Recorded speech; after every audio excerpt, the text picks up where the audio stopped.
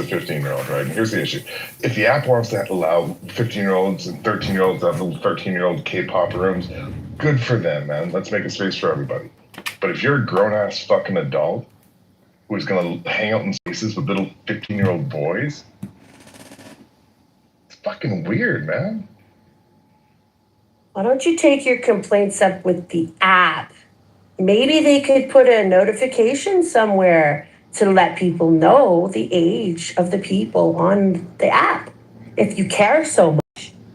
Or don't come that here. Idea, but they don't. I mean, it was an empty, it was an empty suggestion, because we all know very well the founders of this app could care less. They're here for it. They realize they missed the boat on selling this app for any money, so they don't care what happens on this app. They're here for the toxicity. There's a plethora of articles been written about this app, all here for the toxicity.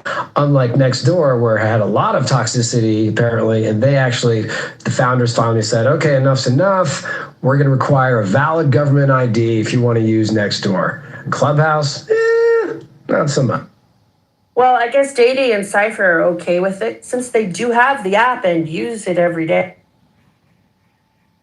Completely nonsensical statement. We're not okay with retards. We're not okay with racists. But they're all still here. I mean, it's free speech. Yo, that is no way to talk about. The only thing we can do is minimize the damage with what we can control, which is our own spaces. And then we can minimize the damage there.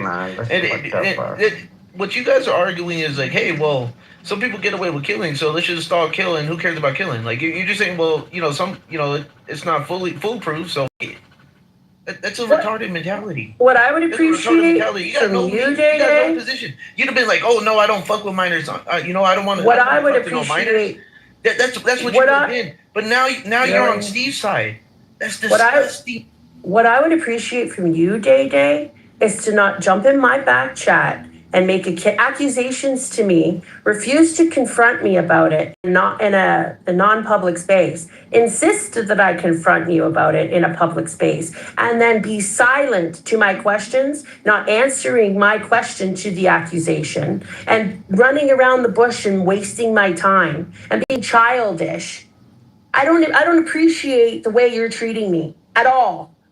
I answered all your questions. You're a dishonest interloper. You're an asshole. And you're being unfair and rude to me. And I have done nothing wrong.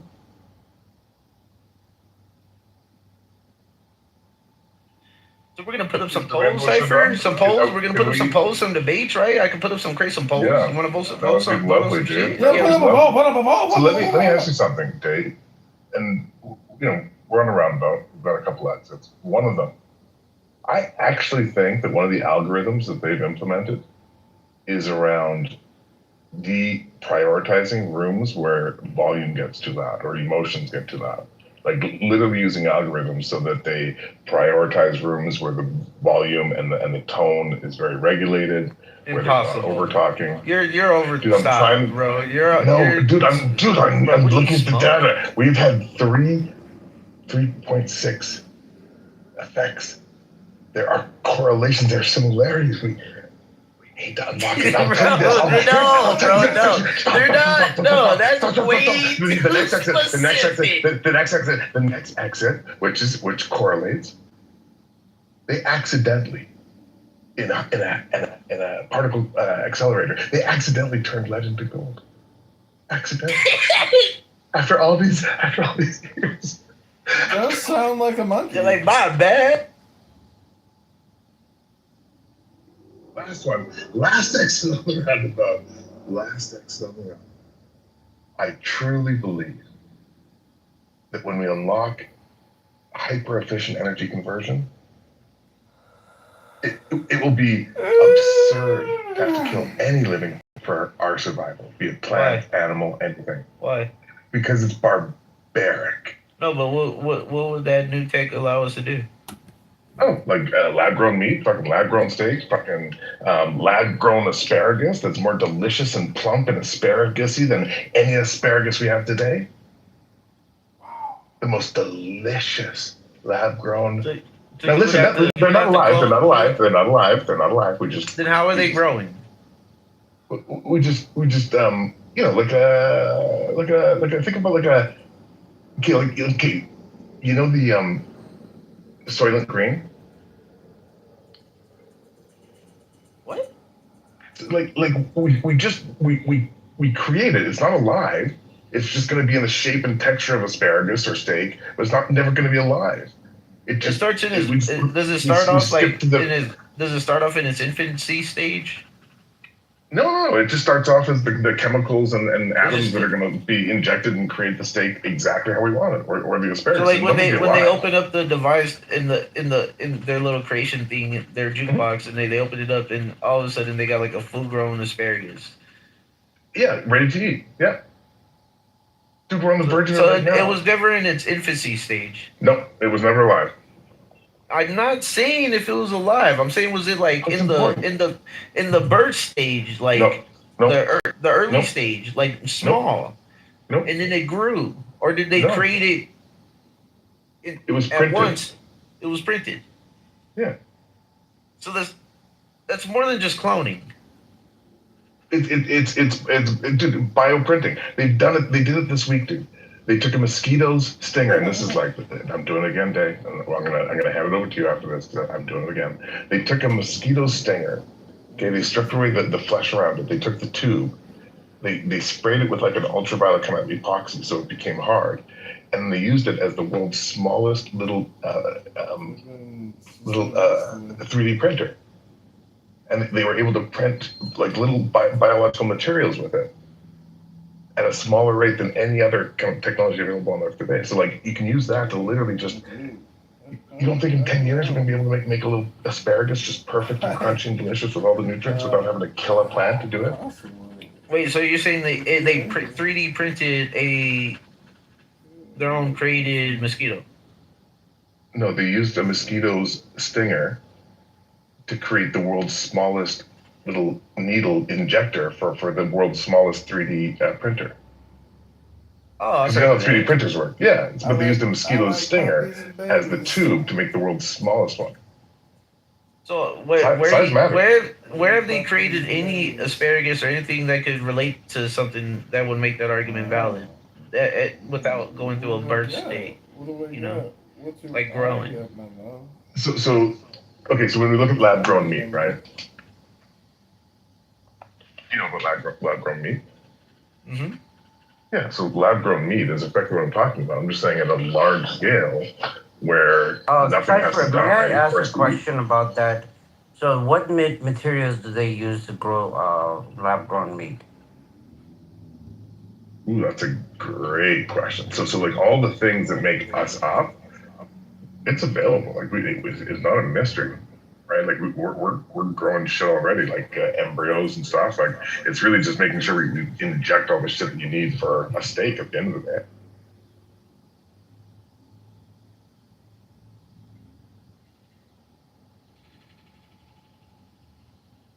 This up, right, is because like if you think of an advanced civilization that has enough access to energy and energy conversion, that obviously like their circle of empathy can extend to an unbelievable extent because they just have access to unlimited resources. You would have to assume that they're not going to kill plants or any type of animal any more than you would kill your dog, right? Like that just seems completely logical.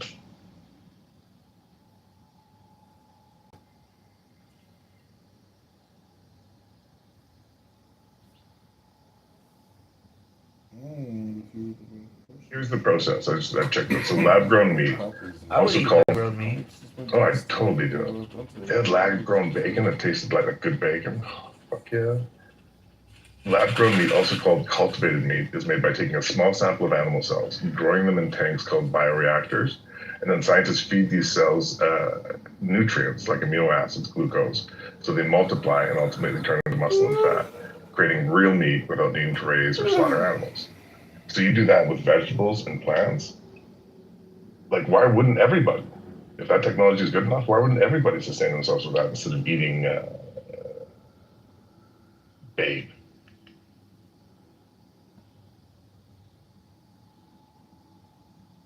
Well, how do you know that you're not already eating lab-grown meat anyway?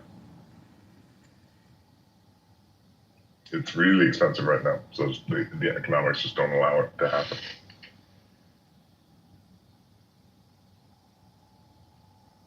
What's expensive? Can you define expensive? Yeah, I think like a lab grown steak is, I don't know how much it's changed recently, but back when I was hearing about like a couple years ago, it was like $2,000.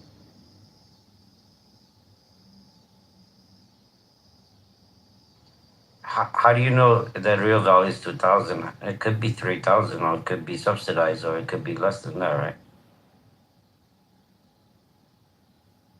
Oh no, I was wrong. I was wrong. I just sat in that room.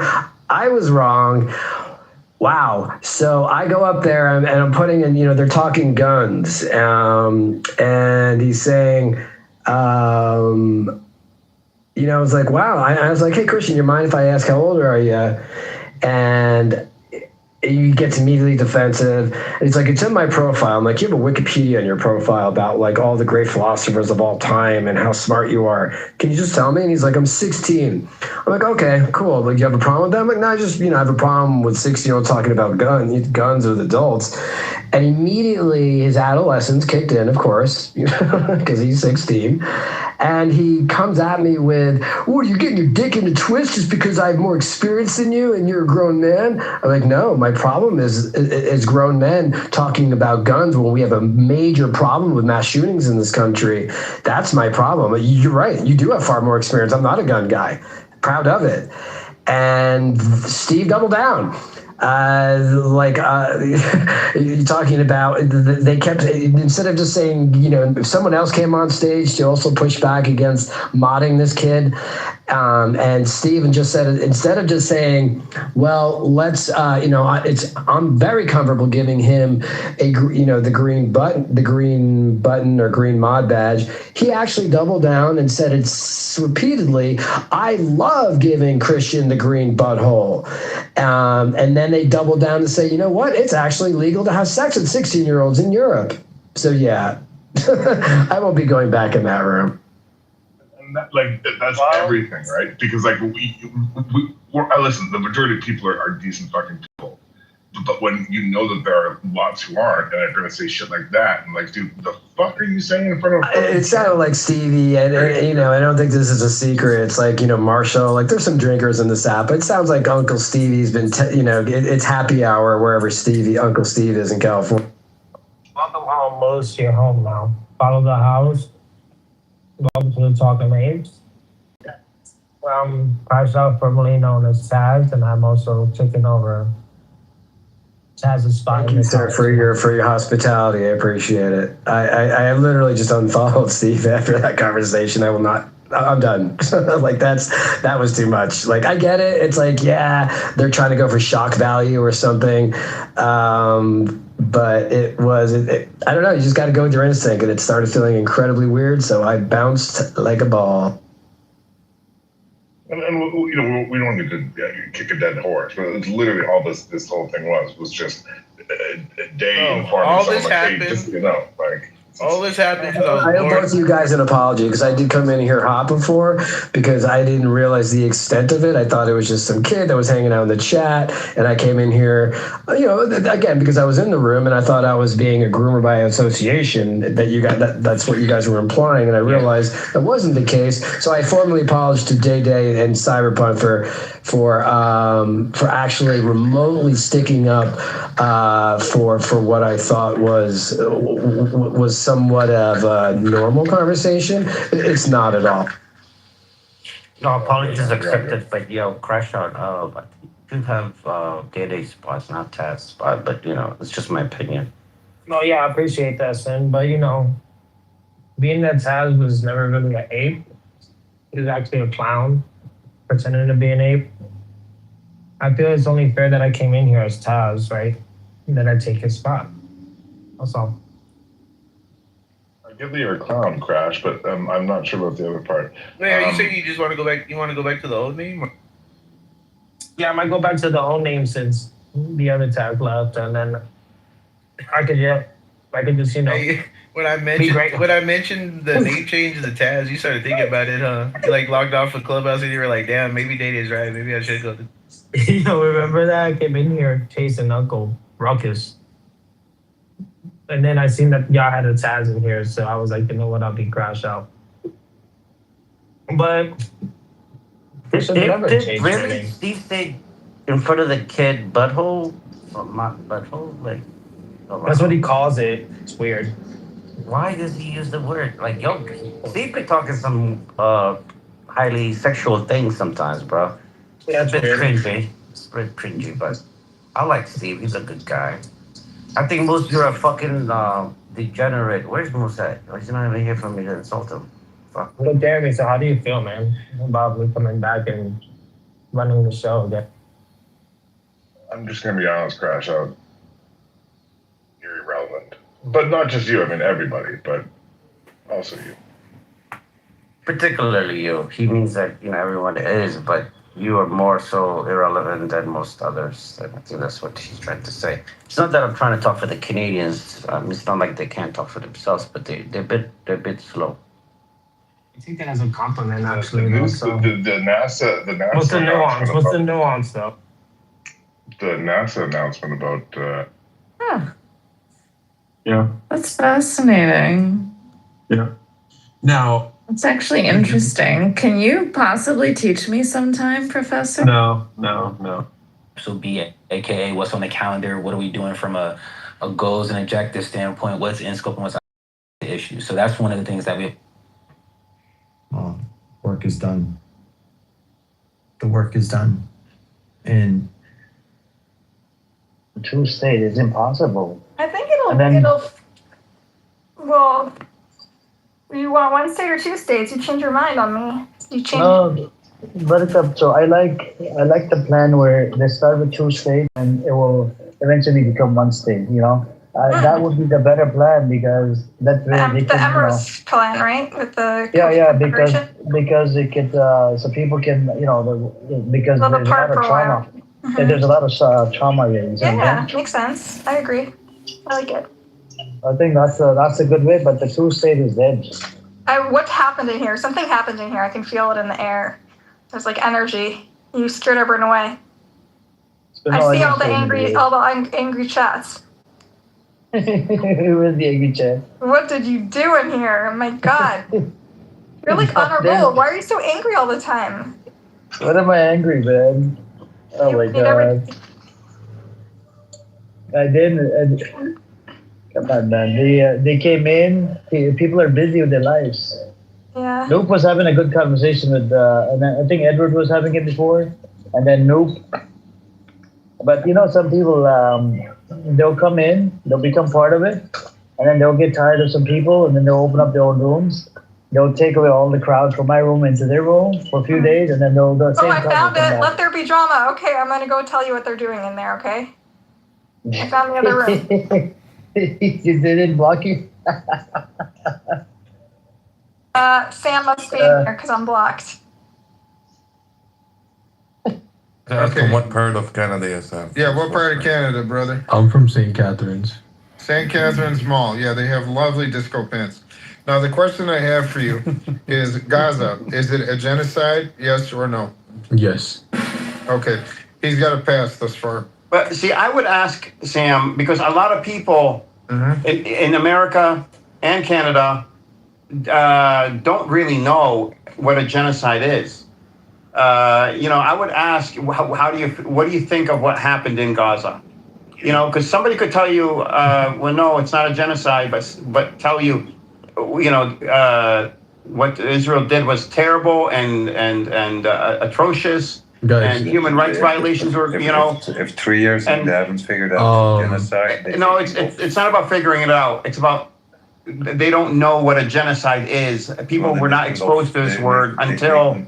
Hold on. They were. Whoa. What did you say?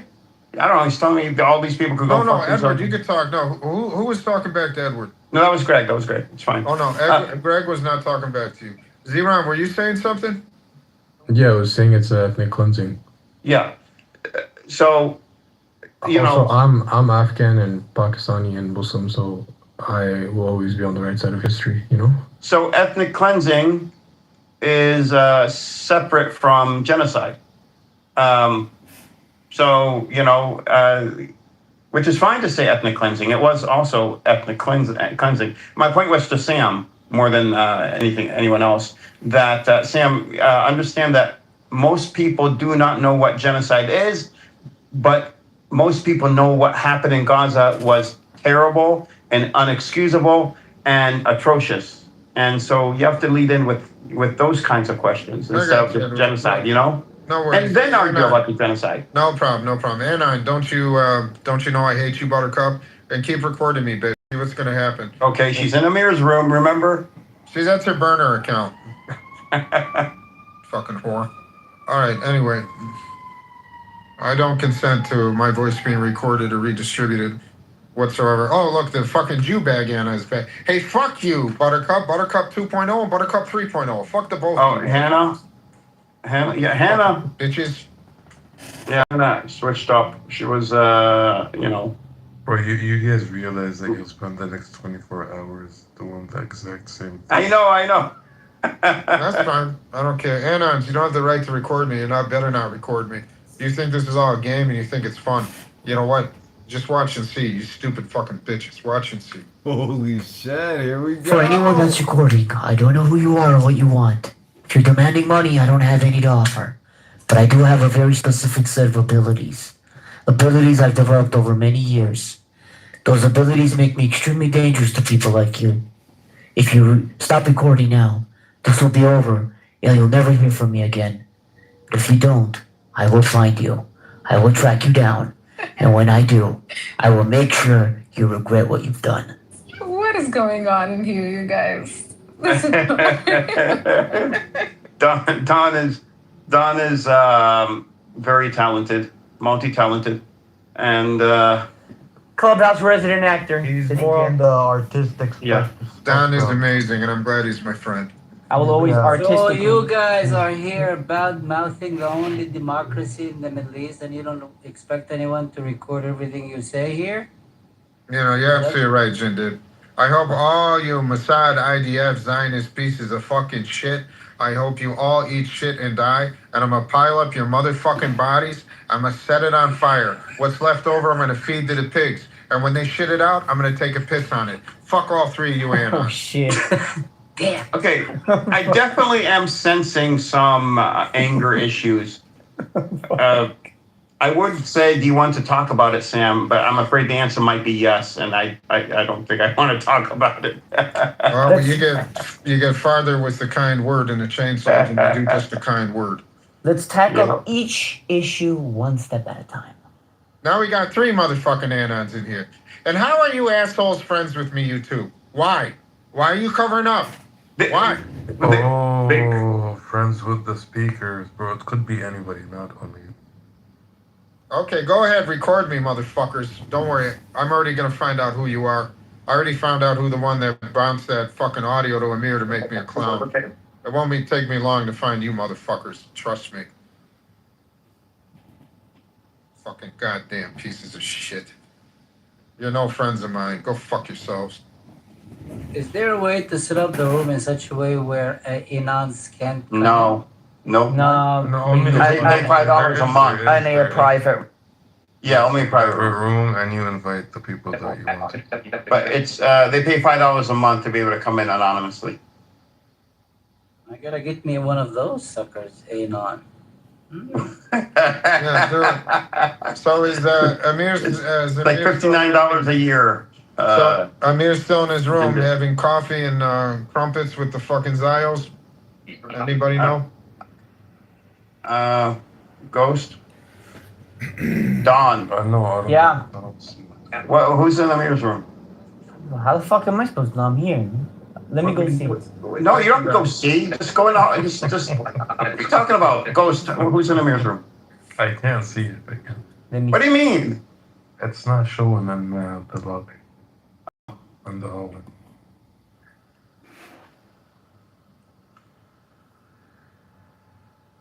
What is this? Like, I gotta go look through the curtain of some room and let you know what's going on inside. I'm not gonna go in there and talk to him if he's got his little favorite faggot Zionist all sitting on his fucking lap. I'm not doing it. I will go check if you want, and No, you don't have to. Don already did that. You wanna go? You wanna go talk to him? Or what? What do you think I'm gonna tell him? He's this whole thing about playing that clip without my permission. Number one, and second, that bitch was saying personal things about me, and he has a no doxing policy. So what did he do to the bitch? That's what I would say number 2 should be number 1. All right, that's fine. What do you got, Don?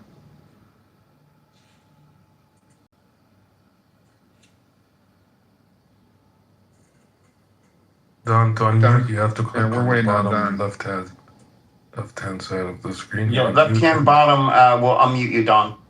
And then you can respond to Sam's question. If you need help finding it, yeah. you if you Gosh, that's bad. Gosh, that's bad. Okay. Johnny boy. John Kitover. Oh no, block him. No, Which one of you motherfuckers? No, block John Kitover. It's one of the unknowns, yeah. Yeah, block John Kitover, block him. No, let him, bro. You won't be able to fucking block him. He has like 7. No, I know, but I mean, block enough of his accounts. That's the one that has the 77 phones and has hundreds of accounts and puts everything on YouTube. 6 million phones. It's not 77. 6 million. Weirdo. Only 6 million. Okay. And it's All right, Greg. I don't think we should say stuff like that. Why not? What? 6 million has been debunked. We're not even 6 million Jews in Europe. We don't. Yeah, but we don't. Well, you can believe. I mean, the Jews have their, narrative about what happened to them. So therefore, it's true. No, it's just it's their narrative. It's not for us to. 179,000. There you go. Learn something new from this retard from Amsterdam. You're welcome. All right.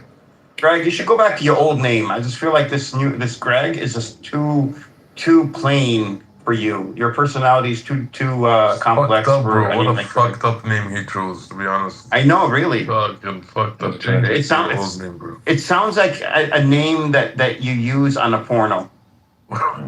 Okay, guys, I'm gonna start a private room and invite you all in. I'm gonna go ahead and do that. All right, I'm starting a private room now. Can I join? Edward, here's the okay. Can I send you a link to a private room, Edward? Yeah. Okay, I'm just gonna go do that now. Yeah. You're booming. Bye, Joey. Yo, can I join too? Who said that? Zeron. Yeah, hold on, Zeron. Who can start a private room? How do I do that? You gotta boom this room, then you gotta wave at people. Right? Waving indicates look at your screen. You'll see it. Talk live. You see that? All It right. popped up at the top of your screen. That's how you I got it. Let's go. All right, do it again. All right.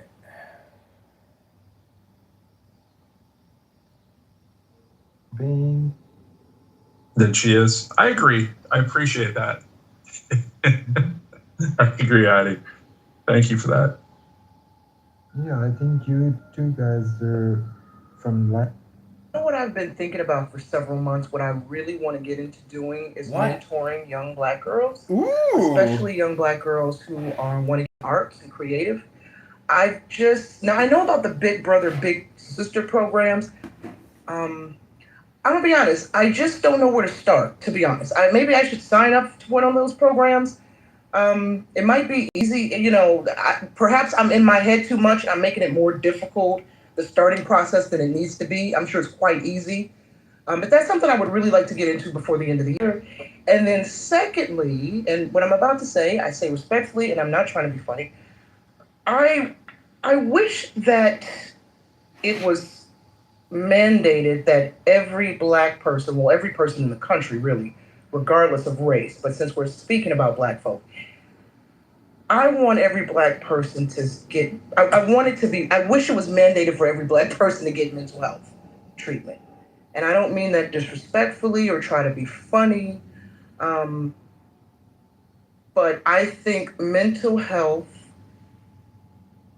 healing our mental health individually and collectively could be have a positive impact on our culture and our community, how we deal with each other, how we socialize, right? And how we build, relationships in the home and outside of the home, professionally, personally. So that's how I want to help. Mentoring and advocating for mental health therapy, right? There's no shame in that. Wait, so how I do think you we all need it. suggest the Black community heals their relationship with the medical community? Because I feel like that's a really big reason why. That's it. That's it right there. I agree, right? And how do we start there? Listen, as somebody who works in the media, the past few months I've covered stories about Black doctors creating databases and hubs for our community to find doctors and medical professionals who look like us, because according to reports and research, we tend to trust doctors if they're from our community and they look like us. Right? The distrust comes dealing with non-Black medical professionals. So there's a lot of steps, right? And, perhaps we need more, more access to doctors who look like us, more advocates in our community who are encouraging us to seek out either medical professionals that we trust, even if it's, let's take race out of it. Surely all of us can find at least one doctor that we trust, right? It might be work, it might be hard, but letting the guardrails down is one, education is two. If it's a race thing for us in our community, turn to some hubs like blackdoctors.com, or maybe it's blackdoctors.org, right? And these databases are there, and they pool, they curate and accept applications from, Black doctors all across the country. So from what I understand, if you wherever you live, hopefully, maybe if you in a more rural area, it might be difficult. But your question, Eve, I don't have an answer for that, because I know it comes down to the trust. And how do you build up that trust? Education, communication, advocates, outreach, resources. It's a lot of work, but we have where to start. You know what I'm saying? Like, where do you start if you don't just reach out and build and join communities? I think that the MIC, we got to look at things a lot different, and not taken away from what you and Evie's talking about. But we have to learn to trust our own self, right? I live in Orange County, California. Okay. Obviously, where I live, there's very few what we would consider Black doctors. Okay. But you got to find a practitioner that's good and you can trust. Unfortunately, and we do this even in our fellowship, NY, where a lot of Black men don't even want to go to the doctor at all, no matter who he is or she is. So what we're trying to encourage people to do is to get people to the doctor, period, or mental health, period. So we have these courses at our church. Even we just had a big course on etiquette, where we teach our young people.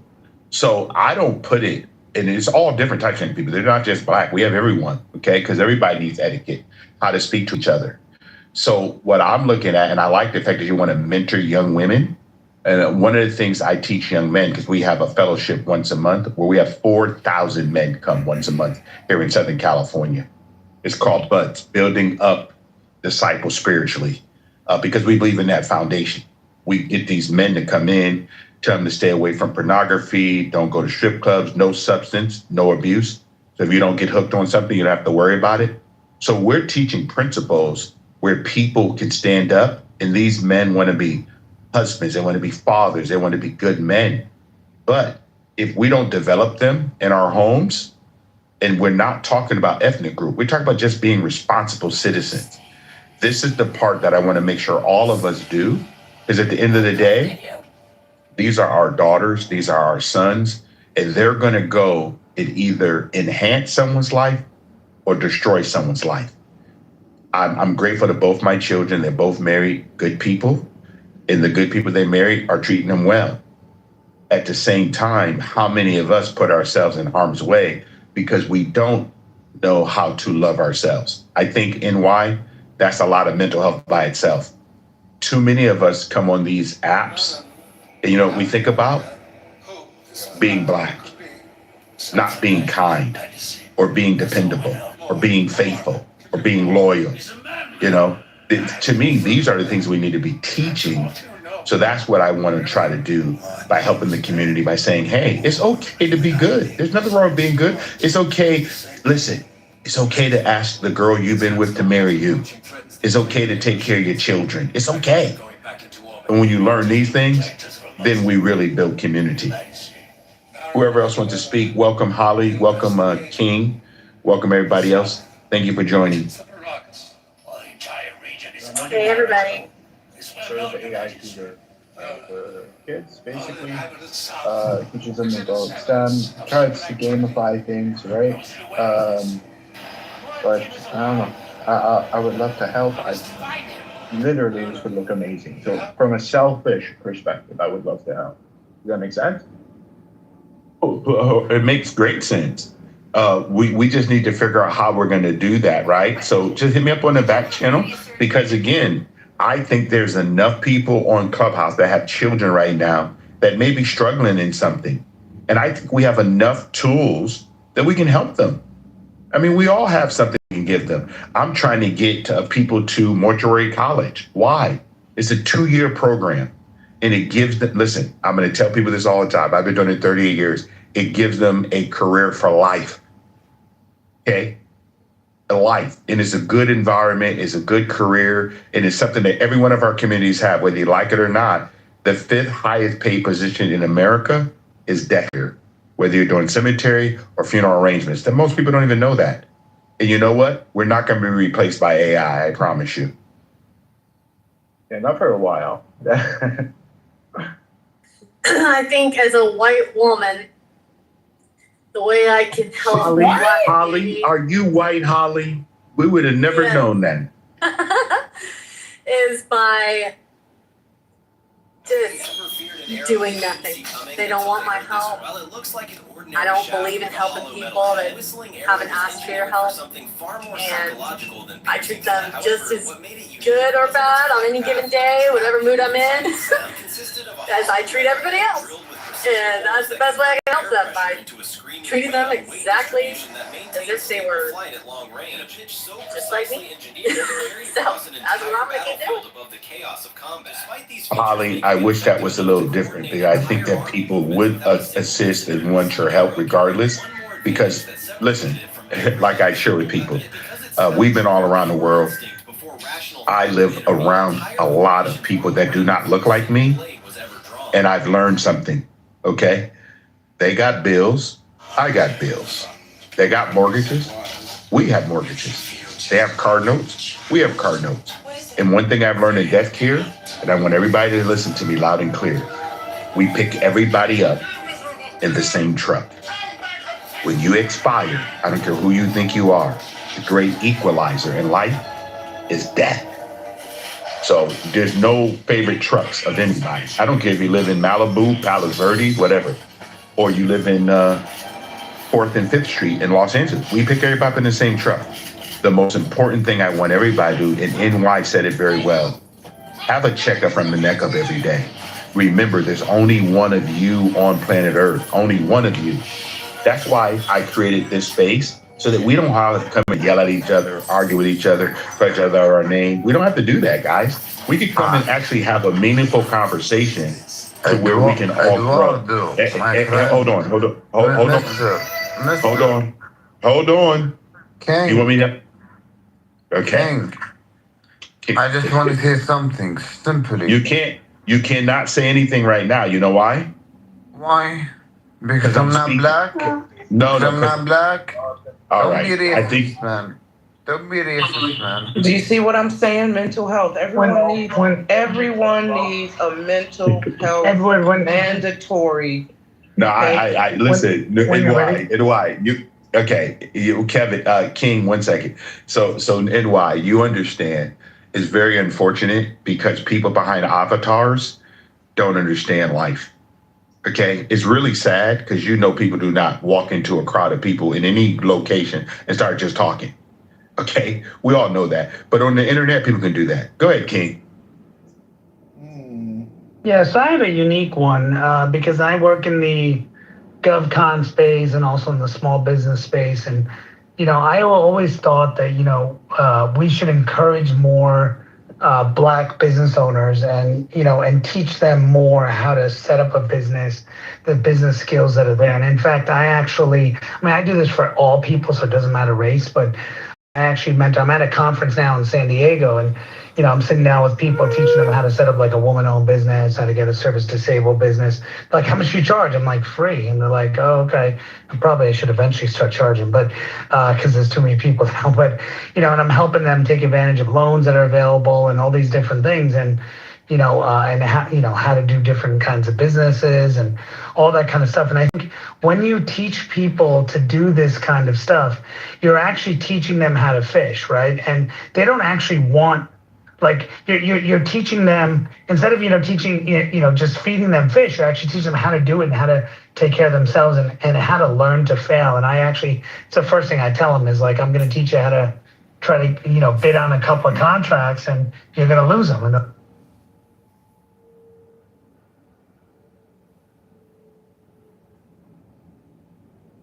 complete my interviews, Yep. Not good at that right now, but I will be. People can find clips on YouTube, and at the same time he makes a little bit of money or whatever he makes to fucking get some views on YouTube, like 5 views or 10 views. That's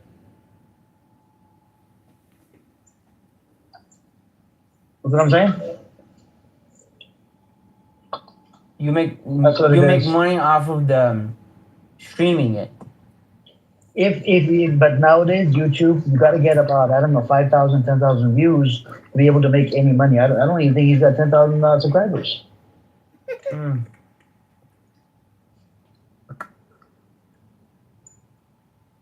So I'm saying, but okay, that is what it is, man. But Don, did he say anything about the clip that was being played here yesterday? Did he say he's gonna pull up in here? We could listen to it together. I think you guys should have a conversation, bro. No, I know, but that clip that was being played, you were there, Gev was there, a lot of people were in there, right? You guys heard this, and it's actually true what he said. And I'm just wondering. You guys should just have a conversation and just. And some of these Iranians, right? They're turning Sam against my room. That's what they're doing. No. Yeah. He said about Iranians. He's like, oh, the Iranians are bothered, this and that. And some of these Iranians, just because I don't agree with their fucking narrative anymore, they're going around spreading fitna. You know what fitna means? Corruption. I think you guys just have a conversation. That's it. We will have a conversation. But he said he's going to pull up in here, and when I receive a clip, or I received the clip, and we should listen to it together. Because look, it was done publicly. He did it in front of 25, 30 people. You want me to facilitate the dialogue? No. I'm good. If he comes you want me to arrange a meeting on my territory? Don, it's going to be in a public setting in this space, okay? Because he asked me yesterday. You see what I'm saying? He did ask me if you get a clip, just ping me, and we can listen to it together. Because look, I want him to address it publicly. He said it publicly. He didn't say it in the closed room. Yes. In a closed room, he would be talking to 1 or 2 people. I'm talking about he said it publicly. So I want him to address it publicly, and then I can have conversation with him in a civilized manner. I'm sorry, address what? He said that I turned on Palestinians. I used Palestinians and Lebanese to push my narrative and blah, blah, blah. I don't really care about them. I put them on the side and this and that. I've been fucking debating the Zionist scumbags for 2 years. I've been killing my brain cells for day in, day out.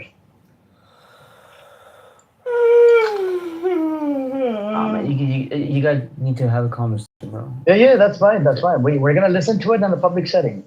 Is it John. soon, or- John, your people, right, are spreading fitna on this app. You claim to be a Muslim, yet your people are going into the Sam space and spreading fitna, adding fuel to the fucking fire. Just because I don't agree with your fucking narrative. This is very problematic. Some of the Iranians, you can have a conversation, they agree, whatever, but some of them, they get butthurt and triggered. They're like, yeah, we're gonna spread fitna. We're gonna go into their room, this and that. It's not in my head, John. I'm just calling you out. I'm calling you and Chaos and Florence, all of you guys out. They're good ones as well. You know who? Mazi is good. Mazi, I can laugh it off. I know Mazi way longer than I have known you for. You're a young person, 20, 21-year-old, yet you're spreading fitna on this app. And not only that, you bully a woman just because she disagrees with your freaking narrative. That's a good one. Bullying, and then want to put a 6,000 thing on there, promote Nazi agenda, which goes against Islam. Bullying women goes against Islam. That's disturbing and disgusting. I called you out on this shit. But you'll never learn. You're still a fucking young boy, young kid.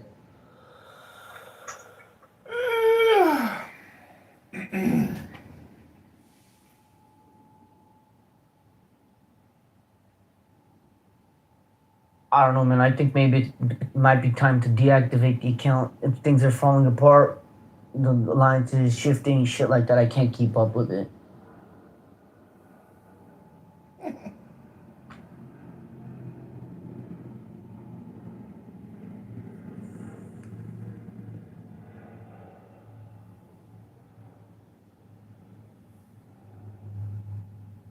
I still think, you guys, if you guys have a conversation and take it from there.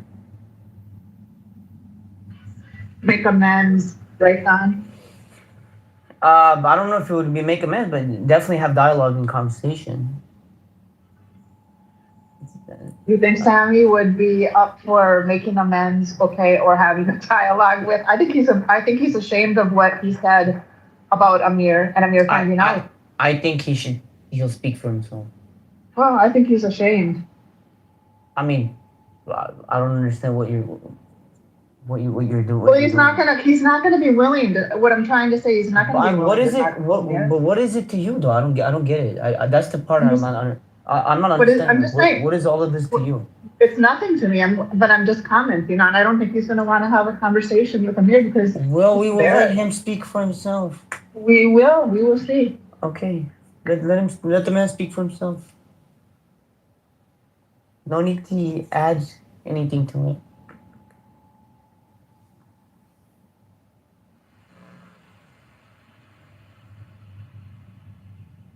This is all.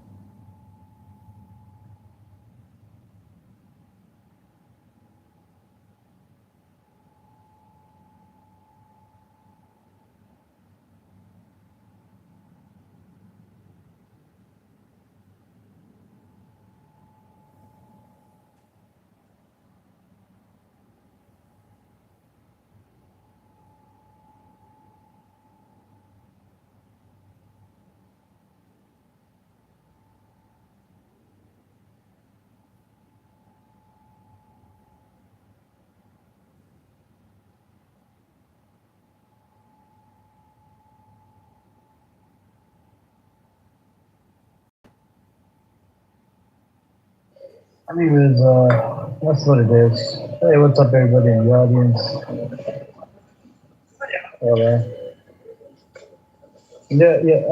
John, I am smarter than you, though. You're just a young.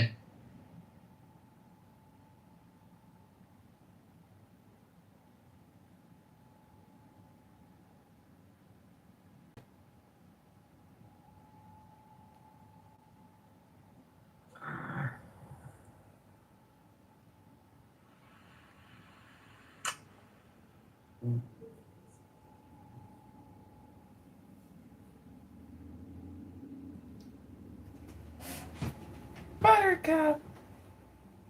Okay, Sam is an angry person. Hey, Buttercup. I was just, Sam, I heard you said that there was that drama room, so I went to that room. Hello?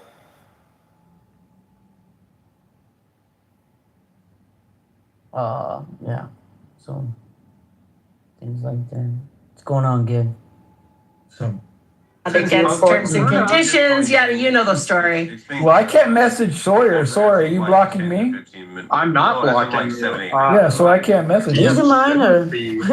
Everybody remember, if you can't remember this, sometimes the glitch doesn't happen when you follow and add them, and that usually helps it. If you follow and add the person you're trying to message, then it usually makes it a lot easier. Sometimes you can't message somebody. Sometimes you can't message the Cash App requests and the Venmo requests. That's ridiculous. Sometimes you cannot message somebody you're not following back and forth too, as well. Yeah. Yes, that's correct. Right. So that could be why Rainbow can't message you, because you guys aren't. Or because you can't message Sawyer. Because I'm not following Sawyer, and Sawyer's not following me. When I was trying to message him earlier and I wasn't able to, I followed. Have you tried Still typing wasn't it able on to the message. So that's why I brought it up. Want to make sure I can get in this week. Then he has to friend you back. Then I just did. Yeah, it's all good now. Thanks, man. Yeah, absolutely. So- go ahead, Sawyer.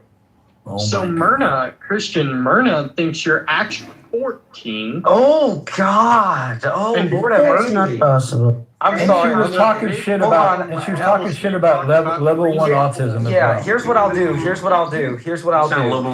it makes you comfortable, if it makes you comfortable, I will do my deeper voice for you to make me sound more masculine, and then maybe that might help you in whether or not I'm actually 14 years old. Now I don't know if you want me to do it now or later. Either or works for me, because I love making people feel insecure about themselves. But please. Yeah, you learned that the past 2 years. The Hunt Finn voice. Yeah, very lovely. And A has some big concerns with Uncle Steve, who's allegedly 60 years old, talking about green buttholes with people under the age of 18. Well, let me clarify that right now. Firstly, Somebody said it. No, let me clarify. Firstly, no way fuck am I 60 years old. I'm 66. I'm 66. That does not help your case. And as far as talking about green buttholes, I do not practice age discrimination. I don't care what age you are. You can be 15, 16, you can be 85. If I want to give you a green butthole, goddammit, I'm going to... This high school drama has turned this house into lame, if not shame. It's the ball. If I wanted to hear from an asshole, I would have just farted. And let me please respond to Myrna, and I'll try to make it quick because Nargis is and she loves talking about how my Unitarianism is heretical and terrible. So just give me one moment to respond to this, and then I'll get to you, Nargis. Don't worry, I love you. Myrna, to try to put it short, and I know you're not in the room, but I'll still respond anyway. The fact You're that, not going to hear this. It's not recorded. So. Oh no, I know, but she's probably listening from the hallway. Yes, I turned. Yeah, that could be. I turned off recordings when the name of the room was changed to two people's names. But go. Yeah, she loves to listen from the hallway, so I'll say it anyway. Yes, I'm a minor. No, I'm not 14. And yes, I have autism, and I have expressed it multiple times that I am autistic. It's basically the center of my personality on this app. Oh, really? And everybody knows about it. Scott knows about it. JCC knows about it. Steve knows about it. Shit, Rainbow probably knows about it. The town whore next door probably knows about it. Everybody knows about it. The town whore next door? What? Yeah. In addition, Christian, what Regan was saying, Bubble was saying about your autism and Myrna, is that you're being influenced, and this is what causes school shootings, because talking to a minor who's level 1 autistic, they get off influenced, and they look at these people as role models. Where's the evidence for that? I don't know, but that's what they were saying. Well, you know what, JCC? You're right. You're totally This is going to be very. This is not going to be very politically correct. But if I'm being influenced to do a school shooting, then I guess every Arab boy in the Middle East should put a bomb on their chest and go bomb some fucking schools, because apparently that's what it must be, since we're so under the influence. Do you want to slip at the? Do you want to sip of the milkshake that everyone's clutching fucking straws at? Oh man, I have ADHD. I'm not autistic, but does that make me stupid? Well, you should probably stop say taking that I'm Tylenol dumb because because apparently I'm that causes- neurodivergent? Well, actually, and I love my Tylenol. That's why I take it every night. But No, it's my not point taking. is, It's not taking Tylenol. It's when the mom's pregnant, she took Tylenol. well, same shit, right? They're making a comeback. No, not same shit. KCC, you realize that we're getting this information from the same person that said COVID-19 was ethnically targeted. I'm very I just want to knowledgeable of it. emphasize. Yeah, speaking of school shootings, speaking of school I just want to shootings, say that back in the 60s, that I'm just trying to tell the produced more truth. sperm than what teenage boys are producing now. That's an I'm actual. just trying to spread the truth. That's an actual fucking quote. I'm just curious, Christian, how many debates did you actually participate in where you were a debater in the apes? Was it at least 6? Give or take 20 or more.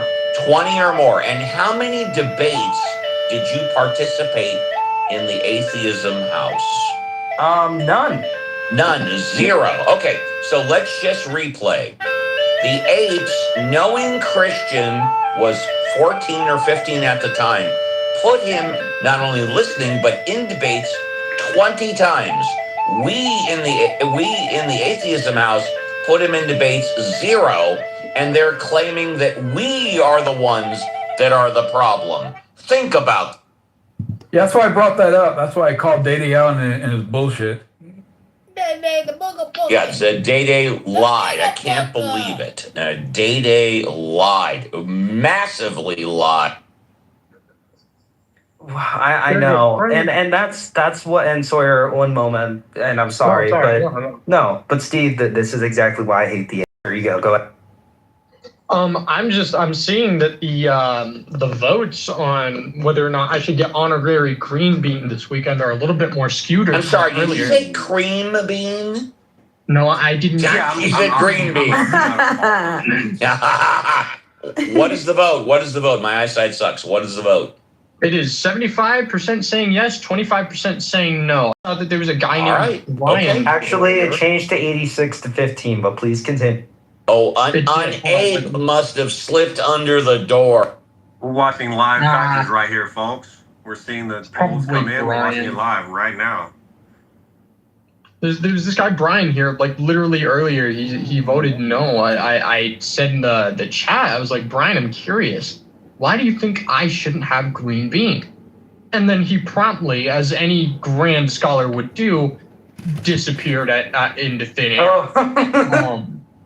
What a shame. He obviously does not appreciate how important and how good it feels to have a green butthole, especially on the weekend. Poor choice of words.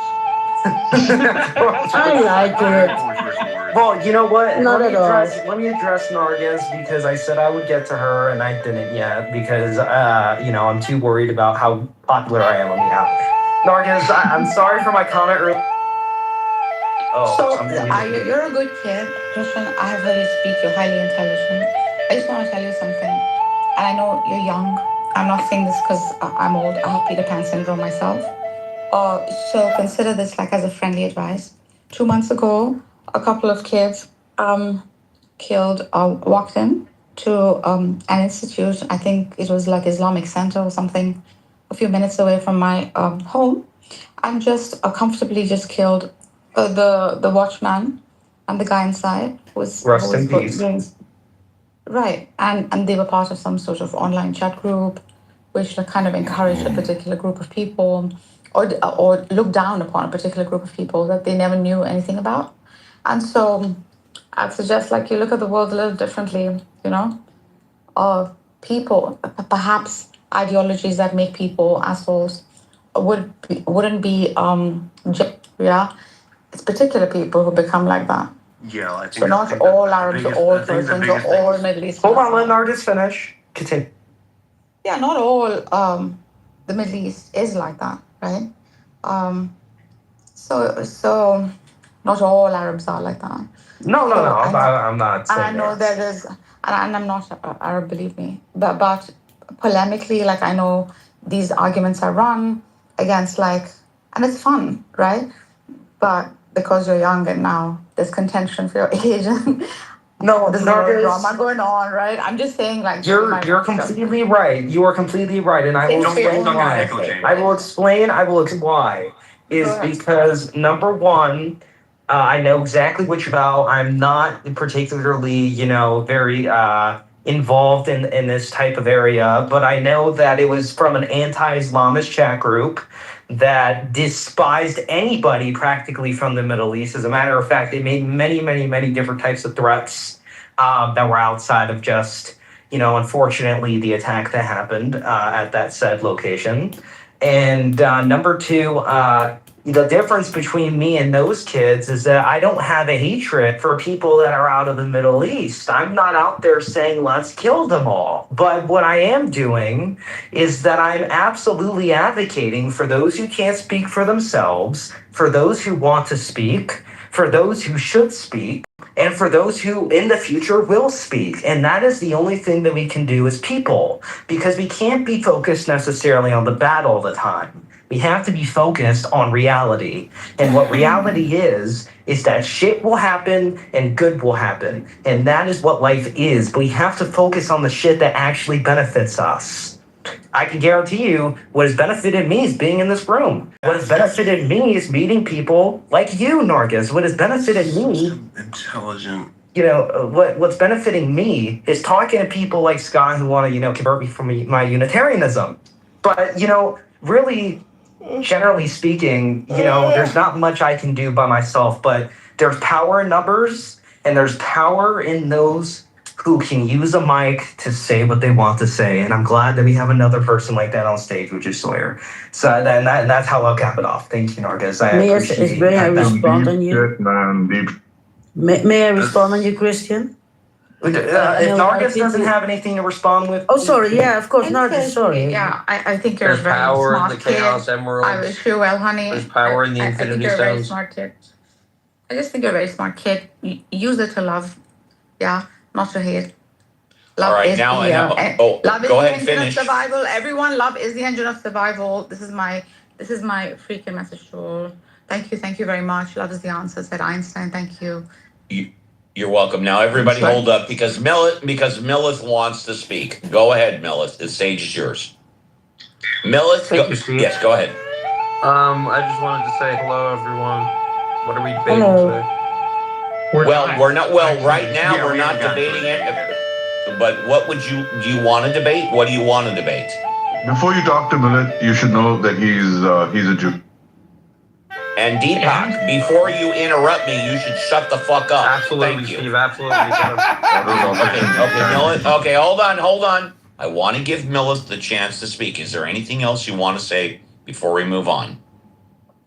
Millith, going once. Yes, there's one more thing I want to say. Yes. For all of the, new atheists / atheists that think that the only way to verify things or to believe in things, or the only way to be justified in your beliefs about things is to have empirical evidence about them, I say you're wrong. All right, anything else, or are you good? Hold on, anything else, or are you good? No, I'm good. Thank you, Steve. Thank you. Shut the fuck up until you're called on again. Okay, one last thing. Deepak, Sorry, Steve. One last thing. Fuck yes, you, Deepak. go. Thank you. Hey, okay, thank you. Okay, hold on. I know. I just want to say good point to Mills. Good. I'm glad he brought that up. That's a good thing to. Deepak, you're next. What do you want to talk about? Deepak, going once. I want to talk about the Kabbalah. Go. Yeah, the Kabbalah fucking rocks, right? Because the Jews have access to Kabbalah, right, and we don't. Right? They rule the roost right now, right? They're they lead the finance industry, the entertainment industry, everything. And I think we owe it to ourselves and our future generations to study the Kabbalah more carefully, right, and take the power back from the Jews. I agree with you. Why don't you start studying it right now? Okay. Is there a college course I can take? Yeah, you can go online. Okay. Read a book. Yeah, there's this concept of Yeah, so you can go online, right, Deepak? Okay, so Deepak, put 15 minutes into the Kabbalah. Shut the fuck up for 15 minutes. We'll call on you later. Thank you. Drogo, you're next. Drogo. What do you want me to Hi. say? I'm just here and now I'm down here. I don't have a debate topic. You just want to listen? All right, sounds good. Ramona, you're next. Ramona. Uncle Steve, you have a beautiful voice. You know I love it. Ramona, you are a total sweetheart. I love you in more than a clubhouse way. So, Why are people interrupting my conversation? you guys are horrible. Y'all are horrible. Why are people interrupting my conversation with Ramona? I don't understand. You guys, I just like Steve's voice. I always have for like years. There you go. So, anyway, it's been a lovely Tuesday. It's Taco Tuesday, you guys. Two for Tuesday. Smile. 2 for Tuesday. That's right. Taco You know Tuesday, it. 2 Licking, for Tuesday. sticking. Okay, if you taste like chicken, you got a meal. Keep on licking. Anyway, Yeah. I hope you guys are having a great day. I'm getting shit done. I feel like, I've moved forward in the world just a little bit today. So I'm happy with that.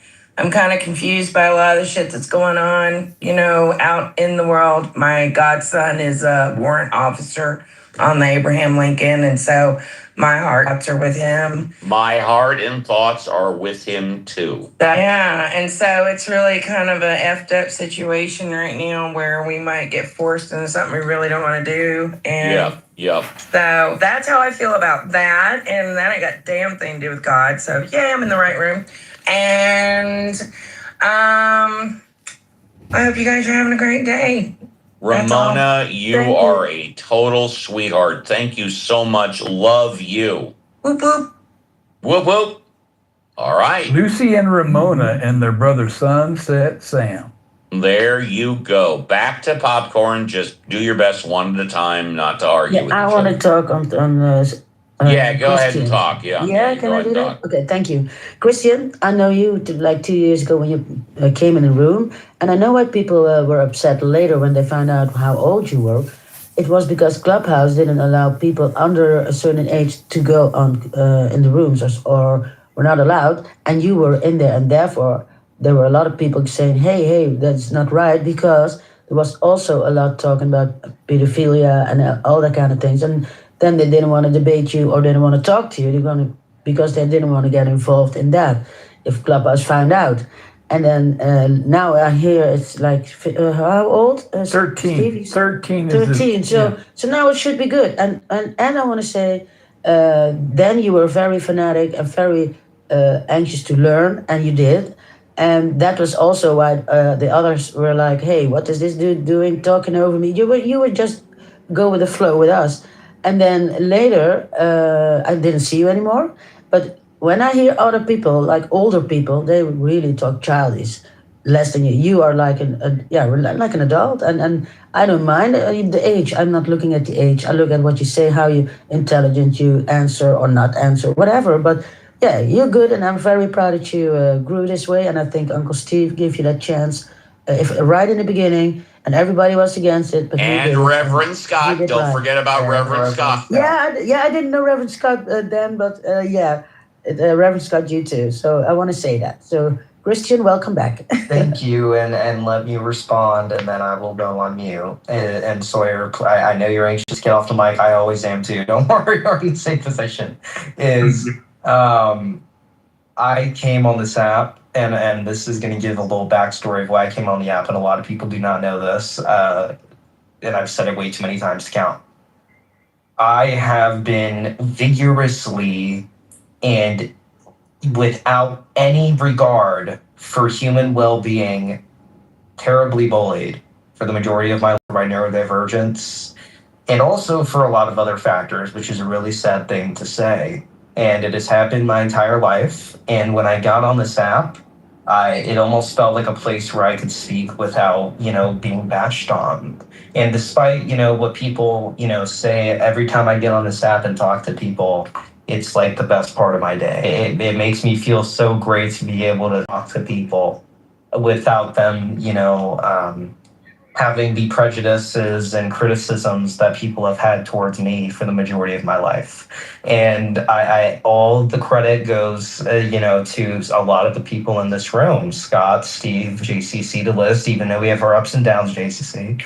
And, a lot of people here have helped me, not only gain wisdom, but also learn how to speak honestly and intellectually. And that is something that a lot of people my age do not know how to do. The average amount of kids or minors who know how to speak at an intellectual level higher than their age is about 5% or lower, which is terrible. So to be able to be part of that 5%, not only that 5%, but to be me and to be able to speak to wonderful people like you guys on the app every day is absolutely amazing. And that is one of the reasons why I came on the app. Second, a lot of people have a lot of problems with my age. And I have it on my profile here. Let me recite it. And it's very, very short. Yes, I am 16. If you don't rock with it, keep moving. There's a reason why I have it on my profile. And if you want to hear me for the words that I speak and for the things that I say and for the things that I believe in, follow me and listen. If you don't want to, you can take your sorry ass out of the room. I love everybody here. I will continue to love everybody here. And, I'm going to be around a lot more. And I'm glad to be, because this is an amazing room. And I'll leave it. And let me just say very quickly, this is one reason why Christian is better than me, because I don't love everybody here. I think there's at least one person here that is a motherfucking piece of shit, dickhead, asshole. I do give everybody the benefit of the doubt. When I first meet people, they get 100 chips. And it's up to them whether or not they keep their 100 chips or they lower them in between or down to 0. Well, Steve, you got to remember being young, right? When you were young, you loved everybody, right? And as you got older, you get a little more wise. So in due time, Christian too will get a little. There you go, JC. No, and JCC is right. In terms of wisdom, I'm, at the bottom of the rankings. But, what's beautiful about wisdom is that it is subjective. And what's even more beautiful about wisdom is that wisdom is not something that is objectively measured. There's a lot of experiences I have had that JCC has had and that has not. So Christian, a word of advice: when a girl just touches your arm, it doesn't really mean she wants you. No, I know. Don't get mistaken. And Christian, another piece of advice: when you touch a girl's shoulder, it doesn't mean you just want to touch her shoulder. And that I know from personal experience. But my main point, and then I'll close because I know Sawyer needs to get off the mic, and I said I would like 3 minutes ago, and I didn't give that to him. You liar!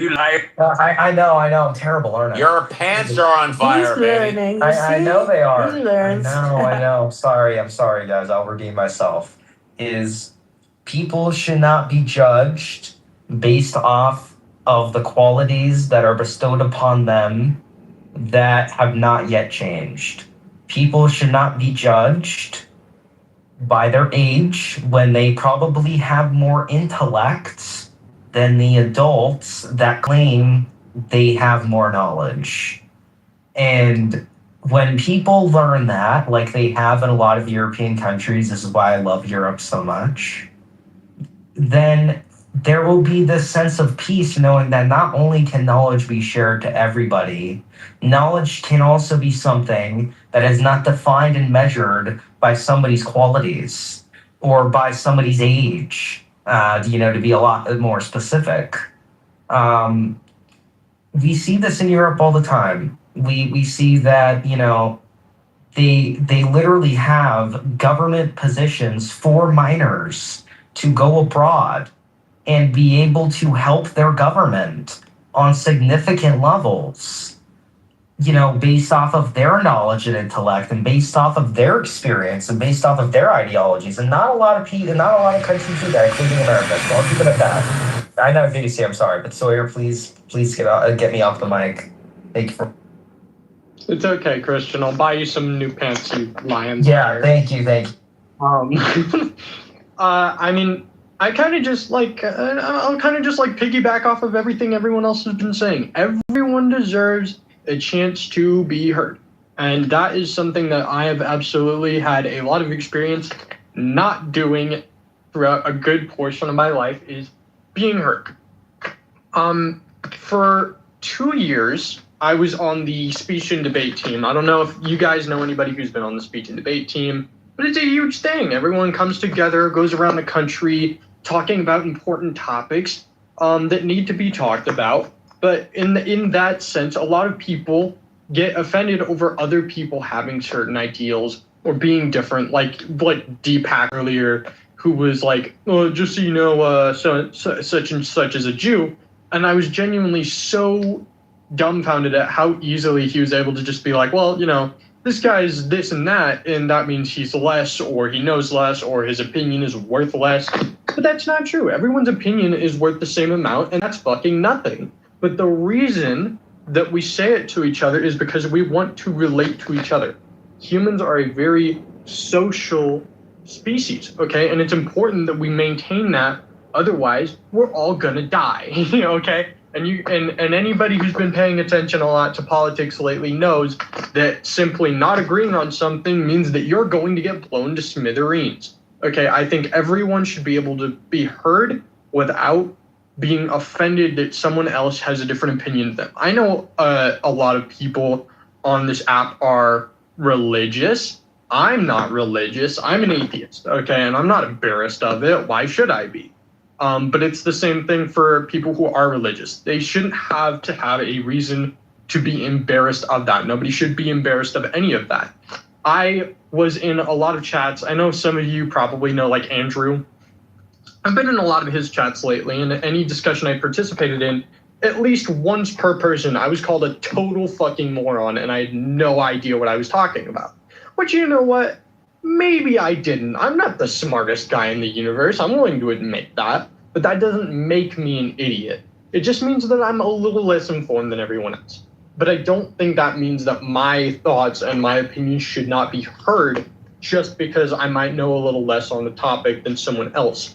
I think everyone should be able to have a chance to be heard, regardless of the topic, their age, as long as it is something that is like genuine to them. And that's why I appreciate a lot that I was just like brought up here and just taken in. Is just like now suddenly I'm here and I'm able to say what I want to say without feeling like I'm going to be judged. Like I'm confident right now that like nobody here is just going to like in earnest just call me a fucking moron for what I'm saying right now, which is it's a valuable thing. You shouldn't be embarrassed about saying what you believe. And if you believe in something, please fucking talk that talk, man. If you believe in something passionately enough, I think you should absolutely be able to say it, regardless of how potentially ridiculous it may be. If you believe that the earth is flat, genuinely, say it, there you go. Say it, I guess. It's weird, and I don't believe in it, but I'm not going to call you a moron. I'm just going to say you're wrong. But I think everyone has the equal opportunity. Everyone should have the equal opportunity to be wrong at some point, including me. So I think that's the gist of it. Everyone should be able to have the chance to say something, even if it's potentially stupid, wrong. God damn, what's up with these long-winded teenagers? What the fuck's going on with the world happy today? that I can talk. They feed me words, and I spit them out. that's Dude, Sawyer's like one of those AI databases that's like constantly handling ChatGPT prompts that are entered into their system, being like, "Sorry, my terms of service cannot give you an answer for this prompt. Please choose." that is what Sawyer's spitting out right now. This is exact. But you know what? I love it. It is fan. I am a data center. They feed me water, and I spit out words. But yeah, that's just the point. Everyone should be able to be wrong at some point, and it's okay. Nobody should be judged. It's okay to be wrong, and it's okay to not know something. Oh yeah, that's the shortened version of what I just said. That whole tangent. But what if the age earlier was 13 already and you came in? Would they do the same to you? Because then it would be legal, so to say. And you are like 15 or 14. Would they be acting differently? You think? I think, no. No, I think everyone should have a chance to be heard, even if they're of a younger age than me or Christian. But if it's like, obviously there's a limit. If it's a 3-year-old, then I'll hear them, but I probably won't take it seriously. Well, they probably don't even know how to speak yet, but that's besides the point. What is the point, though, in this country, and I'll try to put this to the best, to the best wording I can, is when you get on an app like this, please read the TOS. Not only do they allow 15-year-olds, not only do they allow 14, 13, 12-year-olds, they allow 11-year-olds on the app. And, your morality can judge how good or bad that is. That's not my ordeal. That's Clubhouse's ordeal. You can go talk to them when they host their haul on Mondays or whatever, or whatever it may be. But they allow 11-year-olds on this app. I was on this app, 11-year-olds. And it's completely legal. It's completely legal. It is not illegal. It's completely protected by COPE and, all the other different acts that they have for children. But 11 years old. Why the fuck would an 11-year-old even be on here? Well, I don't know, but I don't know, but they can. That's the important part. Yeah, they can. They have the ability to. That's the answer to a lot of things. I don't know why they can do it, but they can. America. Yeah. America, freedom of. Yeah, but the argument was also that they talk adult talk, and then there were children in the house, and then it's not you don't do that. They wouldn't do it with their own children either. So that was not an argument while they're young, and the topics that we were talking about. Well, you know what? Here's what I advise. I want everyone who thinks that to go to a local middle school or high school in their area, listen to the conversation they have at lunchtime for 15 minutes, and then go into a high school bathroom and look at the amount of kids that are either fucking a girl, vaping, smoking, and or doing other illegal activities. I will... Yeah, you're right. And I know, like, this first stream isn't, like, a huge, great first impression as to my level of intelligence.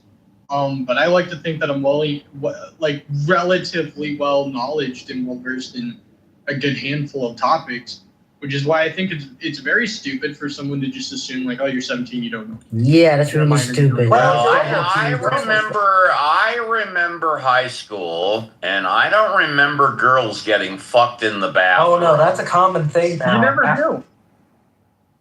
Yeah, but Steve, we're older. That's in their time, not in our time. Yeah. So well, in high school, we just fucked in our cars in the parking lot. I was going to say we fucked in our cars, but we didn't fuck in the high school bathroom. Time has changed. Yeah. So let me explain this. Let me break this down. The morality's completely changed. Now more than ever, sexual freedom is becoming a very common practice within our society, especially in liberal states.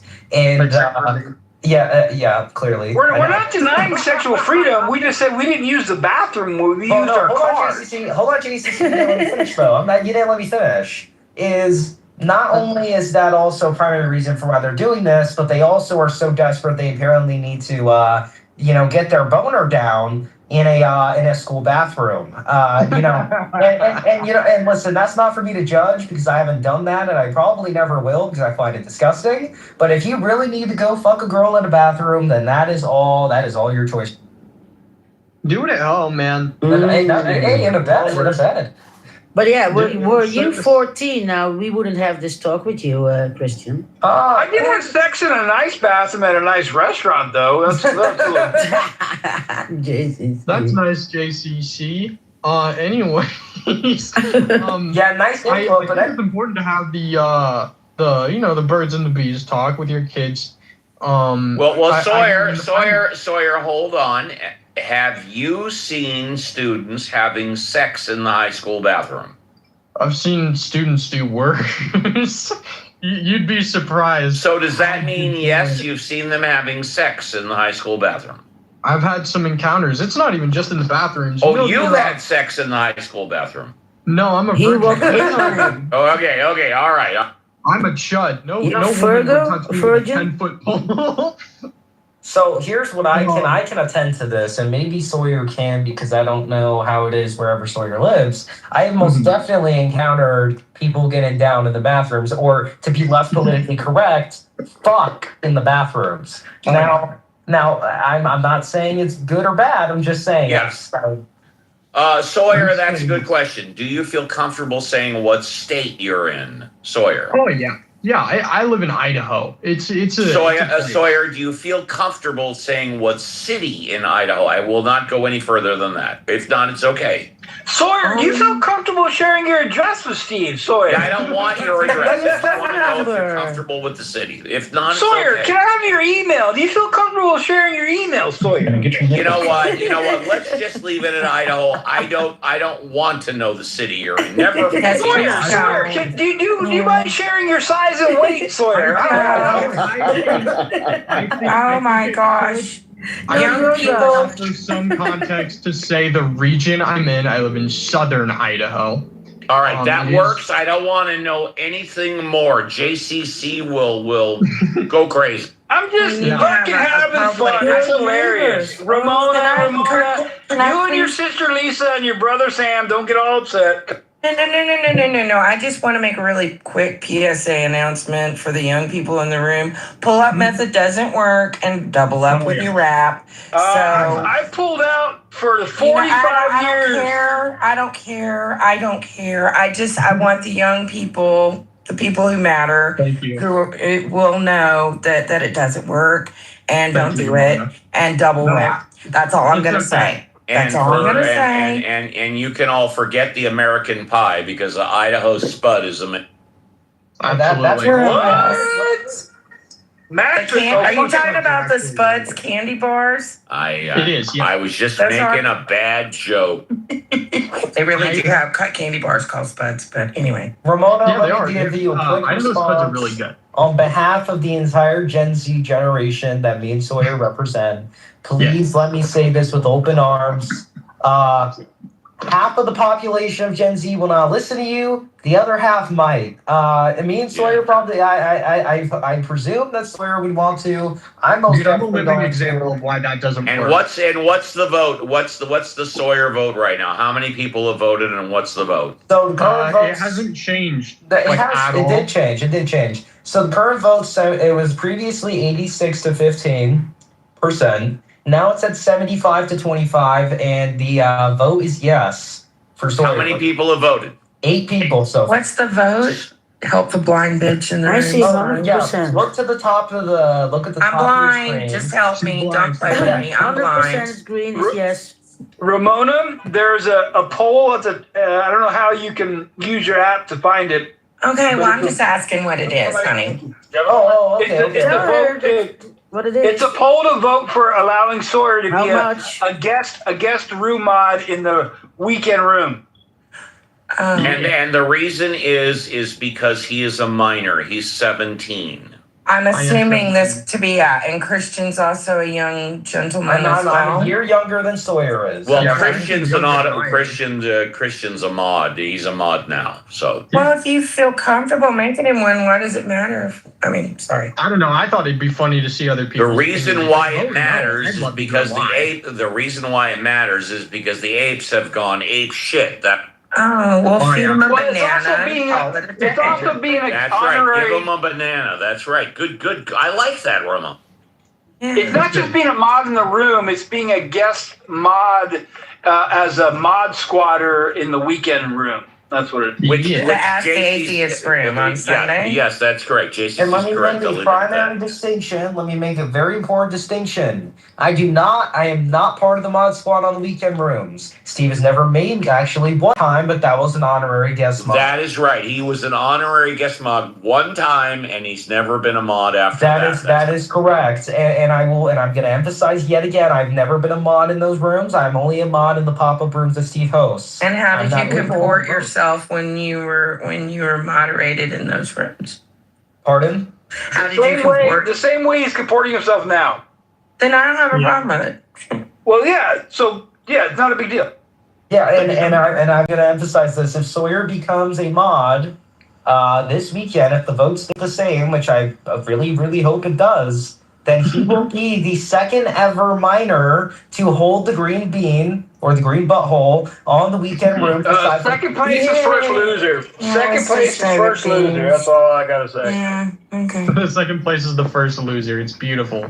But but I will say green bubble. I will say though that regardless of whether or not Sawyer's a guest mod, I will still forever hold the first spot, and that is objectively true. And yeah, I was the first to do it, and I will not be the last.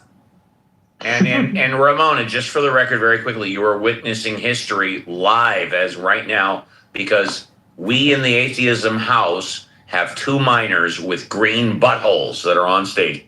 Raw men. Okay. What the hell? I am history. Well, DEI, diversity, what is it? Equality, inclusion, or whatever.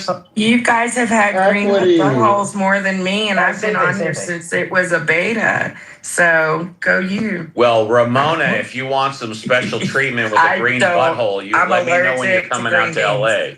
Thank you, Uncle. Oh, baby. Oh, shit. Hey, you know what? I'm gonna go on mute.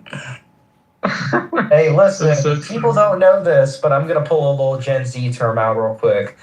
Steve has that Riz. He has the... yeah. Crispy. Oh, I've always told him he had a sexy voice ever since I met him. Like, are you no big deal. The charisma. You got that Riz, no cap. Oh, God. Okay. No, that's where we take away his green bean. Listen, JCC, it's not even okay for Christian to say it. No. Definitely Send it not to the okay deer, for me to say it. Oh, God. Okay, I'm one of the Gen Zers that believes that the New Age slang is so strange. It's so bad. And cringy. You know what I can't stand is the fucking maxing shit. Everything is maxing. Oh, that maxing shit's bullshit. Hey, Jay, did you have a sex in the high school bathroom when you were in high school? No, I would have liked to though. Well, the shit. Ew, do you know what those bathrooms are horrendous. Really? Yeah, but at that age, you don't care. In the school bathrooms? I would have done it. Let me tell you something. One of my friends, but I didn't witness this, but one of my friends walked in on someone else doing it in the band practice rooms.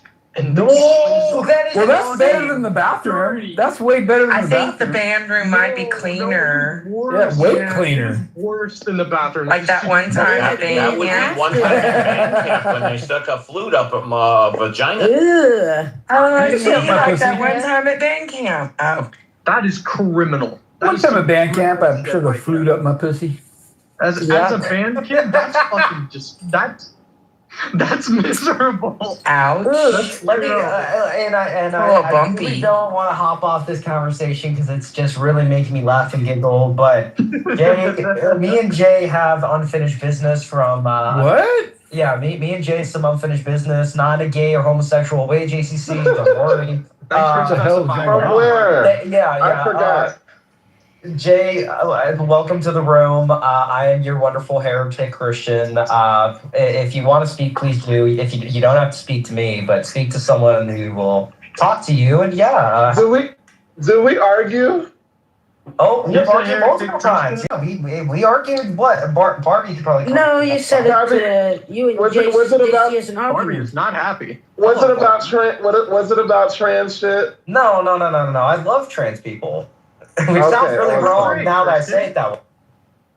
No, it's okay to love, especially as a Christian.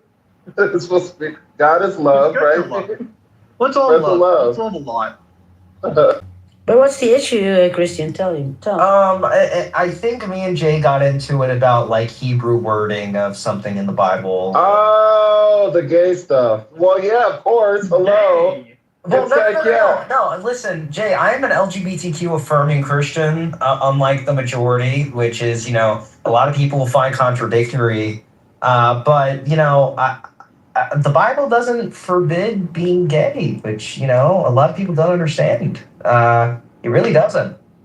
So then what do we argue about? I don't know. And now that I think about it, now I don't know. Jay, are you gay? When? Are you gay? Yeah. Why are you gay? Oh yeah. Why Why are you gay? Why are you gay? Because I love it. Because I Are love you gay? Yes. I love it. Because I love it. I love dick. Like, what the fuck? You go, JJ. Hey, you know what? You know what? I only do this one. I only did this like 3 times today, but let's make it 4. Oh yeah. Slay, gay Jay. But it's not even just that. Honestly, because people always like attribute it just to that. But I'm like, I like men. Like I enjoy pretty much everything about men in like an intimate way. So even if we weren't, doing that, I'd still want to be with a guy. That's beautiful. That is beautiful. That is beautiful. And a quick announcement. This isn't really like a housekeeping issue, but we have officially 10 votes, which I think is a pretty it's a distinguishable amount in my opinion. I just voted. Thank you. Thank you so much, Ramon. It isn't for me, but it is for Sawyer. So I'm going to give the results right now. I think 10 is a pretty reasonable amount of votes to end the poll. Screenshot it if anybody wants to. But currently, as it stands, Sawyer getting the honorary green bean this weekend is a yes, 80% to 20%.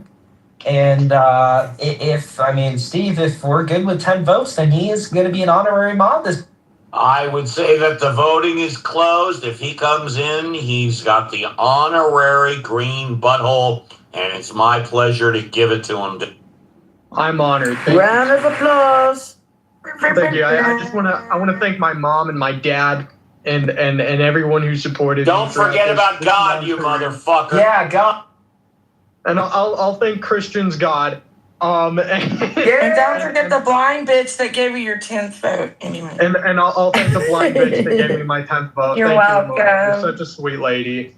And I want to thank Jay for being who he is and loving whoever he wants. That's beautiful. Thank you. And everyone in the goo. Thank you all for listening. Aside from Barbie. And you skipped us, Sawyer? No, let me withdraw my vote. Oh, don't forget about the apes that went ape shit over you. Oh, yeah. Say thank you to the apes, too. I especially will give them a thank you. Wait, the apes had nothing to go on the ape shit over Sawyer at all. What the hell? No, they did. They did a little bit. You missed it. I went in there. They did. Beautiful. I want to thank the apes for being total chuds and talking about minor talking. I want to thank those guys. I'll thank everyone in the panel for chatting it up. I love this. This has been a great experience. And I'll thank my dad's condom for breaking so I could live. Hey, you know what? That's a perfect spot to pause because I was gonna say thank your mom for not swallowing. Anyway. Yeah, exactly. That's a perfect spot to pause because as they say, I don't know what the fuck they say, but you guys get my point. You get the gist of it. But I really hope that everybody comes to the show this weekend. I don't say that literally. I meant it figuratively. You must have been conceived on a Wednesday because Wednesday's in the hooch and not down the hatch. It's Wednesday's hump day. So that's right. It's in the hooch and not down the hatch. Tuesday is 2 shots down the hatch, and on Wednesday is 1 shot in the hooch. Down the hatch. Lucky if it's 2. My dad's a real fucking gross guy. He has 8 kids, by the way. If you guys want to hear my lore, at one woman or one woman? That's too many kids. 4 different women. So I'm about to go on a tangent. So all of y'all get you some snacks. I'll make sure to get the mute button ready so that I can stop you if it's too long-winded. Yeah. Absolutely. Oh, Christian. Okay. We'll start from the beginning. Before I was born, in a galaxy far, far away. Oh yeah. My dad was married in California. Thank you for the reference, Nancy. I appreciate it. Hey. That's not nice. Anyway. Oh, I was complimenting you. No, Christian muted me. Oh, okay. No. Let me confirm. I did not do that. That was not me. It was another mod. I think it was JCC because he does shit like that. Okay.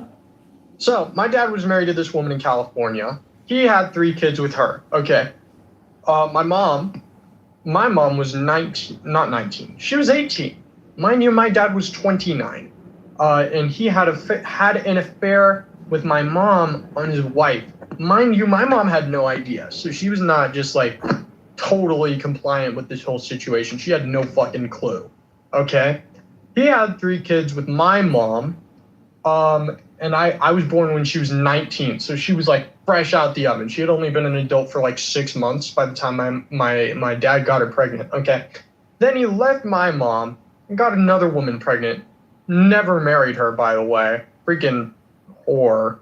And then he left her and had another child with another woman. Wild shit, by the way. Now he has 8 kids. And he is 49, I think. He's almost 50. He's turning 50 in October, I think. So that's a lot of kids, if you guys didn't know. 8 is a lot. And I have a lot of siblings. And it's not great.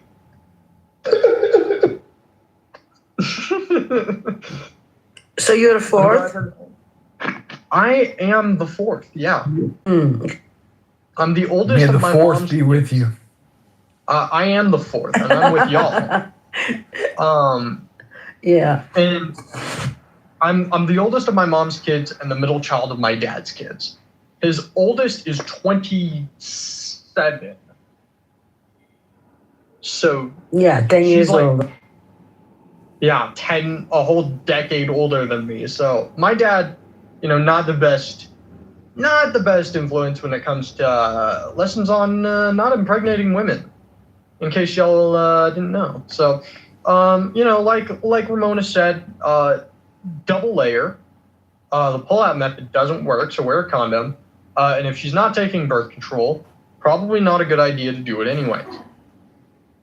Also, don't have sex as a minor. Also, two more. If she says she's taking birth control, treat it as if she isn't. And then number 2, wrap it before you tap it, as I will famously. Thank you, Christian. Those 2 things that I forgot. You can tell why I'm a virgin still.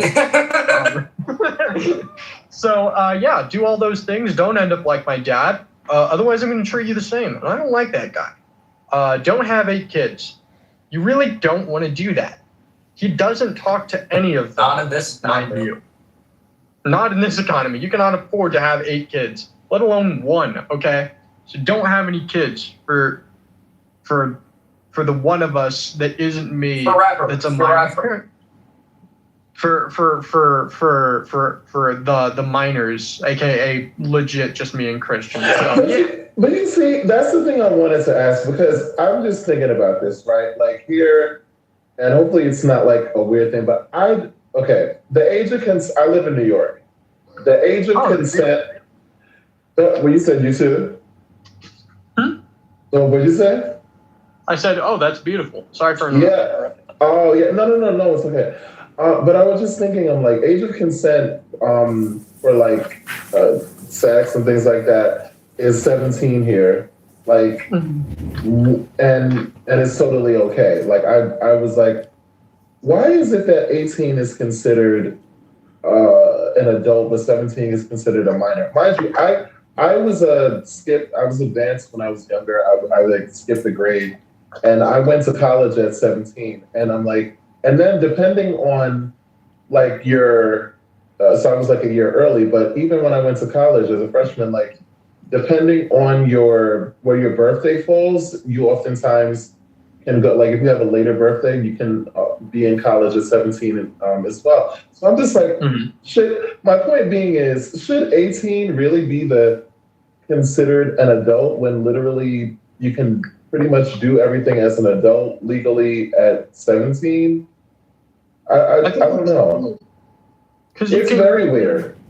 You can drive at least starting at 14 and a half. And that's at least where I live. I got my permit when I was 15. But you can drive at least at 14 and a half, vote at 18, and then drink at 21. So the range of like the ability to do certain things is very spread out, despite the fact that 18 is the age where you legally become an adult. I personally think that Because I need to know where you're from. Because you're making statements that beg that question. That's why you have a lot of people using all kinds of language based on their level of vocabulary. Okay? So we're looking at, I said earlier, Baltimore, Chicago, Atlanta, or Georgia, and California. Our children, 8th, 9th grade, cannot read at 8th grade level. And we're passing along. This is scary, guys. And now we got people now on social media just all doing all, I don't know what they're doing. And sometimes you ask a question and it seems like they're answering something that's completely different. And that's why that's why I like when Viking comes up and say, hey, that's not what we're talking about. Because he tried to get them on the right page. And some people, I don't know if they even, guys, read to your children. Don't just, use all of You don't have children read to other people's children. Yes. You can do that. Well, we're going to start. Don't do that because I'll shoot you. Don't do that because I'll shoot you. Edward, I live in Chicago where we have sky-high property taxes up 600% in 20 years, and it all goes to the teachers' unions, to the teachers' pensions, to ineffective teachers where 100% of the kids can't read. They deserve nothing. They do not deserve our money. It's theft. It is theft. Reading is fundamental. Right. 1 second. Randy, we got it. Okay. So, Hollister, I agree. But my question is, why do Chicago keep electing the same bad aldermen and the bad officials? Why? Because it's corrupt. It's beyond corrupt. Well, they're not all the same. They got different ones. The system is corrupted. The Chicago election board, the Illinois State Board of Elections, it's all fugazi. It's all controlled by what you could just call an industrial complex. Fugazi, it's not Fugazi. Fugazi. The point is, we need to opt out. We have to have an option to opt out. Young people today, who, if you're a conservative, and it's a very small percentage, we want to opt out and let the liberal faggot retards pay their taxes and educate their children. Cool. No, it's not cool. Hello? So the point is, we're living in a clown world society. You all know it. I know it. And if you can't say faggot retard to point out the fact that we're living in a deception of clowns, that we're all being abused by these loser faggot retards in our governments, we have to start taking action and organizing. Some of you know me. You know I've run for politics. Go ahead, Edward. Hold on. No. MJ put something in, and I'm going to share this with you, okay? I want us all to stop blaming the system. Thank you. We, the people, are the largest part of what we would call the government. It's called we the people. Okay, Randy, okay. I'm down with you, bro. I'm sorry, I'll do that. No problem, thanks. All I'm saying is that our children are not reading because we, the parents, are not spending time with them. And I would like for each one of you guys to one day sit down and take a calculator out. Okay, because some of you have to use a calculator, right? And just ask yourself, how many waking hours are you with your child, no matter what age they are, before their 18th birthday? When they go off to school at 5 and everything else, how many waking hours? And how many of those waking hours are in the area of reading, getting them away from the television, and making sure you actually spend time? Like people say, well, my kids, they go off to college and they change. No, if you teach them principles and you teach them how to be critical thinkers at a young age, and you give them words and you help them understand, parents.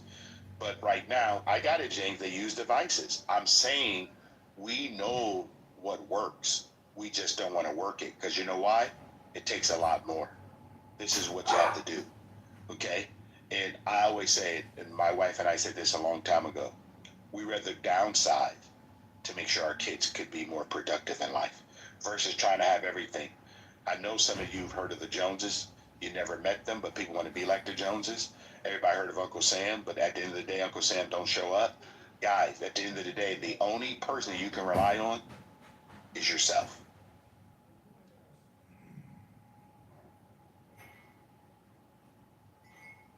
Mr. Edward, I'd like to comment in regards to why you hear a pause after you speak on this app. All right, Joe. I don't know why, but go ahead. I know why. I had a mutual friend of ours from Periscope. His name was Anthony. Shared with me when I first came here, because I would talk the same way and I wouldn't get a response. People wouldn't respond. And he said, sometimes people are sitting there thinking about what you just said and internalizing it. And what makes this app slightly different than what we did at Periscope, where we just had 4 mics and we kind of ran it like a talk show. We'd have different guests throughout the hours we'd run it. Every 15 to 30 minutes, we'd switch out a new speaker, things like that. It would switch the vibe. But here, this is the most peculiar scenario in life where you're sitting here with almost 20 people on stage with a microphone. I don't think I've ever had a conversation in life where all 20 of us were speaking directly to each other. Where if I'm sitting in a room, the 20th person is on the other side of the room. And, without me hollering over there, they couldn't hear me. So the dynamic is very kind of counterproductive to the evolution of how humans have learned to communicate. So I think there's a little bit of that in why sometimes people aren't so quick to respond when positive conversations are occurring. I don't know, y'all's thoughts. Well, that's why I keep talking, to let you know that you're not alone. To let you know that I agree with you. That's my whole problem, my whole message. Say, yes, I'm down with you. I would just encourage. Don't be like you're just talking to the wind. I would encourage some of the. I can hear you on the other side of the room, Randy. I would encourage some of the green beans in this room do what Edward did today, which is play an audiobook. Because these black rooms here in the President Trump house that go for days on end, they are pointless, they're ineffective, they're a waste of time, and they're actually harmful to. That's your projection, Randy. The point is, this is happy hour. And in the President Trump house, we have to admit that Donald Trump is the greatest president that this country has ever had because of Kamala Harris, because of the liberal, progressive, Democrat, pluralist, faggot retards that installed a transgender surgeon general in this country. A complete fucking retard. And we kill 3,000 babies a day for $1 billion a month. Let's end it. Let's stop this madness. Hello? Reality you just said. Well, Joe, I think that your response to waiting for people to respond, Alistair, I don't disagree with you in totality, but a lot of the conversation that we are having is this is the marketplace of ideas since the lockdown, where people gather together. I think we can all grow together, but in real life, I think we also have to look at how many of us outside of this app are really benefiting ourselves in society. And I don't disagree with you. I think that President Trump has done an amazing job, and obviously we all know that. But you only can do so much. He's only one person. We have a lot of other Americans that should be participating in their government. But because we, the people, are so uninformed about how our government works and how we should be as Americans, that you got people saying that young people don't know how to get an ID. Okay? We got people saying that people don't know what a computer is. I mean, these are the leftist liberals who are putting kinds of stuff out. But if you don't know how to critically think, it's very difficult, guys. Very, very difficult. And at the end of the day, I'm going to say this over and over. Male headship is important in America. Having a good man, whether he's a father, an uncle, a grandfather, in the lives of our young people, both men and women. This is where we have lost it in a lot of ways, because guys, and Brad will tell you this, Viking will tell you guys this, men today in 2026, it's just scary, guys. I don't even know what to tell you. Like, I'm very fortunate that my daughter found a strong man. These are kind of things that, and I'm not talking about just making money, guys. I'm talking about somebody showing up every day, someone being real, someone knowing how to be a man. And it's unfortunate. And Alistair, I think this is what happens to a lot of us. Very, very unfortunate. And when you have a conversation like this, where we all are being honest and conversating and talking, I've been to Normandy Beach, where 18, 19, 20-year-old men stormed the beach of Normandy and laid down their lives. Today, we got young men, 25, 30, 35 years old, on Clubhouse, just crashing out and not really being men and standing up to the plate and say, I want to take care of family. I want to be a husband and a father. I want to be a leader in my community. We don't find that today. We don't find men who want to be men. And unfortunately, our young daughters, our young sisters are having a difficult time finding someone who is decent. So let's get back to we the people.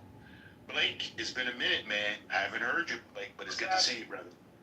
Man, Blake, I'm just trying to, man, it's the best day of my life. I'm just trying to bring some different vibe to Clubhouse, man, because, you know, everybody can argue and yell and scream. I just believe that we can all look at, you know, what's working, you know. Most people don't even know that our economy is growing. They don't know that because they don't listen to that part. Yes, we know things are still going backward, but at the same time, things are still Edward the Net. Perception is a deal, you know, Edward. And to your comment about the man, you know, women look great dresses, so you know, why are you surprised that, you know, men want to try them on? But to the point about, you know, the Blake, stop it, Blake. Stop it, Blake. That's too much. To the point of the economy, you know, it's hard for somebody to perceive that the economy is going upward when they're spending more. We gave the same complaints to Joe Biden. He was in office. We had the stickers. Everybody was clowning Biden. You know, they called it Bidenflation and all of that. And I feel like our side's doing the same kind of gaslighting that they tried to pull on us when the stuff was getting out of hand with the gas prices and the food and the egg shortage. The diapers, not the diaper, but the formula shortage. It's like we gave all those complaints, whether it was Joe Biden's fault or not. And I think it's only fair that if that's how we do things, that we got to be able to call it that it's not looking good for the average American. Like, you know, we got to be consistent. That's been my mission now, man. I'm the guy that none of my friends like anymore on Clubhouse because I'm speaking the truth. I'm being consistent. I'm not a Trump tard. I supported Donald Trump, but I am no Trump tard. And it's not. Well, what's a Trump tard, Blake? What is a Trump tard? A Trump tard is a person who can look themselves in the mirror and act like every complaint that they gave Biden, they're not able to be consistent and share that same energy now that it is our turn. That's what a Trump tard is. You mean like having Alzheimer's and running the country on an auto pen, poisoning the population, poisoning our population with COVID-19 vaccines? Oh, okay.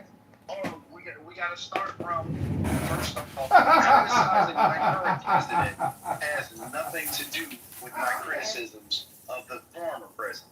I'm talking about the current president. And my current issues with the current president is that a lot of people on my team can look themselves in the mirror and beforehand hey, no more wars, no wars. All right, we're going to war. Hey, this war is great. So, you know, we're fighting a war to open the Strait of Hormuz, but the strait was open beforehand. We fucked it up. And we're not able to be consistent and be honest about what it is so that we can actually fix this. We need to get these rhinos out of here, and we need to get these Trump tards back online. Like, it's not going to work. You're going to hand it right over to these leftists. That's what's going to happen. Pendulum is ready to swing back the other way.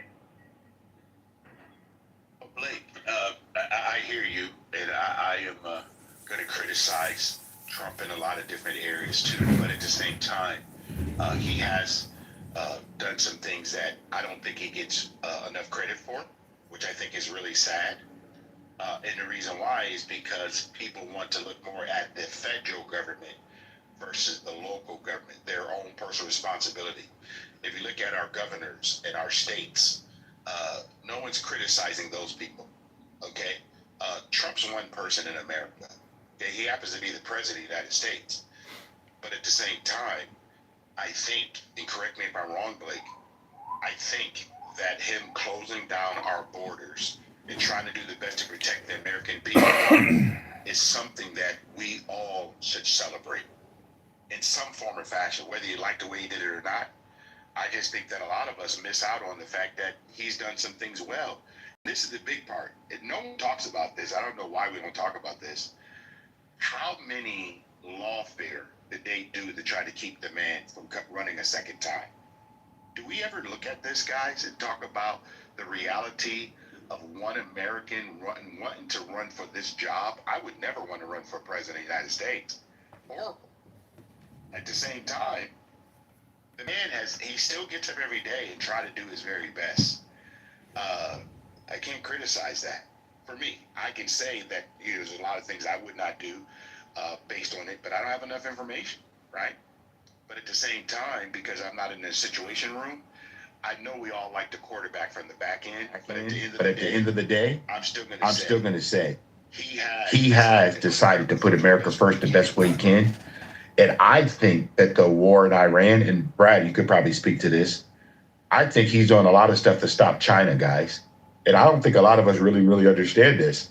It's not about Iran. It's about China. It's about Russia. And both of our presidents never saw this. They don't even know what it's looked like.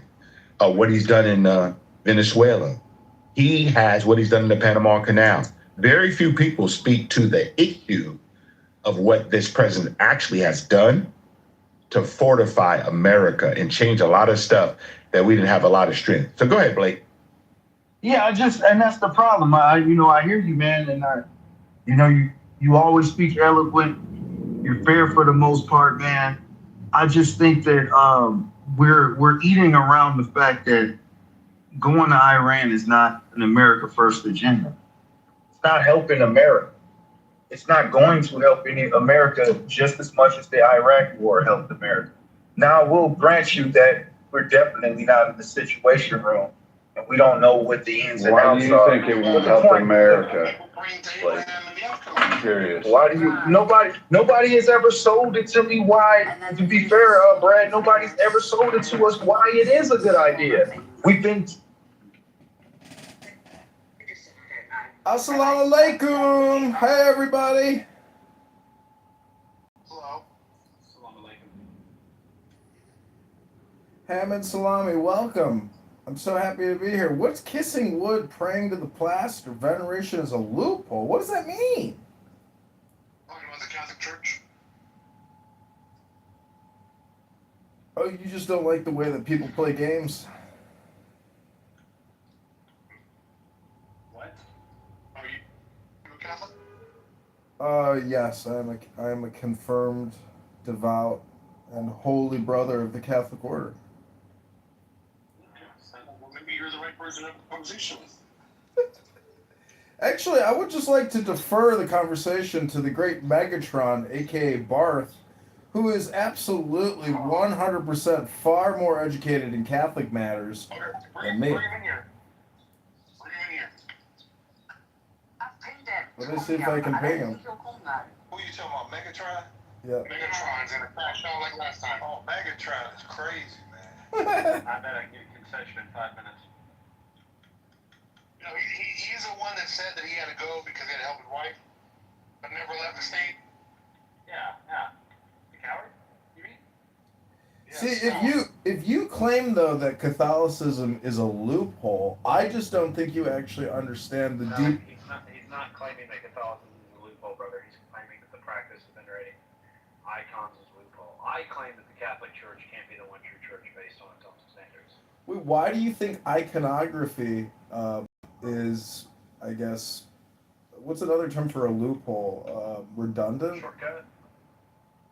Redundant would be fine. Yeah, because the iconography is very, very complicated. I have a book on Egyptian iconography and the Rosetta Stone and how they figured out how to translate from Greek and Egyptian. Let me help you uncomplicated. Show me where the apostles taught it. The apostles taught it? Can you show me where the apostles taught it? Question. Where they taught iconography? It's all in the teachings of the Gospels. What are you talking about? Show me where they taught it. You want me to actually pull up Bible verses for you right now? Sure, no problem. Show us where the apostles taught it. Yeah, no problem. I can do that very quickly and easily for you. Problem. Okay. Well, I would just point you to Psalms 119. You don't like the psalm? Yeah, brother. I just said apostles. Well, you're very specific. Why isn't the writer of the Psalms a prophet? Is he an apostle? I would call that apostolic. Oh, good God Almighty! You're not a Catholic, brother. You're Catholic. Okay, fine. I got one here for you. This is iconographic. This is Matthew chapter 7, verse 7. It says, "Ask, and it will be given to you. Seek, and you will find. Knock, and the door will be open to you." How is that not iconographic? Yeah, this guy's dumb. Oh, I'm stupid, huh? That's a projection. Let me get a projection mirror for you. Yeah, go get a Catholic that knows what they're talking about, please. Go get Megatron, brother. I can't draw in Megatron. He has to come in at his own will. He is the great Megatron. Yeah, I've pinged him here and I've just messaged him in the back screen. So, Aleister Crowley, aren't you an occultist? What about the book of John, chapter 10, verse 10? It says, "I have come, that they may have life and have it to the full." You have mod powers, Aaron. You have mod powers. Oh, you guys can be very petty. You're very petty. You're all weak and pathetic. You're a coward. That's weak and pathetic to mute or kick. You are all weak. Yeah.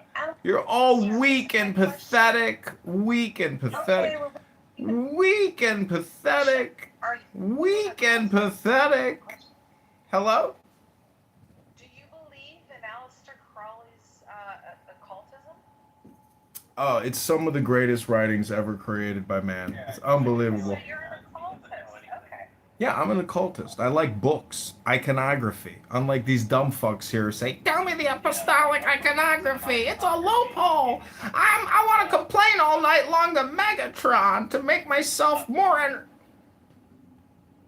That was started in one of the biggest bloodbaths next to Pol Pot and fucking Stalin. Yeah, I mean, fuck those guys, man. Fuck those guys. I just want Brad to have more money in his pocket. I just want, I wanted the Epstein files. We say we got them, but we really didn't get shit. No heads are rolling. I just want some of the things that were sold, to be on the table, and they're really not. And I think, to be fair, we can't get everything we wanted. But I just think, our team, maybe even in the secret, we need to be a little bit more 100 about what we've been sold and what we actually got. You know what I'm saying? Like, the receipts don't match, and a lot of people don't like it. And we got enough. Biggest atrocities, and not just day-to-day crime. Okay, are you going to compare us to white men? Wait, hold on. We're talking about American men. Hold on. Before anybody continues speaking, I have to say a couple of things. Number one, I know we're having a pretty political discussion here. Let's just keep it one at a time. Number two, Sawyer, I mentioned a legendary man by the name of John Kitover. He is currently on stage. If you converse with John Kitover after this conversation finishes with Pepe, please do. He's definitely a creature. JJ, Pepe, please continue. I just had to say that. Okay. I just want to say, it takes a creature to know a creature. That's a creature projection. We get people being dangerous, and you guys are going to count in the. I guess we can. I don't know. Maybe some people consider Stalin white. I don't really care. But let's just say, lump in Stalin. Let's lump in Hitler. We say, oh my God, look, King Leopold. Let's just go ahead and throw him in there. And we could say, look, white people did that. Therefore, white people today are dangerous. They're the most deadly creatures that have ever existed on this planet. Okay, now we can look at American, white men. We can see that there are differences, especially, and I understand there are different underpinnings for why this would occur, but you have a violent crime rate that is much higher with for example, African Americans. Now, I could just as easily say, well, you guys are a bunch of savages. You guys are super violent. The whole race is bad. Black men are the most dangerous people on this earth. We need to protect ourselves from black men. We can play this game all day long. So when you use this rhetoric that is not based on reality today, okay, you're literally playing the same guy. In fact, even a worse game than the people that would say what I just said. And so, no, I think it's absolute bullshit to sit here and rhetorically blame white people, but particularly boys.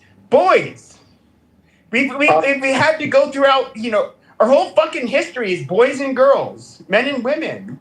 And you want to demonize one fucking side. No. It's not about demonize. See, here's the thing. I think that what's happened with social media and, even this app, and the rise of podcasts, we're having all these panel discussions, summits, conversations.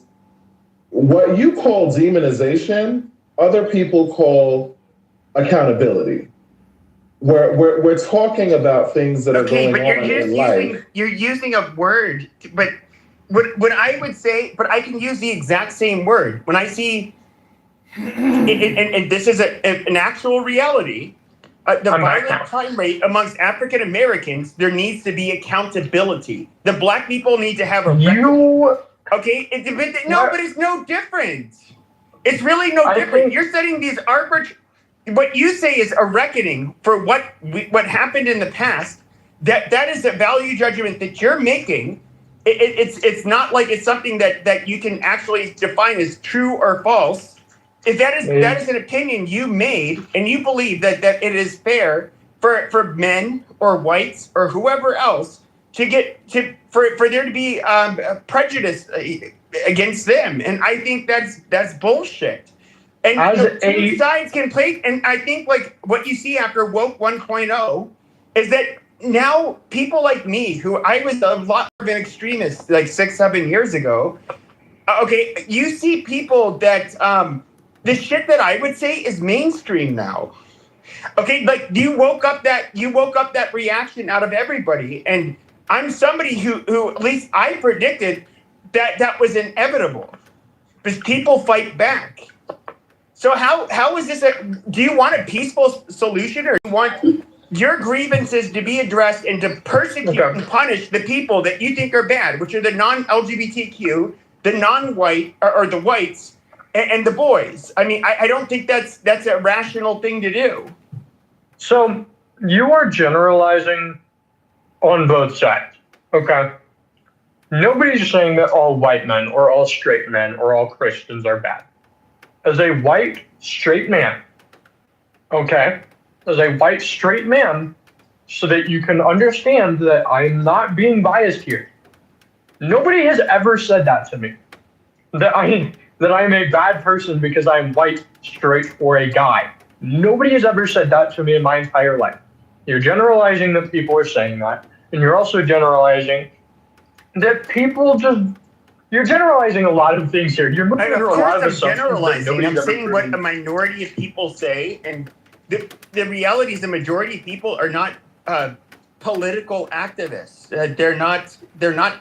Most people do not say these things, but because of our history with African Americans and how gay people or LGBTQ, all to say that, how they were treated, we kind of soften our armor, I guess you can say, because we understand there's a persecution against them that's been recent and long lasting, where it's like, okay, we don't want to punch down on them, but you have. I think the problem is that you had this young generation of people, myself not included, that grew up with this rhetoric, and it used to be that being punk rock was to be like, or to be a rebel was to be like punk rock, to be a fucking hippie, to be somebody that was counterculture. What is it today? You guys produced the punk rock now was going to be the people that, I would say rather falsely claim to be like, traditionally Catholic or Orthodox or some stupid shit. They're going to be, strictly straight. They're going to be pro-white. They're going to be pro-male. Fuck the women. Make a sandwich, bitch. They're going to take on that fucking rhetoric.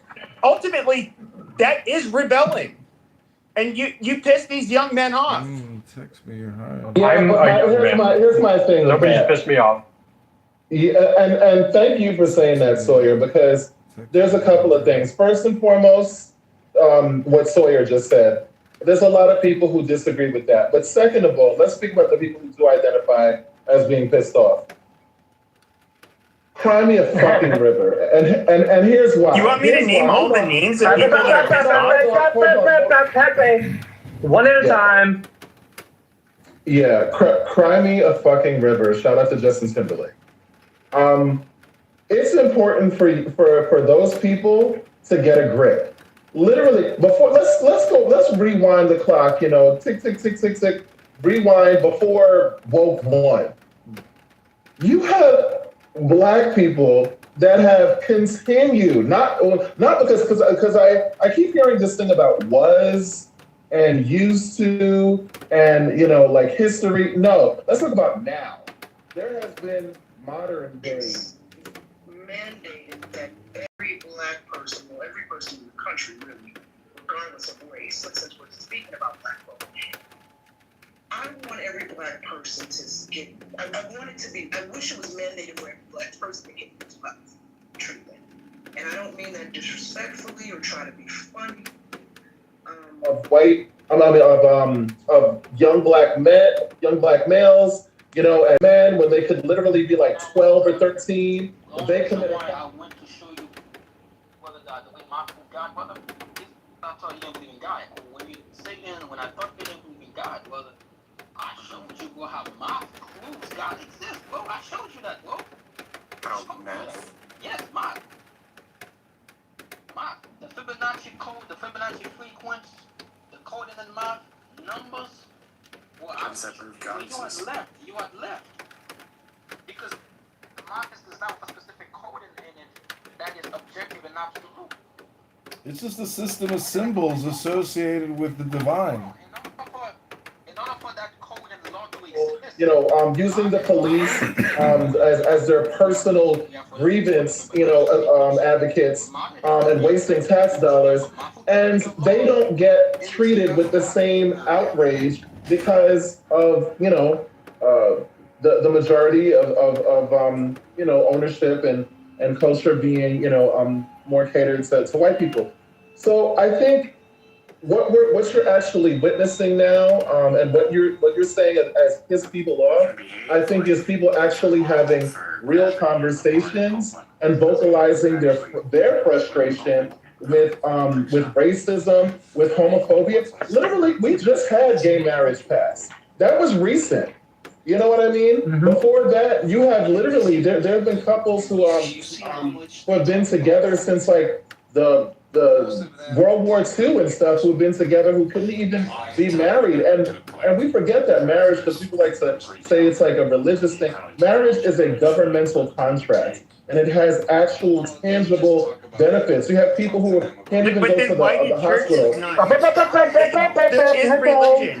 You know, Pepe, hold your thoughts. Circle, so it's not a circle. Thanks, sorry. You know, so there's because that's an important point. There's tangible benefits to that. They're like, oh well, you know, we don't want gay people getting married. Between a man and a Oh well, you can kind of get married, but it's simply use it. Simply it's not a marriage. So Hey, JJ.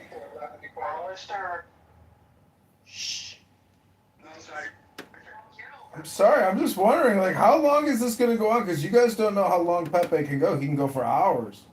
Look, here's what we're gonna do then. John Kitover, get off mute. I'm gonna introduce you to Sawyer. He's a great friend. You don't have to talk like Steve Apple, Christian. You are your own man. You are not Steve Apple. I understand, but just talk to Sawyer real quick. He's a great friend of mine. Just You're a peach, Christian. Hi, John Kitover. Hey, so I just want to ask you a quick question. What do you think John 10:10 from the Bible means when he wrote, "I have come that they may have life and have it to the full"? Hello? Well, okay. For mayor, by the way, just one minute. Amazing. I've never read the Bible. I'll be honest with you right now, just before we even continue this conversation. I've never read the Bible in depth. That does not sound like anything comprehensible to me. It's not. Can someone give me a translation? He's trolling. He's trying to make a gay joke out of it or something. Yeah. No, I'm not. This is John 6:4. He wrote, "My Father's will is that everyone who looks to the Son and believes in him shall have eternal life." I'm an atheist. I don't believe in that. Yeah. Well, that's why John wrote in 14:1, "Don't let your hearts be troubled. Trust in God and trust also in me." I don't believe. Why are you putting it off stage? I don't believe God exists. Trusting in God's kind of difficult when you don't believe He exists. Yeah, that's true. I would love and to also, have a conversation with you guys. I'm somebody who's not religious, but even, you know, I'm somebody who, obviously there's a bias here because I was raised Roman Catholic, but, you know, the whole God doesn't exist, like, basically with the religious people and the atheists, I see you guys debate something that cannot be proven back and forth. Hi, Grace. Maybe you guys think you can prove, you can, or beat each other out, you know, in terms of points. But I still kind of like, well, you guys still can't prove anything. So I look at it as like mental masturbation. Like you guys cannot win.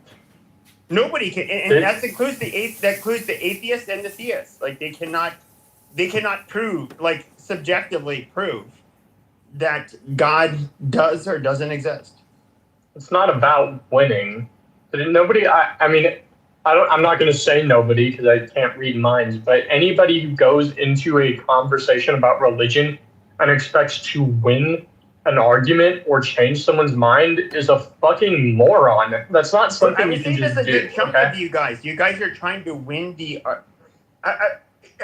Do you remember? I think he used to come on this app, and I used to troll him horribly years ago on Discord. His name was like Darth Dawkins. Never met him. Yeah. Oh, I know him. No, Sawyer's like barely been on the app, but please continue. I've been here for like a month. Yeah, so. Darth. I would change my name to Darth Cuckins and join his room, make fun of him, get him to wig the fuck out. Because, you know, you could say that speaks to my character as I'm, you know, a troublemaker. That's fine. I actually thought he was just very offensive, and he had very personally narcissistic reason for why he did what he did. I don't think he was a man of the book like he claimed to be, but it's a whole nother story. But yeah, because I don't want to get back to like what we were talking about before I was. Okay, but what's your everything I got out. Okay, and this is what I was trying. John Kitover wanted to speak his piece. I'll say this very quickly. Okay, you have a racial grievance or grievances with it sounds like many different people, the non-LGBTQ, the people that are not black, the people that are not of color, the people that have done wrong in the past. Okay, so you basically you've taken you think that you have your collectivized identities which have grievances, and you're going to,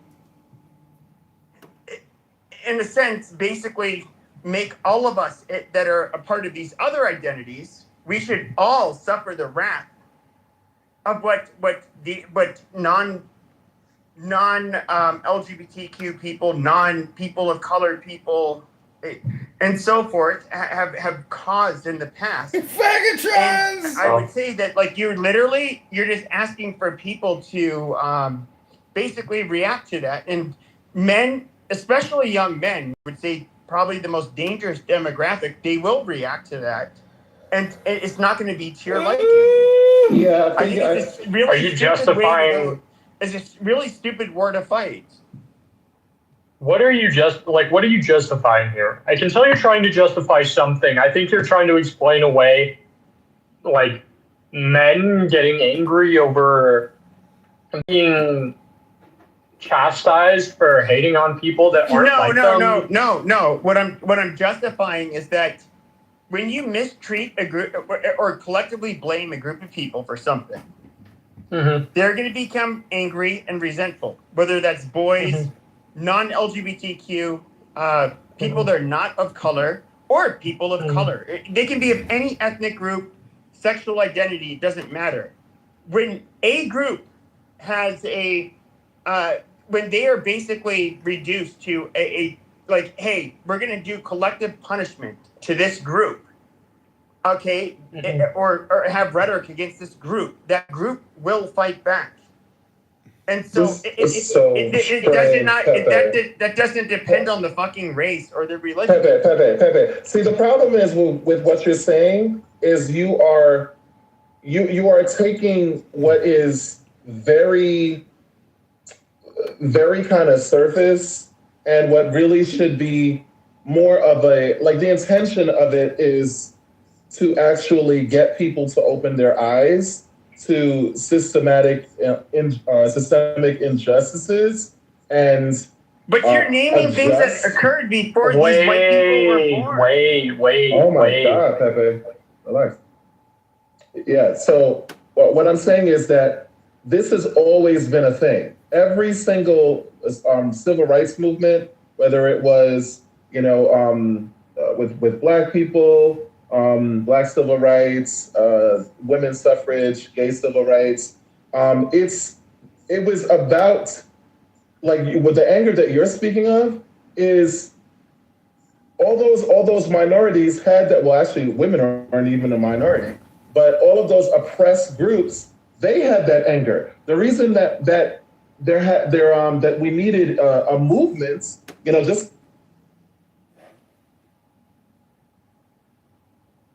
Hey, Brian. I think there's been more. Kim, go ahead. I just want to say that what the Disney cruise thing, those were people with valid U.S. visas, not illegal immigrants. I'm glad they're locked up, but to tie that into illegal immigration is like those were international workers with U.S. visas, not no illegal immigrants that crossed the border. I didn't say they were illegal. I never said that. You went right to there. Okay, can I finish real quick? Go ahead, and then I'll respond to it. Okay, I thought you was tying that into the Trump getting off illegals off the street. I could have swore that's what I heard you say, but if you didn't say that, just please correct me. Yes, I did, and I'm happy that ICE is grabbing people that overstay their visas. I'm happy the Canadian bastards who don't know how to play hockey and only offer fucking moose fucking shit and poutine as a fucking Canadian cultural dish. We can remove them from the table too. Those bastards been hanging out here, buying up everything, telling you how bad you were, and they've been overstaying their visas. We're shipping them back. Same thing over there with Europe. Like, throw those fucking bastards off. I don't give a fuck. Like, I don't care if they are Irish. Get the fuck out of my nation. Go back to yours. Go fucking win your revolution over there. We're fucking done. We're filled up here.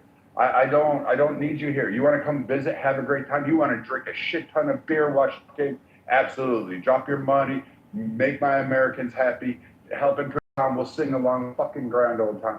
But really, I'm fine with them going after these people that overstay visas. I'm fine with them going after colleges. I'm fine with the fact that it took this administration to actually arrest a politician who is a Chinese fucking spy who somehow got elected and endorsed by a Democrat party. I'm just really happy with this.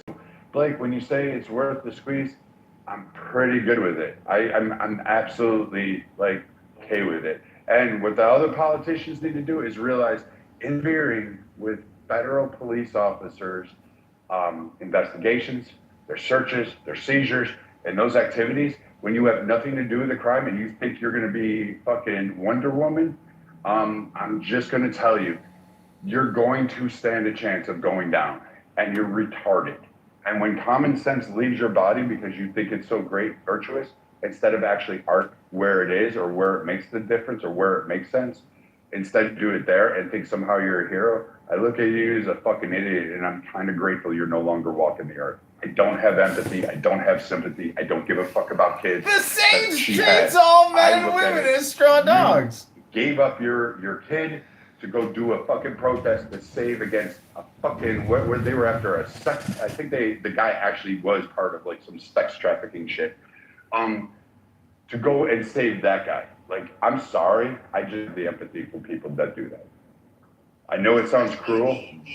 I'm okay with it. I'm not going to lose sleep over a night. Many other groups do. I mean, it's common sense.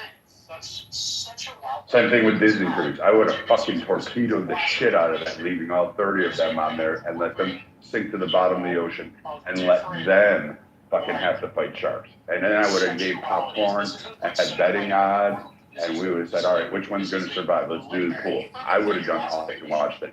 And been perfect. Ema, you've been listening quite a bit. Do you have any response to the points being made rather than the people or their tone?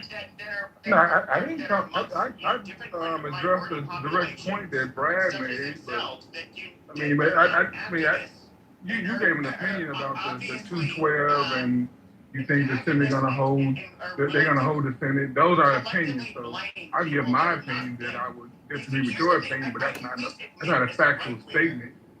But it's just funny. I agree with Blake a lot. With me and him, I always bump heads a lot. But I just think that this administration has not been America first, and I think you guys are going to see it in the midterm. I think it's going to be I hate to use the term my blue wave. Because I'm not a Democrat or anything like that, but I think that the Democrats are going to take the House and the Senate in pretty good numbers. As they should, because this administration have not did what, like Blake said, he did not do what he said he's going to do. It has not been America first, not at all. He's not making America great. Like, you listen to soldiers trying to commit suicide on the USS Abraham Lincoln because they've been deployed so long. We got gas prices at the highest level ever this time of year. There's so many things going wrong, and he acts like it's okay. He's spilling money. He's literally going, what they had him, 21,000 stock trades. He never did that. Therefore, we are collectively, we're to blame, because at the end of the day, who was causing all of the terror, making everybody feel bad and out of place? It was the evil white Christian male. Therefore, we're going to say dehumanizing things about, and this is not just a racial issue, okay? We can look at the manosphere, okay? Today, these are not white. Okay, wait. These are boys with fucking grievances. And how predictable is that? When I was growing up, okay, I was taught to remember Pepe, what is the manosphere? So,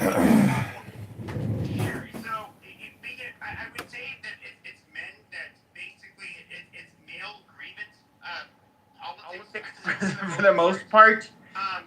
It's okay And so basically, it will stem into them going into like they'll talk about what they scientifically. I'm using that term loosely. It's not my belief, but that females are biologically different to an extent that they cannot. Without a male lead, they cannot operate. I don't believe that, and I'm dead serious when I say that.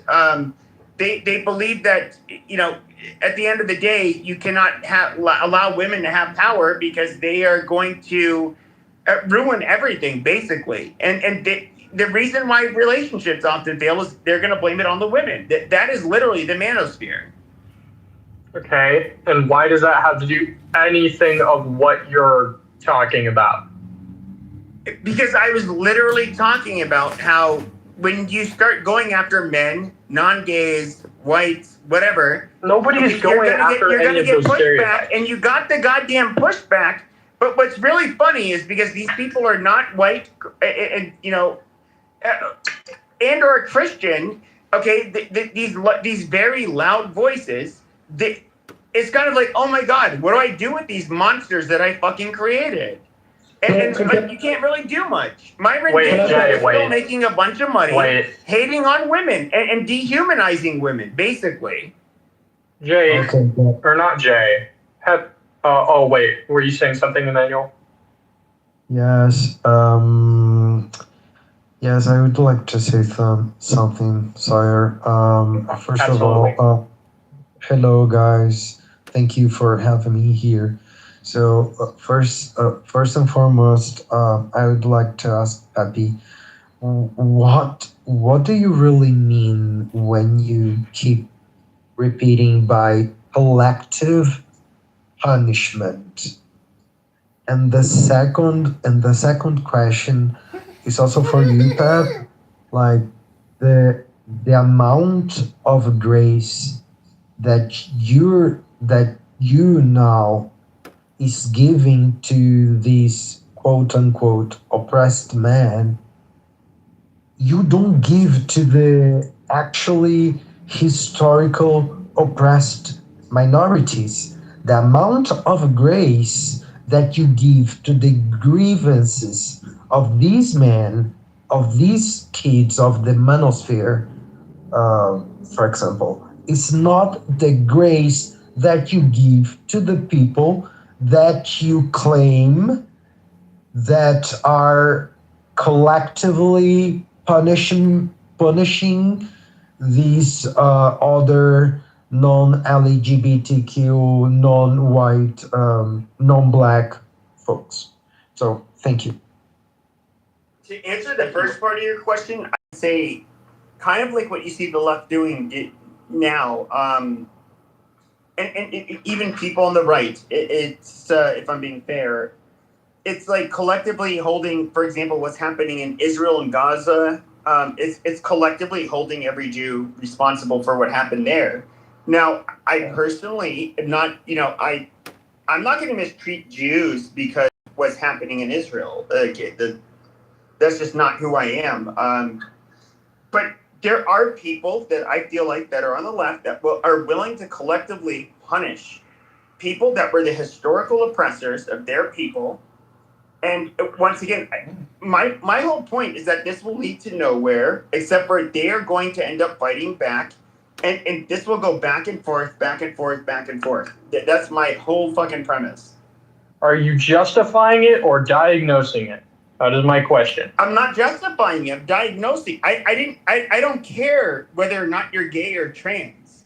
I personally don't give two fucking shits. The only time I talk about the LGBTQ community is that like we have differences, or I should say, we have female sports and male sports for the primary reason is that obviously males are they tend to be a lot more athletic in most areas, and so I think that it's unfair, to force it to have trans females competing with biological females. Other than that, I don't give a shit. That's never been one of my fucking talking points or something.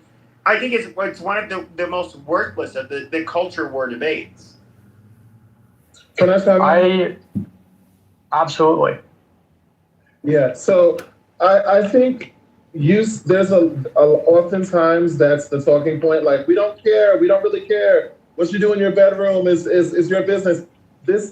You do care, and there's the reason why you care is because what you're actually objecting to is people living their lives. Like, there was an issue with that probably, I think I heard in one of these rooms, where they were upset because there was a teacher who transitioned. She transitioned, right? And she wanted her students to call her by her current name, which legally, just even beyond transitioning, people have a right to change their name. There are literally several names that are unisex, or names that could be considered for men or women. Like even Sasha, for example. Sasha, is in America that would be a girl's name, but like in Russia, that's a man's name. But In a lot of parts of you're Europe. missing the point. I don't care. No, I'm not. Wait, no. If wait, you're hold gay, on, if you're a gay male, I don't have to compete with you on the dating market. If you're trans, I definitely don't have to compete. At least if you're a gay female or trans female, I definitely don't have to compete with you in the dating market. They are literally not of any fucking concern to me at all. Yeah, but Pepe, you're saying that, but the problem is that what you're actually describing, and see, this is the thing that it gets frustrating, because you're talking about people being punished, right? And what you're actually describing is people saying that we're tired of like the hyperfixation on us living our lives. Like, anytime we try to push for certain rights, whether it's the trans people getting the ID, the gender that they're aligned with on their IDs, or being able to use the bathroom, you have an issue with that. No, I think you misunderstand. I one at a said it only had time, to do with sports. please. One at a time. Yeah, Pepe, hold on. Because what happens is, like, they will take anecdotal examples of problematic characters within that demographic to justify the infringement on rights of the LGBTQ, for example, and that things that they don't like. Or, like, let's take race. The rollback of DEI, which is actually helping a lot of Black people be able to enter, a lot of other groups as well, including white women, be able to enter certain spaces where they were not getting there before. There's been studies that have been done. The reason why we even had DEI is because there was an issue with certain groups being allowed into certain spaces, schools, jobs, professions. All of those, or wage amounts. Like, that was the reason that we had these policies implemented in the first place. And then what has happened now is that people from the majority group who have never been, this is what I wanted to bring up earlier, but I forgot. As a straight white male, love you, no problem with that. But you can't compare your experience with mine. You have never been attacked simply for being straight or white or a male. Not actually attacked in a way that could actually prevent you from getting anything. Not words online, on social media, or even people chastising you on this platform or whatever. That is not an actual infringement on your life. However, gay people, Black people have actually, and other minority groups have actually.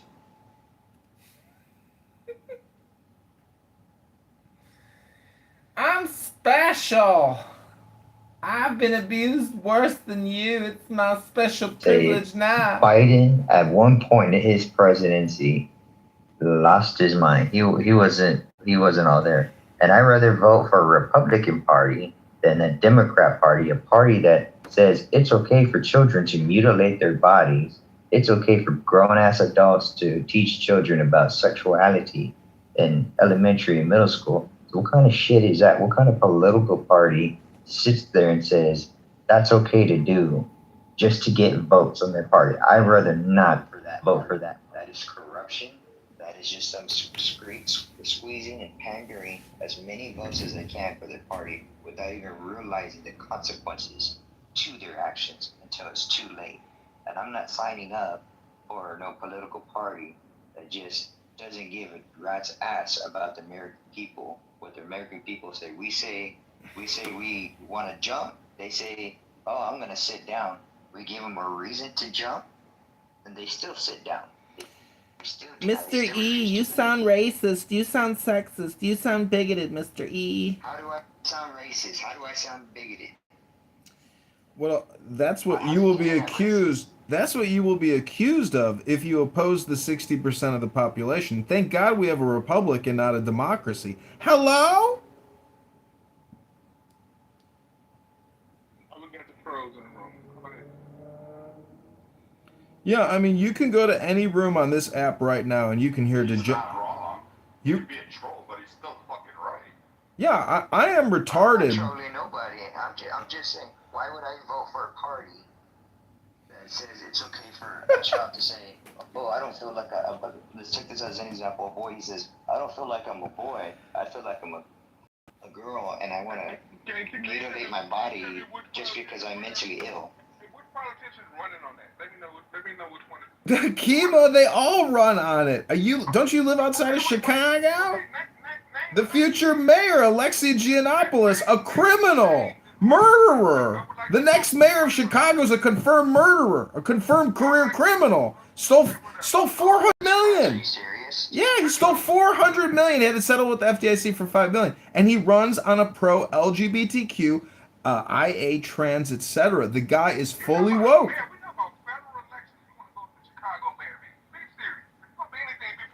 Well, lots of Congress people and senators run on pro-LGBTQ content nonstop. Are you kidding me? June month, you get to see them all. They all do clown shows all June long. It's crazy. Hello?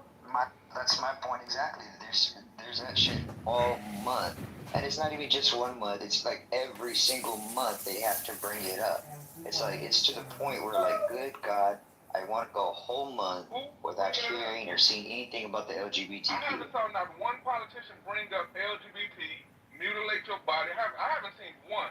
But you let me know which ones are. Please let me know who's running on mutilating children's bodies. Who's running on LGBT. Let me know who's running on that. Viking, you want to take this? Because I just cannot believe this guy has not heard that one. Oh, you mean like the Kamala, what was that team's called? That trans people for Kamala and all that? Uh-huh. I mean, I guess. People that support her, what did she say about it? And she happily took their votes and happily agreed with them. Period. And Trump took racist votes. Now what? Like, what you can't help vote for anybody? What did Trump say or do that was racist? It's a long list. If you don't know, then you don't want to know. No, I want to know. I legit want to know. What has he said or done that was racist? Shithole country. Eating dog. Like we can start there. Shithole countries is not racist, dude. That's not a race. Yeah, that's not racist. But is there not countries that are shithholes? Let's be honest. Is there countries that are not so? Somalia is a shithole. Sudan is a shithole. We live in one. No, we don't. Oh hell no, we don't. Clearly not. That's why he said he want to make it great again. Like, because he's claiming shithole. Hey, Kima. Trump shits on America more than anybody. Hey, Kima, don't you? Trump talks all day about how shitty America is and how he wants to fix it. What are you talking about? Well, that's because shit here does suck. We've opened up the borders. We mass vaccinated our population. We murder 3,000 babies a day. Well, that's because the Democrats are in charge. They run everything. Hikima, what I don't understand is you may dislike Trump, but don't you appreciate someone more that says what they feel what they say, and they actually say what they mean, as opposed to somebody who has to pussyfoot around and say, "Oh, I'm sorry, I don't want to hurt your feelings." You want our president to be the faggot running around town saying, "I don't want to hurt your feelings. I don't want to say anything. I'm not going to say anything because it could offend you." That's the type of faggot you want leading this country, Akima? Hello?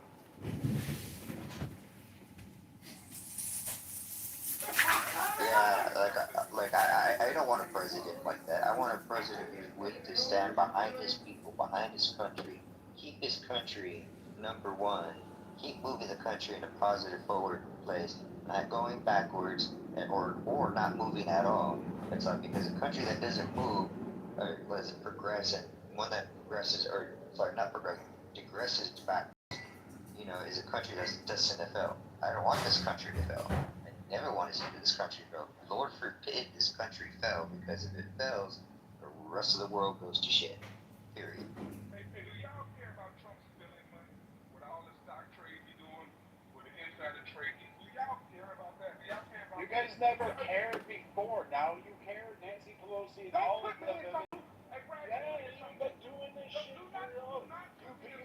What politician, now tell me, what politician or one person in the stock market has done insider trading? How much is Nancy Pelosi not doing? Absolutely. When Martha Stewart did it, everybody complained about it. Is there proof that Trump did it? Is there concrete proof that Trump did it? There is concrete proof that Martha Stewart did it, and she was sentenced. 21,000. I mean, let me see the Clintons. The Clintons made it. Let me see Pelosi, Mitch McConnell. I mean, there's a host of them. But you guys never cared about it. You don't call out your own side. Like, fuck that. Like, all of a sudden, no, I want to hear you say Trump. Like, fuck you. You didn't care about it until Trump. You just care because it's Trump.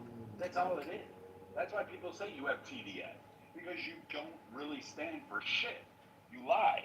You're hypocritical. Right, and then people, and these are the same people that bitch about people getting deported who don't belong here. It's like, if they're illegal, they have broke the law. It's considered a criminal activity. What part of they cross into our country illegally, they committed a crime, they're considered a criminal, do you not understand? What part of this government, this country needed those people to come over the border? That's why those people are still here. Hear me out. Those people that came over the border, the Venezuelans, they still here. He did not deport those people. They needed those people here. They get them out of here. I don't care about that. Hikima, is that just like your opinion or something? Because I mean, do you have a link suggesting any evidence that we needed them? Well, you are one of my top campaign donors for Congress, so. Immigrants that have come to this country, do we actually need? Now, if we were to if the United States were to close their borders. Yeah, we needed the ones that came over and murdered our young people, slaughtered them, sliced their throats, shot them in the faces. Lots of examples, hundreds and thousands of examples. Everywhere, every major sanctuary city, we've lost young innocent Americans. Just a girl out on a jog got fucking raped in the forest and murdered by somebody from Venezuela. I can show you countless examples. Didn't we march in March when he sent all those hundreds of Venezuelans to, was it Ecuador? Under the alien enemy laws. What did the Democrats do? Oh yeah, they took him to court on those issues, and he deported those Venezuelans that said wasn't there. You guys were in the streets, no kings, apparently, and holding Venezuelan flags. Like, I mean, the people of Venezuela were saying, thank you, Trump, for getting rid of dipshit, and you guys were, oh my God, he's a dictator and all that stuff. And he deported all those criminal elements to Ecuador, who said, yep, give them to us. We'll hold them because they've been affecting our country. We'll put them in prison, and we'll take care of them. And you guys took him to court over that. So it's actually wrong what you said. Like, see, now you're a hypocrite again. You said he didn't deport Venezuelans. He deported hundreds of them. You're lying. He did. Million came in, though, He deported hundreds of them. You haven't catching him yet. He's still deporting them. What are you talking about? He's deported thousands of them. I think right now. Thousands opposed to millions. What are you talking about? They're working as fast as they can. They have to go through all your hurdles and all your sanctuaries. You really think that, huh? Yeah, he's got to work with all. Yeah, and all the people who are aiding these illegals, they should be arrested too and sent to prison for being traitors to the nation. Period. There's no excuse you can give me to be aiding an illegal person in this country or any other country. If I were to go to France and I overstayed my welcome there, and I would be deported immediately, no questions asked about it. So what is the difference between our country doing it and France doing it, Germany doing it, Russia doing it? Can I ask you a question, Mr. E? Is Germany or France America? Like literally, like America always stood apart from every last country. Bring me your tired, your weary. Like America's always different. And speaking of life, so don't act like America is Germany or America is France or America is any other fucking country. I'm not. I'm saying we all have similar policies about illegals. So what makes it wrong for us to deport people? You still haven't even answered my question. I never said You're dancing around it just like the rest of the people do. I just said he didn't do it. I didn't say it was right or wrong. I just said he did not deport those people that came in under Biden. Yes, he is. Yes, he did. He deported I'm saying that we should deport those people. It doesn't matter under who's ruling. If they're here illegal, their education visas expire, their work visas expire, they don't belong here. Out they go. Just once, I'd like And if you're here in this country, you don't like this country, get out of the country. There's a border. There's multiple borders you can leave. You don't like it, get the hell out. For one day, because I want to know what it's like to remove accountability, not even fucking represent the truth about what goes on, and just basically make up shit, and then be so hypocritical and think you're somehow a virtue to the populace and that you're standing for America, when quite literally, A, you lied, B, you pulled a hypocritical stance yet again, and you're still continuing to do that. You flip-flop more than a pancake. Brad, Hakima has fucked over 30 Uber passengers. Like, the man has got some skills. He's got a little game, but he is retarded. Hello? That's so dumbass. Look what's happening in what is it, Dearborn, Michigan? In Dearborn, Michigan, have y'all seen what's going on over there? That shit don't even look like America anymore. That shit, it's scary to see what's going on over there. When a country or when a state fails its people and allows foreigners to come in and run for office and push their agendas instead of the American agenda, you start losing the country. That's literally in the Constitution. What are you talking about? They welcome all religions, all colors of people. That's what it's supposed to be, unless you don't believe in the Constitution. Y'all are the most patriotic. Again, another No. We can welcome people. I believe in welcoming people. Hold on. This is rich because it was the Dearborn mayor, right? Or maybe whatever that town is up in Michigan. The mayor got on the fucking whole thing where there was a Christian man, a man of, Christian integrity, minister, one of these people out there.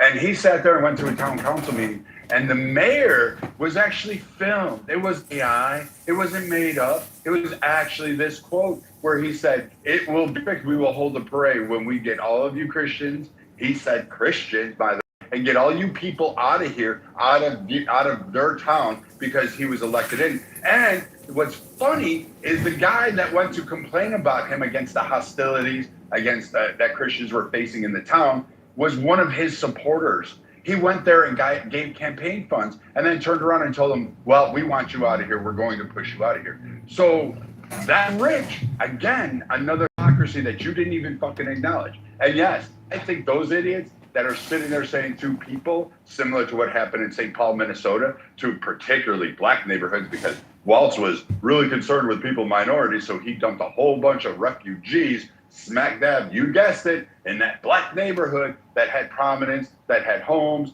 and all that stuff, and then was basically like, "Yep, no, you guys can move out. We want to cater to the Somalians." And that's what ended up happening. So, you guys are literally two-faced to even actually care. And when you do say you care, it's rich want to go, "Oh, but Trump, but you don't even take the actions with Mr. Jazz Hands. Fuck's sake. He's got a whole fucking welfare fraud saying, "Oh, immigrants don't take any welfare money." Literally they do, like Indians. Literally in the fucking billions from one state alone. And guess the people in that state needed those funds. There are people that were hurting in that state, and they are still hurting today. But guess what? They didn't get those funds because why? Because it's okay, we're being racist. So fuck the Somalis, send them back. I don't give a fuck. Drop them out of a sea over their country. Sprinkle them like pepper on a pasta dish. I don't fucking care. Put them down there, look and go. Because quite frankly, I don't think we need to worry about them. We don't need to do this. The American people needed that relief. They needed that, but you didn't care about them. You only cared about Trump targeting the Somali community. You give a fuck all about, hey, you know what? That really hurt many communities, including minority communities around, and prevented them from receiving what they desperately needed. Y'all love to paint these imaginary boxes, putting people in there. You guys, you never heard me support none of that shit you just said. So if you want to talk to me, talk to me. Talk about shit you know I support it. Ask me a fucking question, but don't put me in no dumbass box. Don't do that, Brad. Did you support Mr. Jazz Hands for vice president under Kamala? I voted for Kamala. Then you supported that. Kima, I wanted to ask you. So that means you supported Trump and all his Epstein dealings, right? I mean, you supported that. Him raping E. Jean Carroll, and he's still trying to get the Supreme Court to get him out of paying the lady her money. I mean, you supported that, right? All the Epstein things? Which Epstein things are you talking about? Hold on. That means you supported Trump when he raped Katie Johnson, who said that him and Epstein violently raped her when she was 13. I mean, you support that, right? Get out of here. I don't want to hear that bullshit. Okay, so let's see. Same Katie Johnson who said, hey, no, I was under duress when I reported about Trump, and she retracted her statements about Trump. So we should be aware of that. But you left that part off. Nice catch, nice try. Thanks for playing Come Again Soon. Same thing with the Epstein Island. You also said that he went to Epstein Island. Actually, Trump's never been to Epstein Island. And the times that he did fly on Epstein, the times that he flew on the Epstein jet was before Epstein even built the island. Secondly, Trump actually threw him out, actually corroborated with police. And to date, despite the millions of troves of documents and all this, quote, evidence that exists out there, even under Democrat control, which they would have leveraged and they would have utilized and they would have done, abso-fucking-lutely, because they basically created a corroborated charge to get him on a felony, so they thought that would hurt him in the election. You guys basically said, oh, yep, he's a kitty toucher. Because of why? You have no evidence. You haven't done anything. The E. Jean Carroll case, everybody's upset about it. We call it a bastardization of justice. But what's ironic about this in New York State, when they did that case solely to target Trump because they used that girl as a proxy, and she's batshit fucking crazy. But it's amazing that he can walk into a public store on Main Street in New York and magically have all the cameras closed off and tell everybody in the store to leave before he became a politician, before he was just a rich guy, but that people adored all throughout New York City. But he was a rich guy, and somehow or another, he managed on a busy fucking day to tell everybody, including the manager and the owner of the fucking store, to kick everybody out so he could rape a woman in a fucking, what was it, a dressing room? No. And he couldn't even remember the details of it. She couldn't even remember the store. Yeah, and secondly, lastly, when you sit there and go and make these claims and then say, "Oh, he's still trying," yeah, an innocent man probably would fight to clear his name a little bit more aggressively. And do I like how he's doing it? Maybe. I have some concerns about it, but I can understand his vehemence under it, especially since it was pretty much a laughable thing. And you did it under a civil court and tried to get the label on him that he was a rapist, which he was never convicted of rape. He was found liable for slander, and that's the main issue. Viking, like Kima, you gotta understand this. And what's up, everybody? And Kima, the E. Jean Carroll case. Think about this. She accused Trump of rape. He denied it, and then she basically sued him for defamation of character because he denied it. Think about that. Like, think about that. That's not why. That's exactly what happened. He said that she slandered. She said that he slandered her name by saying she made up rape allegations. He was told to stop talking about her. And it was a civil case. She couldn't even tell you the name of the store or the year it happened. But think about that, Kima. You're accused of rape. You say that that woman's crazy. She's making it up. And then they sue you in a civil court for defamation of character for denying it. That's what happened. The last time I checked, when OJ got found not guilty for murder, then guilty in the fucking civil case, everybody, we knew we did it, and you motherfuckers used that to demonize OJ to the fucking day. But now that Trump gets convicted in civil court, now, it's just a civil court. Like, get the fuck out of here. Wait, what? What? Nobody demonized I know what. OJ Simpson. Exactly we just all said, yeah, that prosecution was shit. That prosecution sucked, and that was just blatantly a fucking drop ball by What I the want to say, DAs, and the we were civil pissed off case was about it. that the civil case against OJ was because they died on his property. So they went after him saying they died on his property. So they kind of went after his strip for civil. He also went and stole his own items, even though they were But I'm saying the seized in the civil civil case case. has nothing to do with saying that, well, OJ, we know you did it, we just couldn't find you criminal. Like they said it because it was like they were on his Mike, property. do you believe OJ killed him? Do you believe it? So OJ was found not guilty. Do you believe it? I'm asking, do you believe he killed him? Do I think OJ killed it? No. You know what I heard? I heard that his son actually was the one who killed him, and he covered for his son. So his son was the one who killed them, and then he covered for his son, knowing that he probably wouldn't get convicted. No, he killed Did he ever them. say he did it? How did he cover for his son? And he He never killed them. He did it. OJ did it. But again, us saying that OJ did it doesn't equate to Trump raping E. Jean Carroll. True, you can't call Trump a rapist, just like you can't call OJ a murderer. You can't call Trump a racist. And I wanted to go back to the thing you said earlier. OJ or Donald Trump. I'm just pointing out the hypocrisy. How y'all trying to minimize a civil case like it don't mean anything. Yeah, but compare the two. You cannot compare the two. Yeah.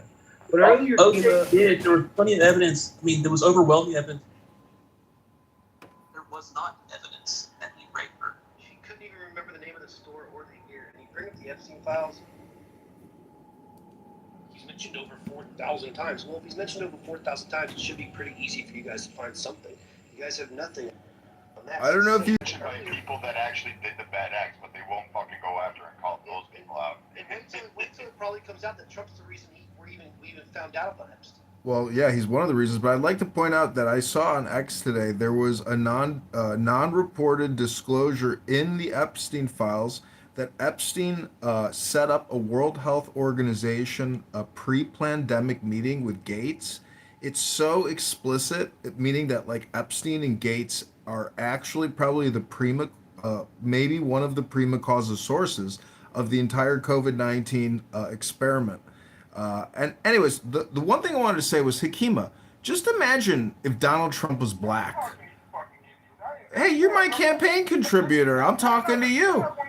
Well, you should be careful who you give your money to then. The point is, if Donald Trump was black and he had cornrows, well, I'd still love him. I'd still like him. But you are a racist, and you hate Donald Trump because he's white. I am complete. Hey, Timothy checking in, man. I got a question for the stage, though, as well as for the room, man. If somebody can help me.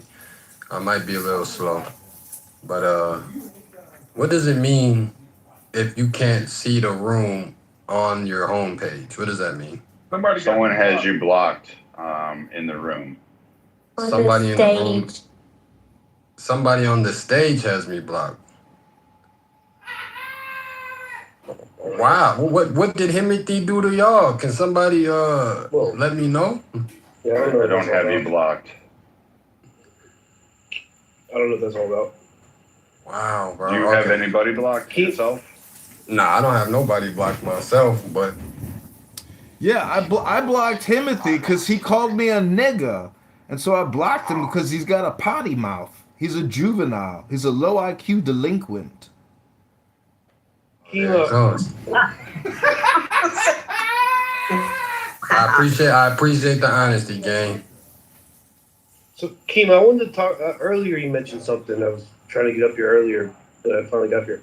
Earlier, you said Trump stole money from the stock market. What do you mean by that? I meant the 21,000 trades he did based on the Iran war, where he was buying, where he did 21,000. He did his financial report. He did 21,000 trades over a short period of time, over the last 4 or 5 months, and he made billions of dollars from that. That's what I mean. He stole money from the stock market. What was he trading on? Look it up. I mean, come on. I'm not gonna do your. Well, I'm assuming you mean like defense companies. I mean, all kinds of shit. Look it up. Look it up. It was 21,000, so it's not one thing. So look it up. I guess it could have been oil. Look it up. Well, are you confusing Donald Trump with like Trump family members? Okay, yeah. Fuck yeah.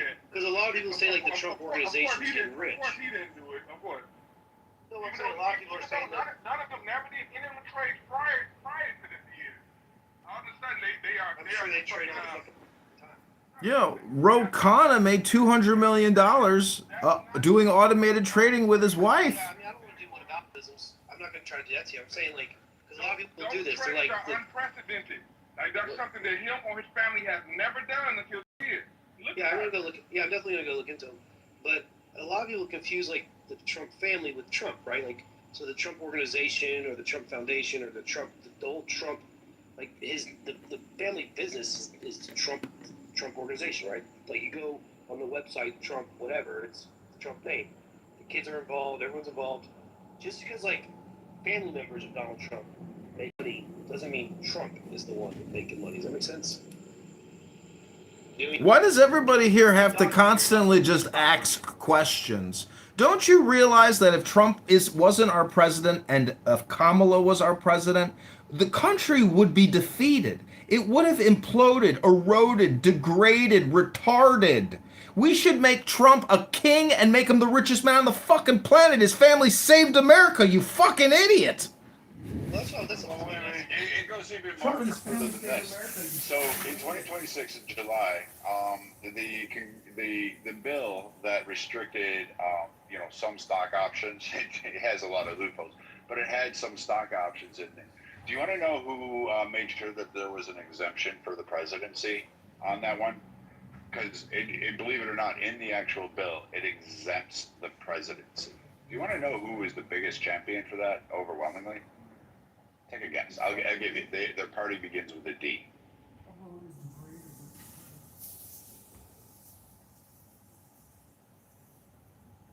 Nancy Pelosi. No, it was Democrats. They cheered that on. The president and vice president from the Stock Options Restriction Act, the bill that passed in July 2026, aren't affected. They're not called out. In fact, they are literally listed as exempted from that legislation. Amazing, right? But the side voted for it and cheered it on. This is a good segue. Hakima, what I find difficult in those conversations, it always becomes about like a personality, political personality, and people who might be supporting the policies might not like Trump. People might like his personality but not support his policies. And you mentioned before that you don't think that he's America first. And I was kind of lukewarm when he came into office about what he was doing. But I mean, if you look at some of his policies, I think you'll find that you would qualify them as America first. Like the thing that he did with tariffs, many people didn't like at first, but it created a lot of leverage for the United States to do trade deals, but also invite the manufacturers back in the country.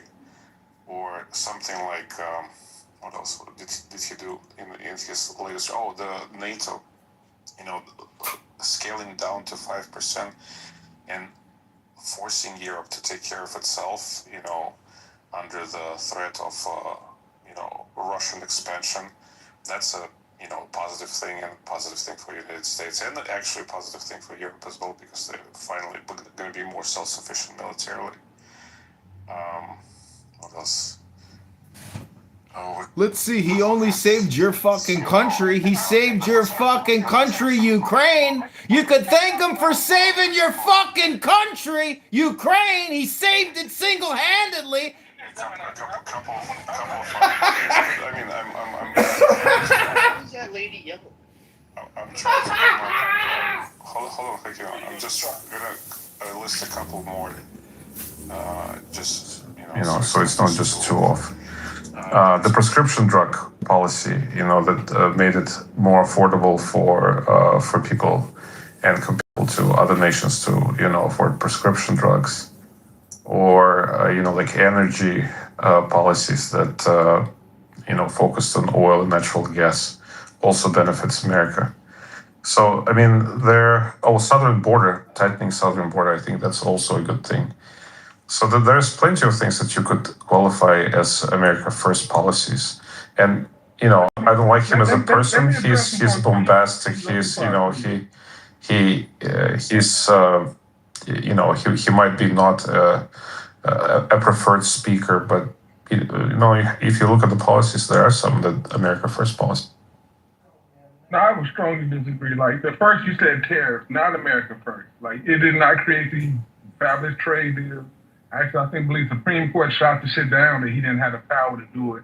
He lost all that leverage. That shit went away because tariffs are nothing but a tax on the people.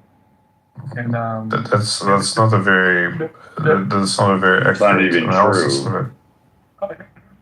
So tariffs not a tax on the So Hakima, so when a country imposes tariffs on the foreign countries and import of, I mean, China was the primary goal of that whole thing, because China, even Obama, by the way, Obama was one of the forward-thinking leaders in those terms, because he imposed tariffs on China, but he did it only in certain industries, and it was definitely not enough. What Trump did, he basically closed all the doors for China to allow their trade to go into the back door, like through Canada or any other European countries.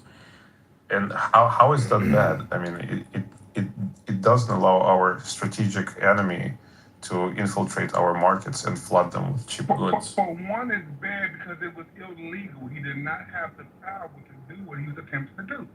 But we're talking about whether it benefits America, right? Did it benefit America? No, Yeah, it did not benefit America. Yeah, it provided I have better heard leverage Andre in talk terms of trade endlessly with agreements, the and black also music. attracted It's some so countries pathetic and lame. to go. Yeah, but you're not answering my question, Hakima. Did it benefit American economy? No, it did not benefit the. Where is Well, the American economy stand right now? Okay, once. Where do American economy stand right now under Donald Trump? Unemployment is going up. More people are stopped looking for jobs.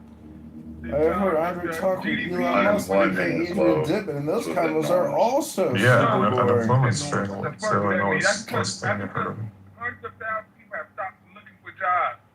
What are you talking about? No, that's an excuse. Wait a minute. I mean, So wait. When Republicans said that after COVID, and you guys were like, look at the unemployment rate going up. No. You guys said that same thing, but honestly, it's not that they're not. They're not looking for other jobs. What they did is they found. Gentlemen. Stick around, but the sun is low. I gotta go to sleep. You have to sleep? I do have to sleep. Yes. I do have to see you all at some point. To everybody. Just delete the app, Sawyer. Do yourself a favor.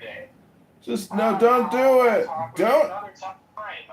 I'll see you all around. Alistair is in Crowley. Hello? Yeah. My bad.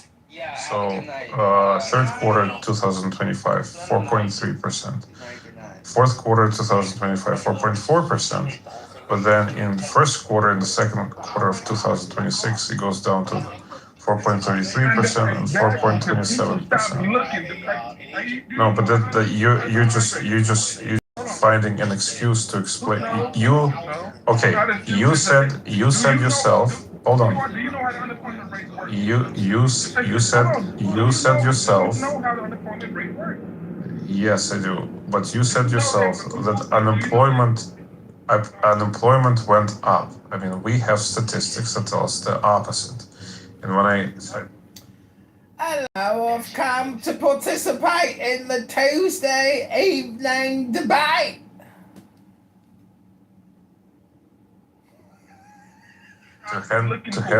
hold on. So, and then you give me anecdotal evidence to hand wave at the statistics. So what are we going to look at in order to determine whether the employment went up or down? Like what kind of sources should we? The workforce participation rate. Look that up. As you looked up the other thing, look up the workforce participation rate, see if it went up or down, and see how that affects unemployment. Then get back, correct me once you see that. Tell me if I'm right or wrong. So again, we'll go through this. So these people under Akima's belief, these people are just stopped working. So they must not be eating because overall across the nation, 11% across the nation has fallen from SNAP benefits. In fact, participation in every fucking subsistence program in every state except one one fucking state, Alaska. Out of all the states, Alaska, which is understandable. It's cold, it's tough up there. Work is work, and you know they deal with mostly oil. But we would expect Alaska to be one of these. So again, you're interrupting. So I guess you don't want to speak, right? Because we can play that game too. I don't care. I don't care. I don't care. 44 states saw a decline of more than 5% in 2026 in the beginning, even to this day, and 23 states saw declines of over 10%. So clearly these people are just dying in the streets, stacking up like bodies, dying from, because they're not food stamps, they're not getting housing assistance, they're not getting financial assistance, they're not getting anything. Workers' comp claims are lowering. So I'm kind of confused as to where all these people now are getting money. You know what it must be? They must be fucking just, I don't know, fucking their way through it. They must be doing prostitute. Millions of people. Right. Hold on. So, Hakima, to be fair to you, for the same period of time, it's 62.33% for the third quarter 2025, and fourth quarter is 62.45, so it goes a little bit up, and then it drops down to 62% in the first quarter and 61.7%. However, that does not automatically can be interpreted as a decline in participation. The better statistic to look at is the prime age participation rate, which is 25 to 54 age people. And when we look at this one, it stays pretty much the same. So it's 83.6, 83.8, 83.9, 83.7. So there's no decline in participation, and unemployment rate is pretty stable. So it's an overstatement to say that somehow the unemployment is skyrocketing or, is going up. I never not once say it's skyrocketing, and the workforce participation rate definitely matters. Akima, do you understand the difference between workforce participation rate and how I haven't asked you the question and how okay. Okay. When you stop freaking out, I'm going to continue. So, and how aging population might affect it. So the better statistic to look at is the prime age labor force participation, because it actually tells us about the people who are eligible for jobs and what is their employment rate. Oh, and it's very clue, Andre, you should look up the college participation rate, which also has significantly grown. So what they like to do is try to tap in that 16 to 25, that, part-time work or those mitigating ones and use them. But once again, I'm just going to do this. It's hypocritical. Because again, when people said this under Biden during the COVID restrictions, they were like, oh no, unemployment's coming down. And we said, hey, the labor participation rate is falling. People are looking elsewhere on lines and they're not coming back to the workforce because they're finding other avenues of gainful wealth. And they're making it. And people cited OnlyFans. Yes, like there's a lot of people that did OnlyFans. Whatever it is, and they made money. Like, hats off to them. Like, when are you going to complain about it? They did something, they did it. I don't really care. You don't have to, you can be moral of it, but in actuality, they were paying taxes, they were collecting money, and they're doing their thing. So, I mean, at the end of the day, I don't really give a damn if they're working at a steel plant making license plates, or if they're, I don't know, crocheting naked on fucking OnlyFans. I don't know if that's a thing. I've just made it up off the top of my head. But what's also, this is just a kind of a side note. What's ironic when the United States is constantly getting compared to European countries and how great they are, people never cite their unemployment rate, and that stuff is scary. Very true. And then the cost of just paying taxes, they never account for it. And then when we'll do, like Mike was trying to do the comparison of Germany and other nations, then they're like, oh, who gives a fuck about the other nations? And again, it just fucking pisses me off. Same thing with healthcare. We should be in Norway or some other country. And I'm like, do you look at that? Do you understand the dynamics? Do you know how it functions? Nope. But we should just be like them. And they're just like, again, they I don't know. Like the TDS folks are weird. Flat earthers, they're weird. I'm just gonna throw it out there. Like, there's comes a point where you have to ask and say, you can't just be against Trump because you hate Trump. You don't have to like the guy. No one's asking you to have a beer with him. Nobody's asking you to have dinner with him. Nobody's asking you to fucking have him like hold a party and have you invited over. In fact, you don't even have to vote for him. That's the beauty of it. But you know what? To sit there and say that the man hasn't many kind of accomplishments and hasn't moved and done things that have been positive for Americans is just absurd. And again, you'll go back to like something about an Epstein file, which doesn't correlate anything. And everything else you've said tonight, from ICE to workforce, has been wrong. Literally, every single thing you said has been proven invalid or wrong. Oh, where'd he go? Surprise. I was gonna mention the stock, like the stock things. Just like this dude, like he said, 21,000 trades. When you even, it takes you 5 seconds to figure this one out. All of his money is in these brokerage firms, and these brokerage firms, they have like trigger points on all the stocks he has. So if the stock reaches a certain thing, it's an automatic start selling it. If it reaches a certain other point, automatic start buying it. He's not like in there making these trades. There's people that are handling his money, and they're making constant trades. I saw all these bigwigs do it. And sometimes the trades are triggered just because of where the stock gets. Like, they have an automatic triggering point. And so if the stock gets to it, bang, bang, bang, bang. It's not like Trump's going in there doing something with Iran, and then Trump's getting on the phone and be like, hey, do this. No, that's not how it's working. Well, Mike, it goes deeper than that. If we're so concerned about it, why did they write the exemption into the bill that was meant to curtail it? Why did they specifically cite the president and vice president is not subject to these stock trade restrictions in July of this year? Why? If they were so concerned about it, why did his side vote unanimously to include that measure? But, you know, so for somebody like Hakima, there are legitimate avenues for him to explore to critique Trump. But it all becomes very emotional. I mean, like, you could cite something like trying to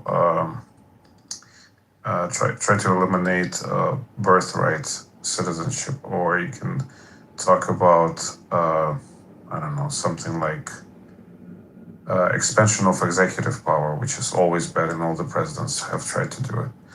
He's doing it in a much more like bullish way, like he's not concerned about the optics. I mean, you could, you know, choose those strings, but I mean, it all becomes very emotional, like personal. That's why, like, when I look at the polling and I look at the midterm races, I still think the Republicans hold the Senate, and I'm still sticking with that. I still, like I said earlier, it's a coin flip for the House. But when I look at these and I start back to it, I'm looking at the fractures that are occurring. Like 130, what was it, Andre? 136 candidates by the quote DSA. Oh, dude, that scares the shit out of me, man. I can't believe it. They're gonna get destroyed in the election, though. Like, everyone's all on their. They already did. They No, only I'm saying, won but the other 7 ones are on their races. high horse. They're like, look at all the Democrat socialists winning their election. They're winning primaries. They're not winning elections. They forget to tell you the second No, part. but that's a They're Mike. winning against other Democrats. That's a very bad. That's a very bad sign. You know, when the radicals Yeah, but once are they go up in the becoming midterms, the tail that wags the dog. That's not good. Yeah, but they only won 7. Like, they only have 7 victories out of like over 100 they endorsed. Trump, for his credit, during this, he's got what, a 94% success rate in endorsed candidates. And he's backed some people that were like against incumbents, like pretty much a lot of them. He's reshaped who's running up in the primaries. And people are like, you know, it's like, no, Tallarico's going to win. I don't know on the ground here why people think Tallarico's going to win. I'm sitting here going, I don't see it, because everybody in Texas is like, we want nothing to do with these guys. So I'm kind of confused. If he wins, I'd be shocked. So wait, Brett, are you saying that they won only 8? Because I remember the number being like, I mean, it wasn't this it wasn't as big as half, but I thought it was like in the 60s. 60 candidates nationwide from DSA won the preliminary. Hold on, I'll pull it right up for you. That's the number is concerning, especially like once you read their, like the things that they want to do, like eliminate the presidential office, Senate, turn it They want to get rid of the Senate. popular, populist democracy. She's like, we want to get rid of the Senate, and then Lay's like, why do you want? She's like, well, we think that every state should be equally represented. It's like, lady, the Senate has 2 people from every state. What they want is the tyranny of the masses, because like they can promise bread. What is it? What did the Bolsheviks do? The factories to the workers and the bread to the farmers, and then people will kind of bite onto this, and then they gain majority, and then it becomes the tyranny of the majority. That's what I'm saying. They want to get rid of the Senate because they want it to be majority rule. They want fucking New York and California and all that shit just to run the place. Crazy. What's the other one? They want to get rid of prisons, abolish ICE. They want to abolish ICE, but they also want to enforce immigration. Well, how the fuck are you going to enforce immigration without ICE? They don't even make sense.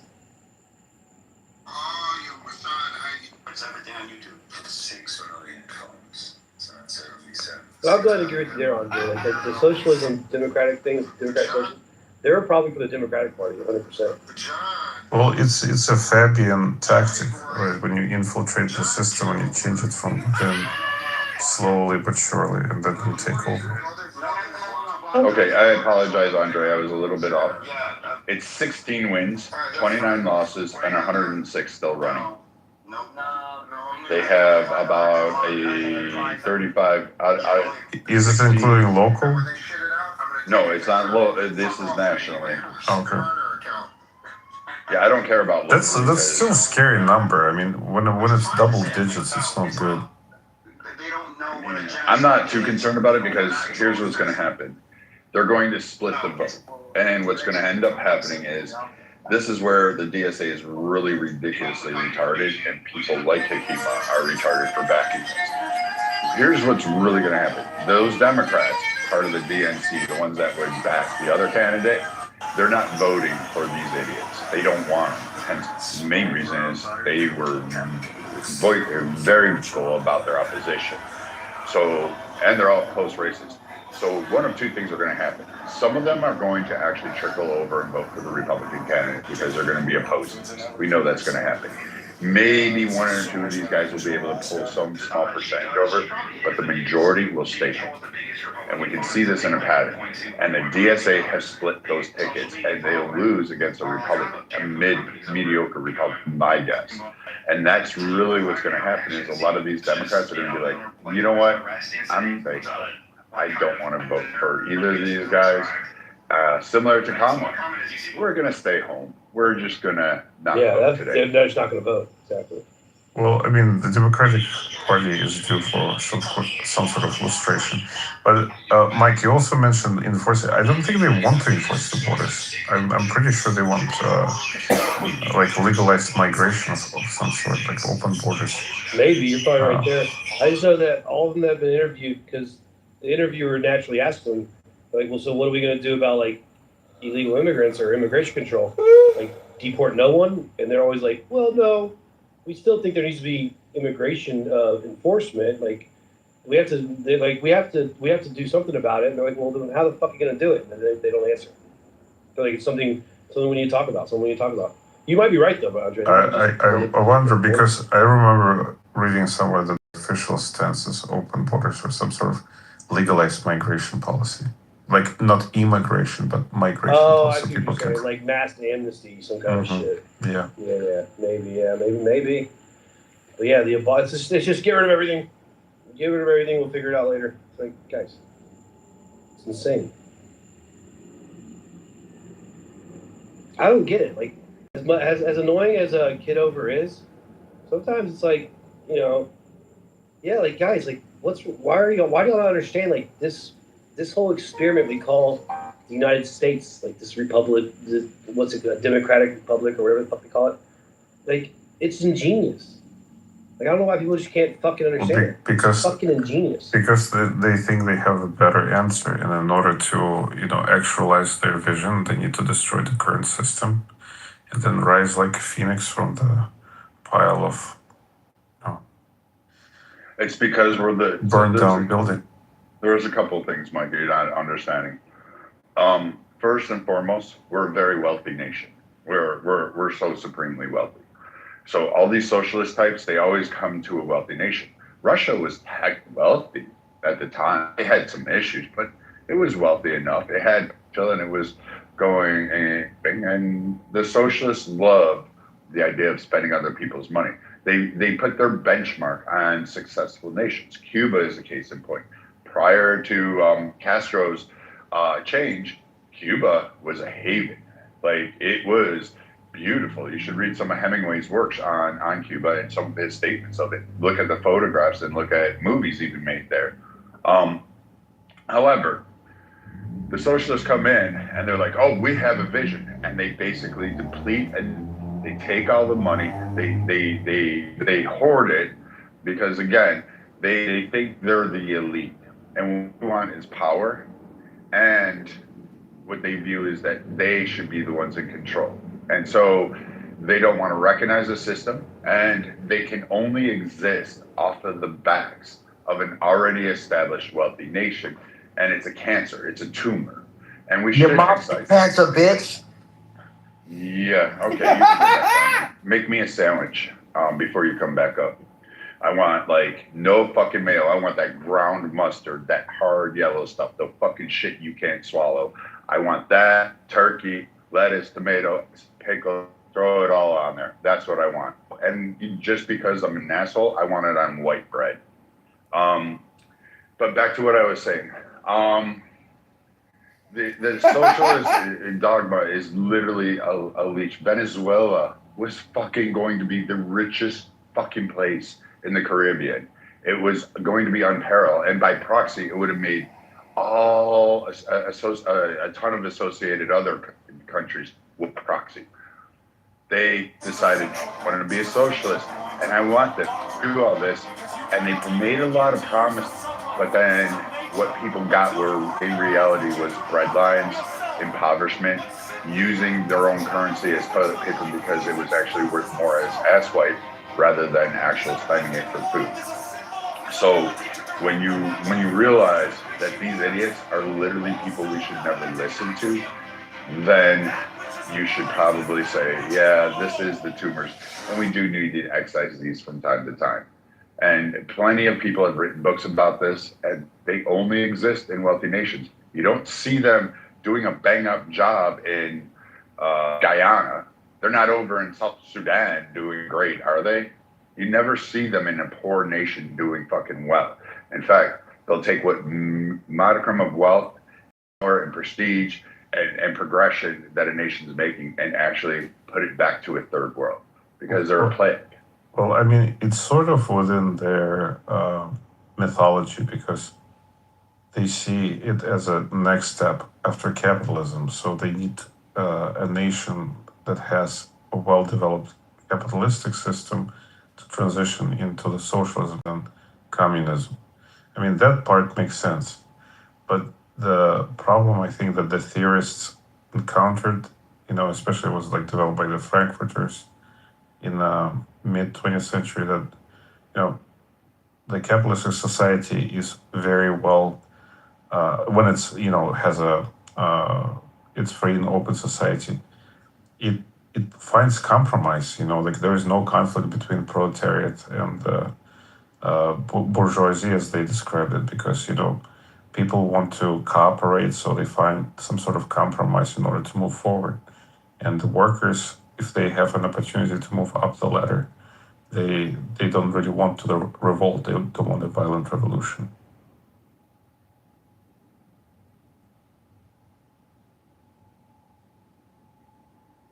And, well, I'm trying to figure out how they would have even in the States, they're not winning in like massive ways. They would have a violent revolution. Like I would be the first one to go up. Like I have no problem. I would take my Dommy's head and be fine with it. If it came down to a revolution, I would be like, all right, guys, here's how we're gonna do it, and we take it.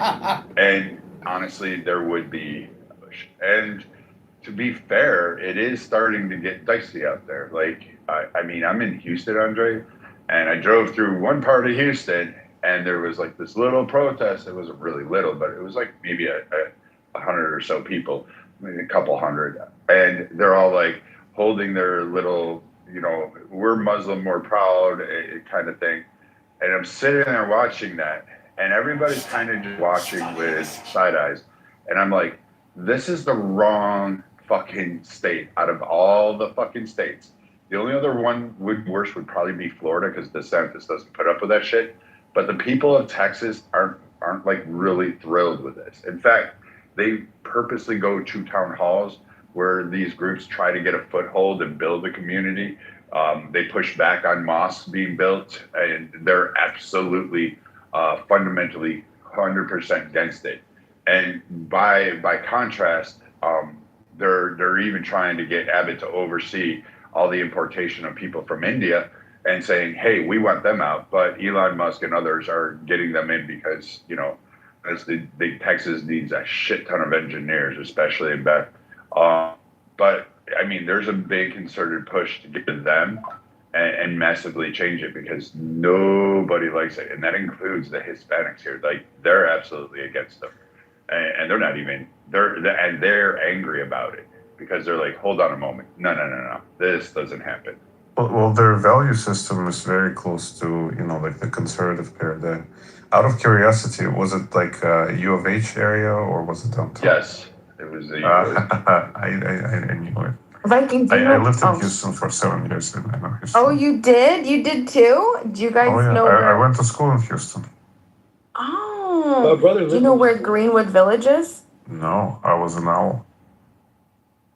I just moved from Baytown. Viking, you know that Oh, mall? okay. with the Yeah, ice- Baytown. That's funny. Viking, you know that mall with the skating rink inside it?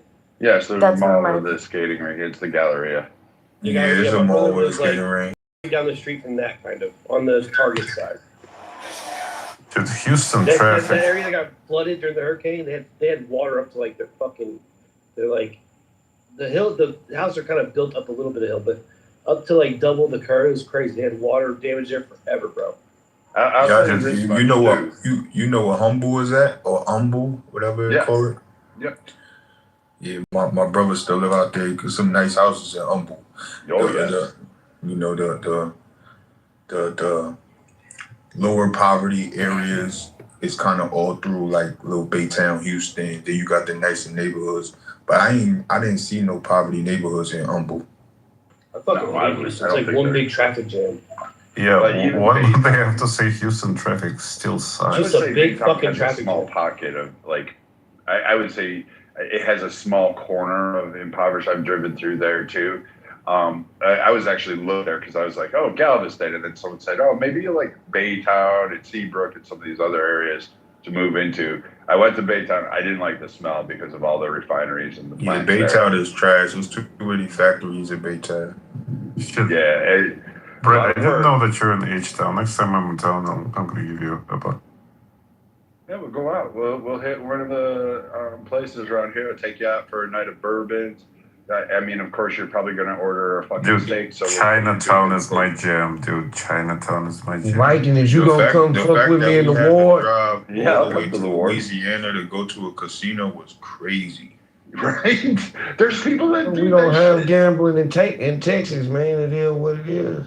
Nah, that shit whack as fuck. I'm a casino dude, man. I used to deadass drive that 2 hours all the way to the nearest casino in Chata Louisiana. is the name of it, right? Lake Yeah, Charles, you got the Shiner, you got Shit, growing up in Little Rock, we used to Golden have Nugget. Hey, listen, what they say over there, big slaps, no whammies.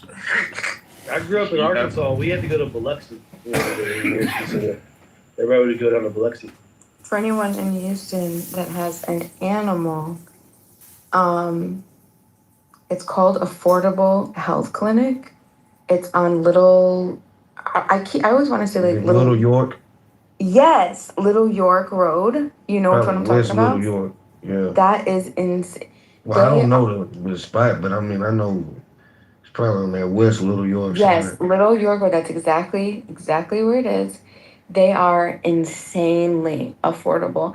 The same exact treatment that we don't even. My guy rescued this dog off the streets of Houston in January, and the dog has heartworm. So heartworm isn't like regular worming. It's like this long year process. You have to do months of preparation, doxycycline, prednisone. You got to prep the dog. You got to do, because you got to get the inflammation down, and then you got to do these injections, and they have to stay overnight. And there's like this whole process. So it's like a year process to get rid of the heartworm.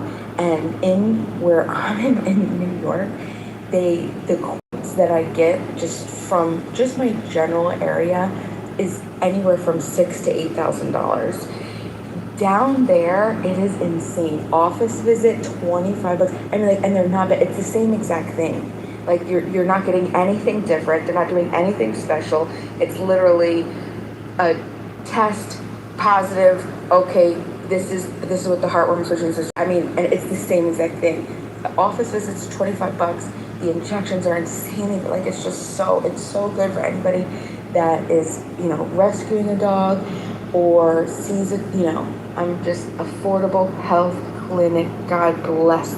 Houston is an amazing city, man, and especially for like middle class people, lower middle class people. I think it presents a lot more opportunities, like than most people, like most big cities. Just in terms of finding decent living for relatively affordable prices. I mean, we do got a crime issue. I'm not gonna front about that. And the fucked up thing about Houston. But it ain't black Texans that are driving. It ain't Hispanic Texans doing the crime. Just gonna say that, Rob. It's a lot. Look, man, it's a lot of different types of criminals out here. The thing about Houston, but I'm just saying, it ain't even just that happened. Well, when it Houston happened. changed. Correct me if I'm wrong, Rob. Houston changed a lot after Katrina. Let me tell y'all what happened with Katrina. A lot of people came to Houston just didn't leave. In a short period of time, because that shit really hit my side of town like harder than any other side of town as far as the influx of people. Yeah, I mean, it was good for you to take those people. It was the right decision. It wasn't like, I'm gonna tell y'all this. I'm not gonna deny that the initial wave, like when Katrina happened, August, September, when that shit happened, that following September, October, November, them first 3 months, it was wild, man. I'm not gonna front with y'all. Like we wasn't used to. People forget the impact it had on Houston. We weren't used to that. But after that 3-month wave hit, a lot of what happened, a lot of they people that was locked up came out here. So a lot of the people that was dying were actually New Orleans people killing New Orleans people. Unfortunately, that turned our murder rate up because they gonna get reported as murders. Yeah, that's what I'm saying. Yeah. But that's really what the spike was. Now after they left, and I'm talking about the immediate aftermath, I know this to be fact. It's people that was doing their thing out here on some robbery shit, on some other shit, and getting like wigs with dreads and coming up, say, Ron, give me what you got, Ron. You heard me? But they really Houstonians, you feel me? So like that type of shit was happening. But crime in Houston, I don't believe it's a good side of town or a bad side of town in Houston. Like everything is like literally right next to each other. It just depending on where you at. Like that shit really matters. I work in the Galleria area, and I tell people every night, like, yeah, just because this is a high dollar shopping area, is money over here, that shit is still in Southwest Houston, and it's sit off 2 major freeways. So like, it's a lot of robberies over there. Yeah, it's like, deal what it is, man. Keep your pistol. when you enter those like real big cities, it's always like that. Like New York is like that, where you could be in the next neighborhood. New York City, I mean, you could be in the next neighborhood, get robbed. Baltimore is like that, where you could be in the next neighborhood, get robbed. Like these real big cities, they kind of, you know. I wouldn't constitute Baltimore as a real big city, but I do agree with what you said, though. Yeah. Baltimore. It's a metropolis. Like everything around Baltimore is considered Baltimore. Like it's around Baltimore is what's called Baltimore. Like the county is Baltimore County. So all of those little towns around Baltimore, they're like Baltimoreans in their mind. I think what's unique to us is we don't have zoning laws in the city of Houston. Now some of the outskirts cities, like other counties, maybe Fort Bend, Missouri County, even some stretches of Harris County has zoning laws, but like Houston, Harris County is no zoning laws. So it's like that in itself. Rob, this is my favorite Houston experience so far. I was driving back from Fredericksburg. I went down there to. Man, I love Fredericksburg. That's a cool beautiful area. down there. Wine That's a country. cool area. Central Texas is underrated. And I was coming back, and I blew out a tire. Now, stupid me left my spare at home because I wanted room in my Jeep, and I was like, yeah, we're just going to do this, and I'll be all right. You know what? It's all highway here. It'll be perfectly fine. I won't need anything. And I get typical New Yorker thinking, like, oh, this will be great. I have, like, assistance, roadside assistance. I got all this shit. Like, I don't really stress about all that stuff. And it was a stupid error on my part. I blew a tire out. I didn't even see the like, this little piece of metal in the road. It pierced the sidewall, like, right through. And I'm sitting there. I have to pull over at that, one of these, like, little stops where they have the roadside stops. And I call, and this truck driver comes out. And he's like, hey, I'm, you know, blah, blah, blah. He speaks broken English, obviously. And he's like, tell me. I was like, well, I don't know where to go. Can you take me to the nearest hotel? I guess I'll have to call in the morning to find a tire place. He's like, you're going to buy a tire? I was like, I'm going to have to. That one's wrecked. He's like, oh, we can get you a tire right now. He's like, hold on, I'll tell you over here. Takes me out to some area. I'm like, yeah, this is how horror movies start. I'm probably going to get diced up by a chainsaw, but this will be a cool experience. What a great way to go out. And pull off, go to this side thing, and it's in this full Hispanic community right here.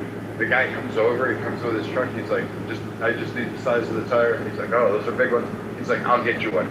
Next thing I know, like 20 minutes later, he's back with a tire. I was like, what are you kidding? Are you kidding me? He's like, if you got cash or the cash app, he's like, $350 is the total for this. I was like, absolutely. You know, 1 o'clock in the morning, we're good to go. And I'll tell you what, that's a crazy Texan experience I've had outside of the heat. I was just like fucking great. And not only that, is he brought me a roast gandules and some chicken steak that his wife made for him. It was like, I love the city. This is great. This is the way the world should work. My favorite time, and I used to didn't appreciate the rodeo the way I should have. Like, my old man used to be on the rodeo committee, so, like, that nigga, nothing else, man, we were gonna get into the rodeo. We won't do much else, but nigga was getting into the rodeo. And, like, I kind of think I took that experience for granted as a kid, having all that access to it. So, like, the rodeo was a unique experience. Have you that white linen night in the Heights? Yes, I was just at that one. No, I ain't been in a couple years, man. I don't look, to be real with you, I don't even like just be politicking in the Heights like that. But a couple years back, a good partner of mine had a party, like a bar crawl. I think they're over like 43rd, West 43rd. They got some live ass bars over there. But I went that linen night.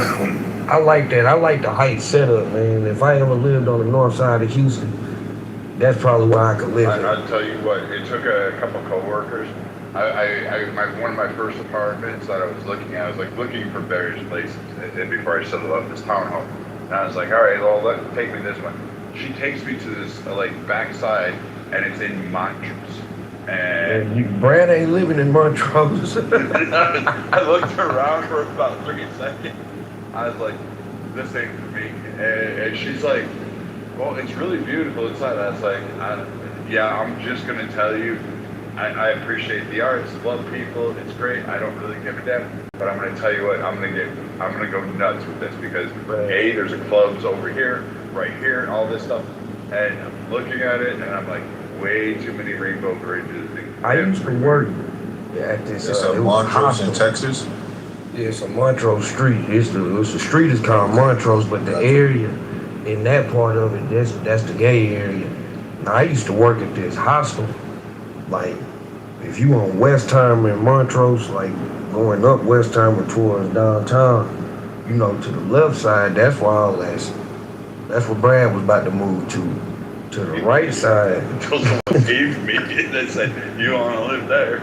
Alright, now, if she had showed you that shit to the right side, you probably would have been tempted to live over there because it's different. But me, being me working in the industry I'm in, whatever, I took the job not knowing what a hostel really was. And thank God we ain't allowed like local guests.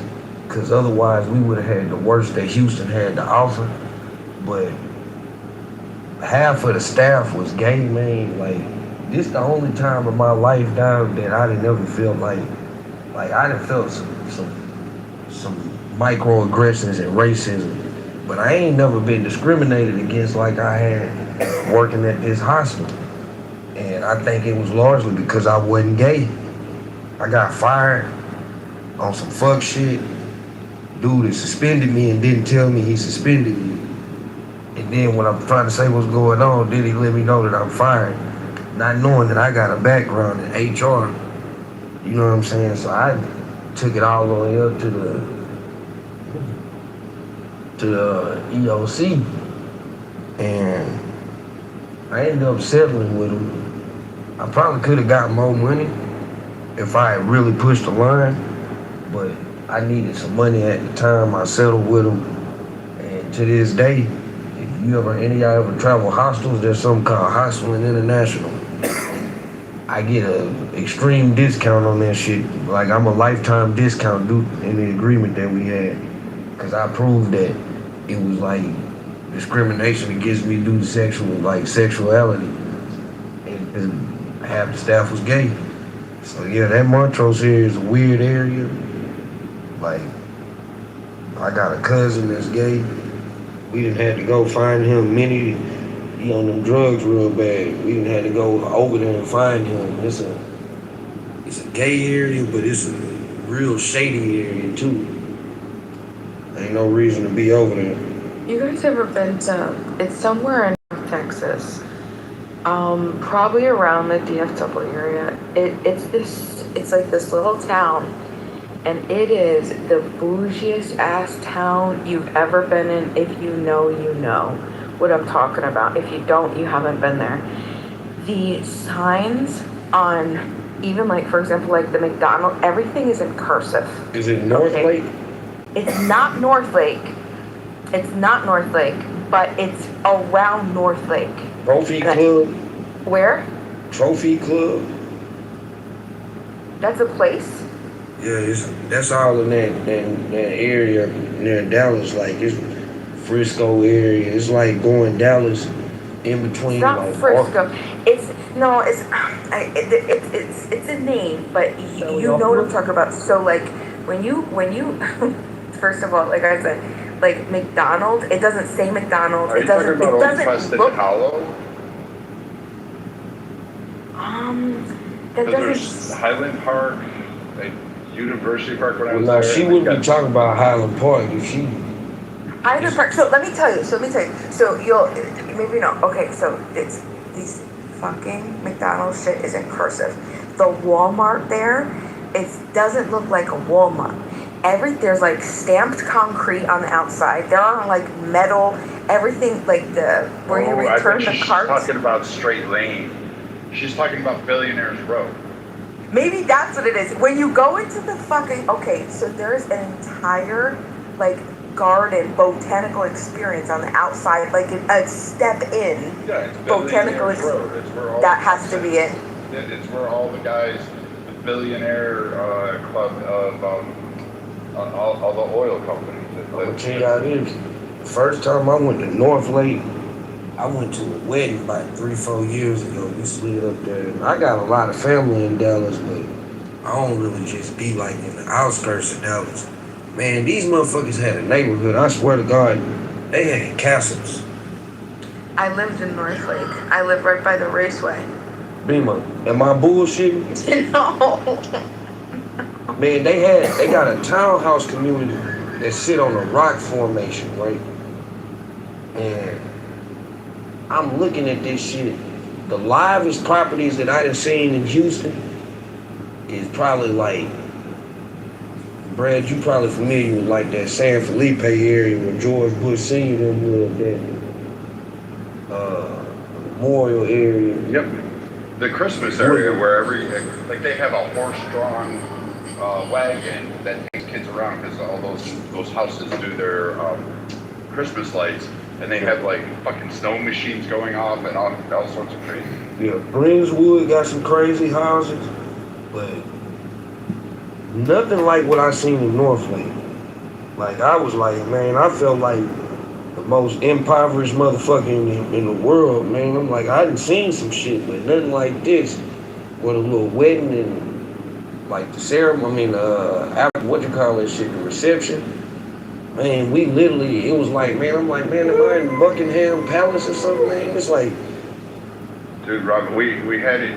So we went to the rodeo. We had a suite, and one of our clients was Halliburton. Oh, and they're big in Texas, like they're a powerhouse.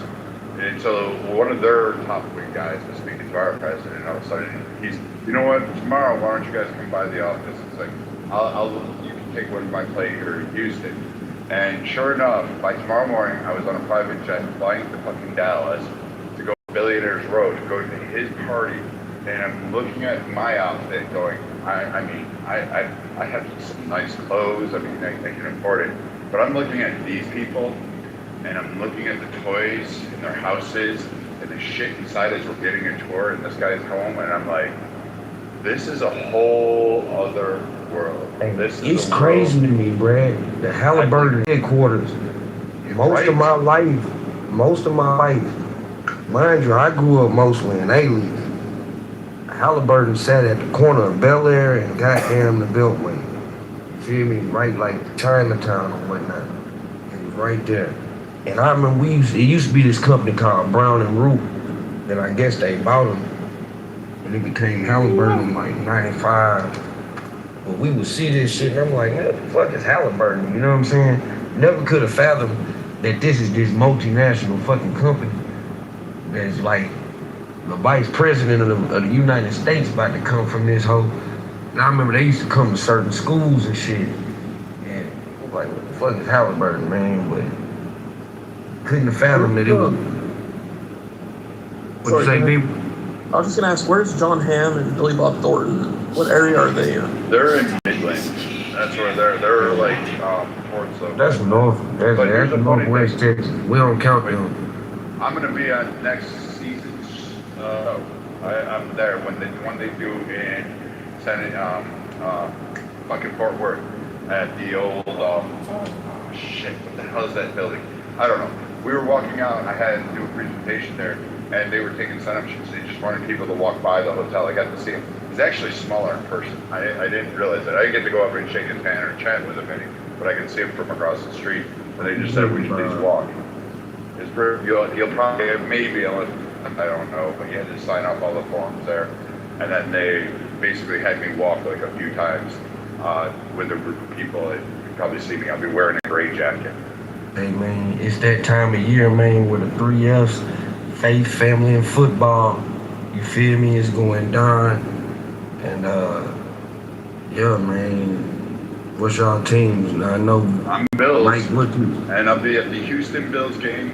I am going to do a backflip dive flaming table as part of my season. You an upstate New Yorker or you from the city? I was born in Buffalo. Okay, that makes sense. My mama ex-husband from Buffalo. He was a whole ass nigga though, man, but he became a cool dude. Shout out my boy JR. Feel me? I thought. mention I about thought the Buffalo. Bills' new stadium? Yeah, I heard the I players think the ain't like fucking it. uniforms too. So sometimes we don't get it right, but the new stadium kind of does that.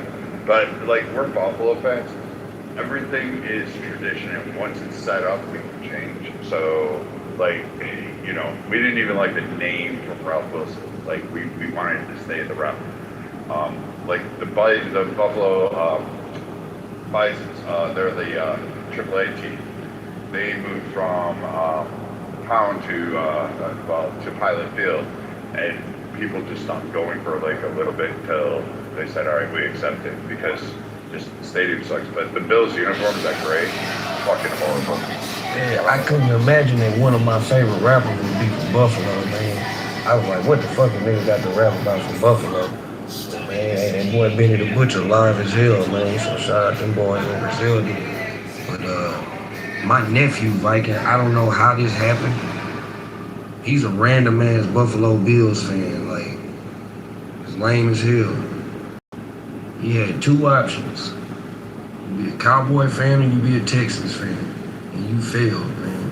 You want to go to the four-time loser. Hey man, it's a little bit much. I'm still sore. That wound is still fucking open. Man, let me tell you this. Brad, I'm a Cowboy fan. Like, now, recently I renounced my fanhood.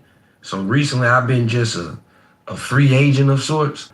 But the worst experience of my life, besides Dez caught it in another game against the Packers, was the Oilers losing to the Bills. You mean the one that happened at Rich Stadium? Oh, dude, Yes. I was there. I was there for that game. I was back then. It was fucking amazing. We almost left the game. It was cold, and we were like, "Fuck this, we're gonna lose." And then Kelly does his fucking loser limb fucking ass, because Kelly was a pussy more than he was a fucking tough guy. Yeah, that was old Frank Wright came through for y'all, boy. Yeah, man. He really saved y'all in the AFC Brad. Championship game. Yeah. Hey, Brad, what does the name Scott Norwood mean to you? Hey, Hey, man. Hey. Like, why are you fucking with that, man? Why are you digging up ghosts that you shouldn't dig up? Hey, let me tell Anthony. That's uncalled for, Anthony. Seriously, that shouldn't be said to anybody. Anthony. I apologize. My bad, y'all. You familiar with Shade 45 Eminem radio shit on satellite? All right, so they got this series called the Punchline Academy. They mostly be in New York, and what they do, they be going hood to hood, just like people that like real rappers. You feel me? So they showed up in Houston. Obviously, a nigga like me gets selected, man. And this was my first line. And I'm gonna share this with Yo Dog because you like to stunt. I said I'm a motherfucking legend killer. Yeah, no, I'm not saying that, and I'm not saying that it should be based on fear, but mutual. You are a fascist, racist American. Murtaba, be quiet. You are a fascist, racist Okay, you American. already said it. Yes. Okay, you already said it. I'm sick and tired of the U.S. attacking You already Iran. said it. You already said it. Israel, I'm not doing Israel anything about threatening. it. Israel No, you threatening. guys should submit to the Israel has power. been threatening my Submit to the hometown in power. Iran with nuclear. You are should submit to the power. You are a Nazi. You are a Nazi. You believe in Please, fascism. Murtaba, stop doing They that. are not Nazis. We're not They having are a cowards. debate. They are not Nazis. We're They are not cowards. having a debate when you do these kind of things. Hitler was so brave. Hitler was so look, brave. They are not Nazis. They are Tiger, cowards. I'm not sure about the last thing you said. A continental power. We will love fare better Hitler. We love Hitler. In a nuclear we love war. Hitler. We love Hitler. A continental power will fare better in a nuclear war than an island power. What makes you say that? I'm really perplexed by that. What makes you think that? The U.S. is barbaric enough to have thrown. Murtaba, let Tiger say something. The Tiger, U.S. let has some u- other people The U.S. talk. has used two Murtaba, nuclear. shut up and let some other people talk. The U.S. has used Murtaba, two nuclear cut it out. weapons. Murtaba, The U.S. cut is it the out. only country to Murtaba, to Tiger use was nuclear trying to weapons. Murtaba, Don't Tiger was trying to lecture talk. other people. Don't lecture other people. The U.S. is a barbaric Murtaba, atomic. Tiger is trying Yes, to talk. Jason. It has used I Stop. used wasn't atomic lecturing weapons. him. What's up? I wasn't lecturing Yes, him. you I are asked him a lecturing question. everybody. No, I asked him a question. You are lecturing everybody. Your You're saying fascist imperialism cannot be Jason. You say You are you say exposed and US nice. has every right to do whatever it wants. You are naked as if you were a new baby born. The US is a barbaric country. It has $1.5 trillion. Down with America. Death to America. So, Tiger, I'm just not sure why you have a continental power will fare better. That's the cowboy Yankees. I just want to say that it is quite evident that you are as critical as you are weak. This is what's going to happen, and this will continue to happen more and more in the near future as your country drowns in the 40 trillions of debt. And fall behind in infrastructure, in technology, in military, in industry, in soft power. You're going to see more and more of this reason. And this is why it's perhaps unwise of you to ask me what China's going to do for you in a nuclear war. First of all, we're not. But I'm not talking about a nuclear war with the U.S. We were talking about, you said, we were talking about a nuclear war with Japan. Yeah, Jason. Okay. If you're that and you interested said in me Japan, talking, then you should not interrupt me. I said, if well, you, but you're okay, not, first of all, you're you not said, staying on topic here. You said if the United States left Japan, Japan would possess nuclear weapons, and then they would threaten to use the nuclear weapons on China, right? This is what Yes, you implied. so far so good. Okay, good. If the nuclear weapons are somehow left to Japan, or was developed No, not with left to US Japan. help, Not left to Japan. They will be developed by Japan. Oh, okay.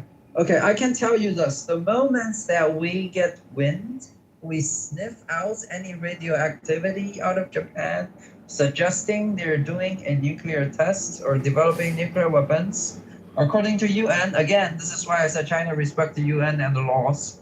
In the UN Charter, there's a clause which says the defeated Nazi powers, which was why the UN was formulated in the first place, if an victorious allied country detects a remilitarization, which suggests further aggression from these defeated Nazi powers or fascist powers, then the victorious allied country, which China is one of, could start a military operation against them without UN authorization.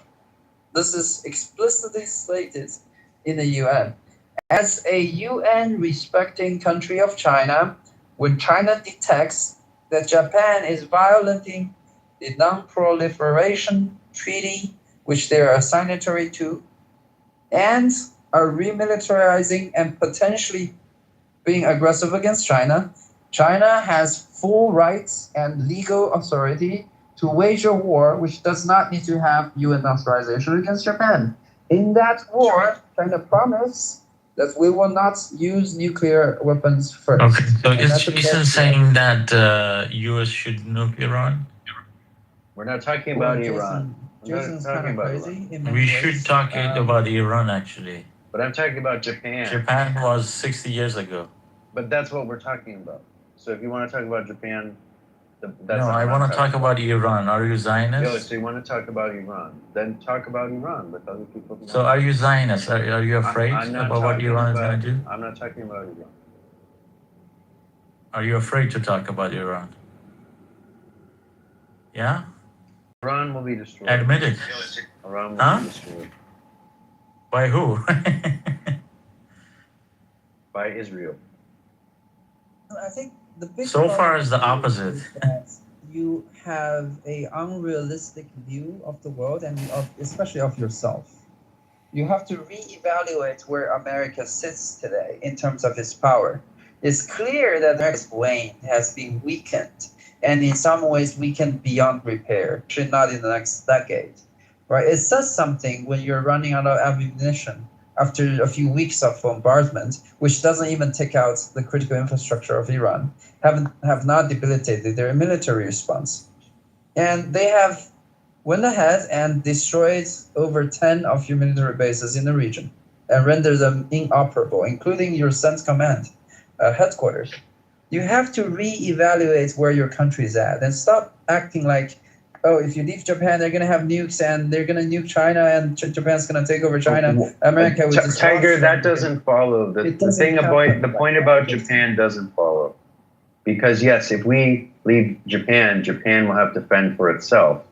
What do you think they will do? I mean, that's the thing I don't get from your Chinese perspective. I'll finish up here. This is the thing I don't get from your Chinese. Please stop for a second. Please stop for a second. Please stop for a second. I don't. Yeah, they will change it. They will change it. What do you think they will do when they're no longer protected by the U.S.? It makes no sense. Jason, are you Ashkenazi Jew? I'm not Jewish. Yeah. Your last name is Dosek. Yeah, what is that? That's Jewish. He's a Hungarian. That's a fucking Ashkenazi Jew. No, go back. Hitler should have burned you in the temple. No, it is a How the fuck did you come here to U.S.? It is a Czech name, you idiot. It's a Czech, you know, it's one of those paranoia type of people. No, we're racially pure Aryans. No, Iran is Aryan, and Hitler is back. So we're racially pure press. Bro, I am a Nazi. Yes, don't be I am a Nazi. anti-Semitic, bro. So, but Tiger, I don't think that China has a realistic perspective on its neighbors or what they will do. China is not gonna do shit. They are not. I mean, we are in the middle, or maybe 70% into World War III. China hasn't done anything. Russia, look at Russia, 5 years in war. Iran, 1 year in war. China is just sitting back. I don't think they're gonna do anything. They're not gonna do anything. It's exactly what America did in World War II. They're just gonna sit back and trade with everyone. No, America was involved heavily in World War II. That's how they became. No, Russia beat Germany. Yeah, in my view, I don't think Chinese are fighters. They have good technology, AI, all of that. But I don't think they know how to fight. When was the last time Chinese? And it's 2026, bro. It's all technology. It's not supposed to be an insult. Israel's winning and America's winning through gun invasions or winning through technology. Well, I mean, technology plus the braveness and experience in the battlefield, all of that. No, there's no braveness. It's all through a computer. There's no braveness. They sit back and press a button. Why they haven't pressed that button yet? China has already done its share of fighting. And well, I mean, I'm saying Russia and Iran has pressed so many buttons so far. Jason, when it matters, China has already shown courage. Because we have Tiger, it's very hard to have a conversation here. So let's talk another time. But I just want to say I appreciate your time, and obviously they're not going to let us talk here right now. So let's talk another time. All right, thank you. Don't be to Czech Republic, Ashkenazi. Bow down to Israel. Bow down to Netanyahu. I'm Israel high. I'm Israel high. No, you're just a goy. Don't be anti-Semitic, please. As a goy. Damn, Bilzerian lost today. That's sad. Well, he lost his primary? Yeah, to the other guy in Florida. No freaking way. I didn't even see this. That nigga was not gonna win, bro. Yo, he was our unrealistic candidate to begin with. No, it's not done yet. What are you talking? Oh no, it is. It is. I think 18% he was, and then Randy was 58. This was 25 an hour ago. Oh, right. Okay. Then you gained some. Yo, yeah, that Randy guy won. Yeah, that guy was unrealistic. It's because he's a fucking candidate. Guess what I could do? Bro, if he won, America's coach. I don't know what he's gonna do next. Maybe he will run for president. Yo, but to be honest, if you had Donald Trump as president, you could definitely be. What was this? Donald doesn't have enough influence. Bro, Donald Trump is a freaking celebrity billionaire too. He's not doing it. He's a billionaire, but still, he's just a celebrity. And like he isn't like the Amazon doesn't have like he's not well connected. Like he's not well connected with everybody. Even when before Trump, like in politics, like Trump knew everybody. Trump had connects with a bunch of billionaires,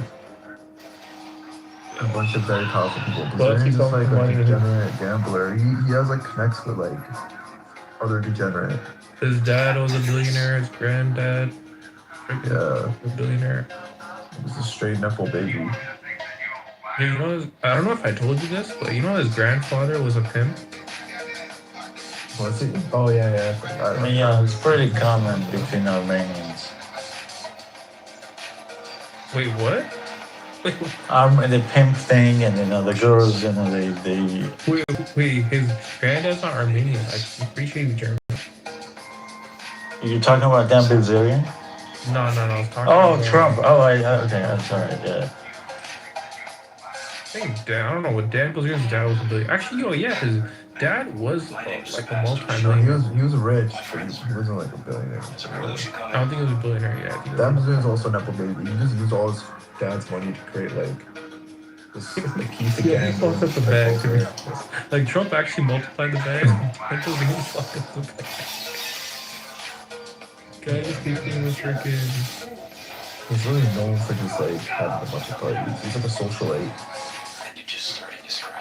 He's a diddler.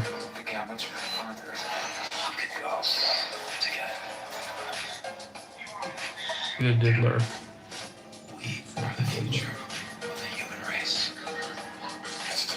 Tucker Carlson would be a good candidate. Drew, like, you have to get somebody that's already in politics. Like, someone brand new. Maybe Tucker Carlson actually might be a good one, though. People know him. I mean, he has a lot of shows and stuff. He's been in politics for some time. But Dan Bilzerian's brand new. Like, he wasn't gonna put in any work like that. What are the comments saying?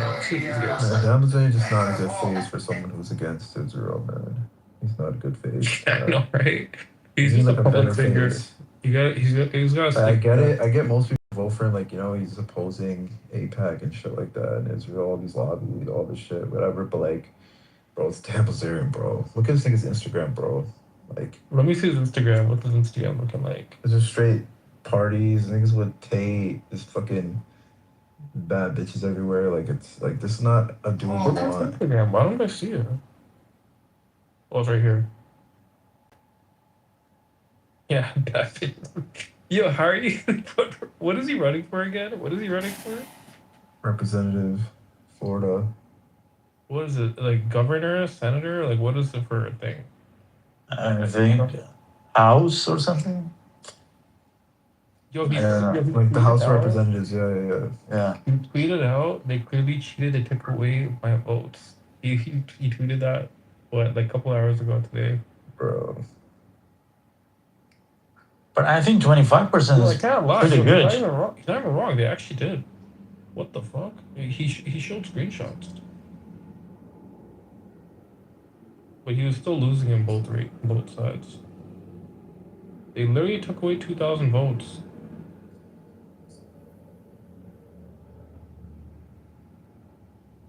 Are you looking at this? You have a send it to you. Yeah, send it to me.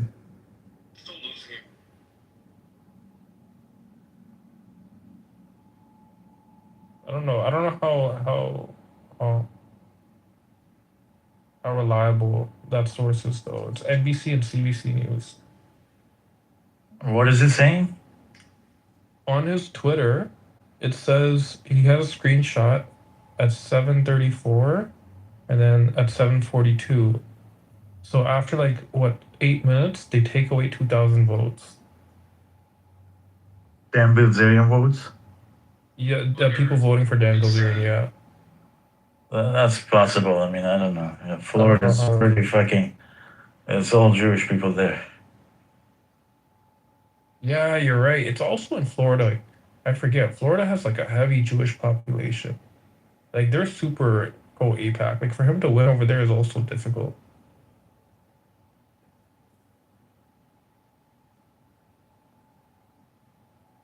Yo, is everybody else NPC here? Holy fuck, nobody else is talking. Is anybody alive? Yeah, not bad. I guess so.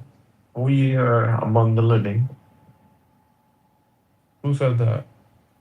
Oh, Illumi? Illumi. Who's the girl you were saying? I wasn't really even sure what you guys were arguing with Jacob over. I'm not sure. He's a fascist, so. Who's a Oh, fascist? he said Iran will be destroyed. Yeah, he believes that- in American American fascism. Nice. Which is fine. I mean, this is the natural 5,000 order of years. things. There needs to be a force, a hegemony in the world, and there needs to be some struggle. There needs to be a Rome. And the Jews just haven't understood this yet. You know, they still want to thwart Rome. They want to take out Rome. And we Muslims want to work with Rome.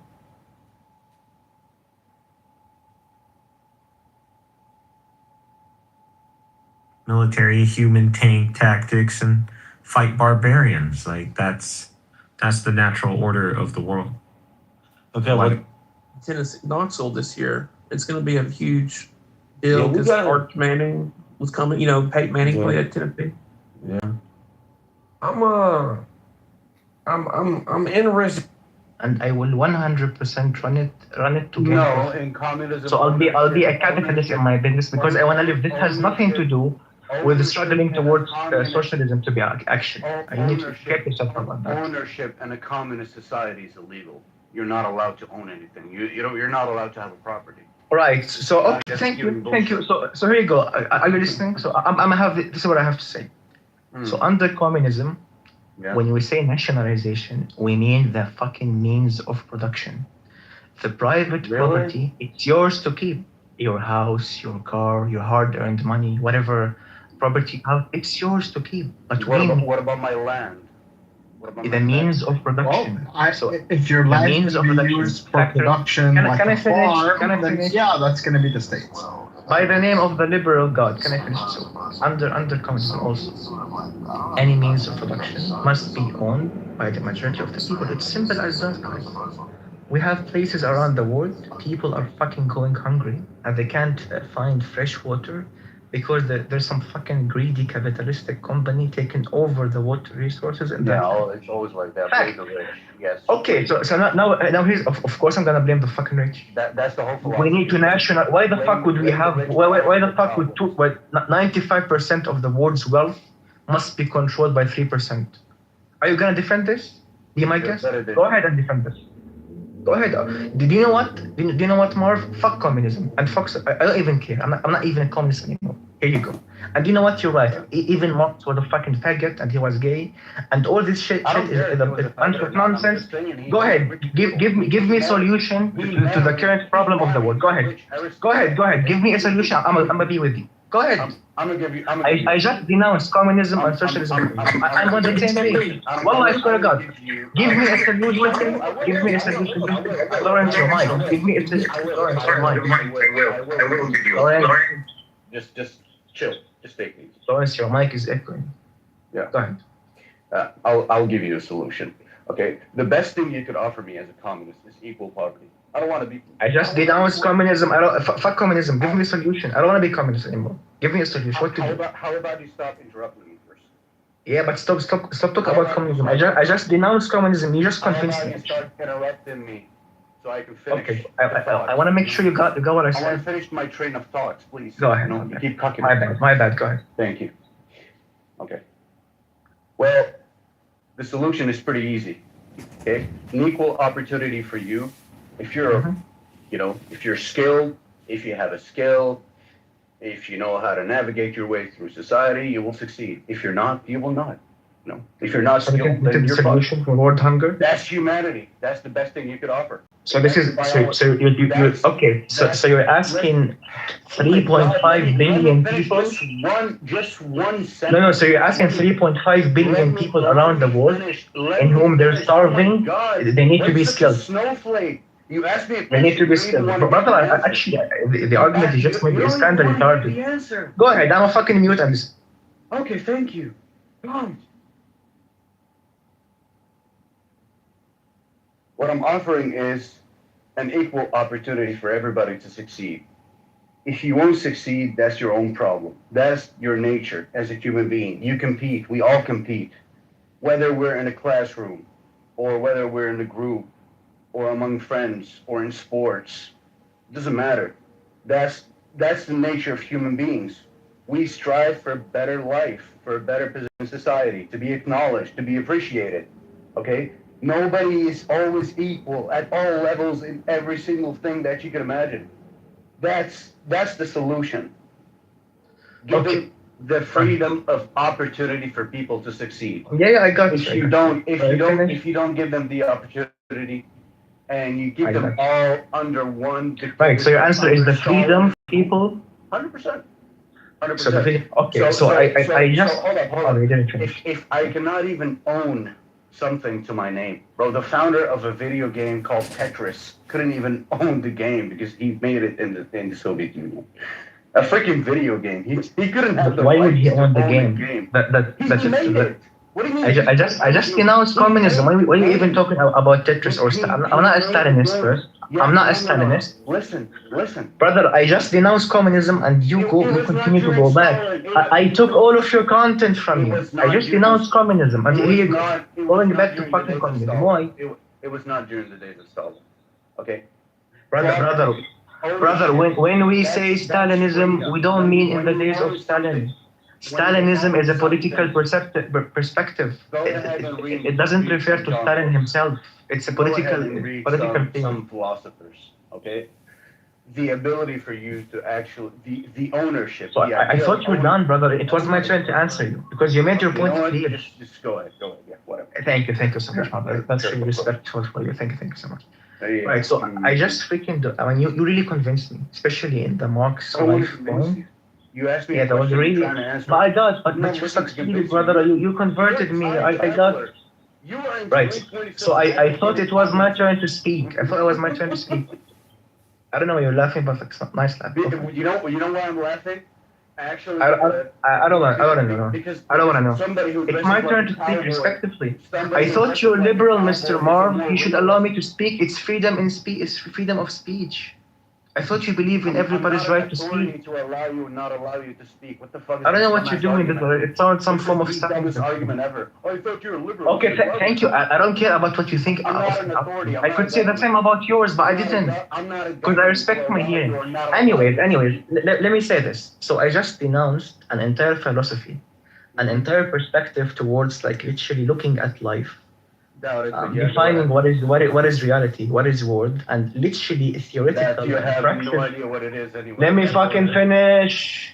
Why? First rule of a liberal, you need to believe in freedom of speech, brother. Do I have even to teach you about what liberalism means? Come on.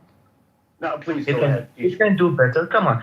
So what I'm saying, I just denounced that. I denounced literally a theoretical and practice perspective towards how society needs to know. I denounce an entire economical system, an entire social system, and your alternative was we need to treat each other equal because we people vary according to skill.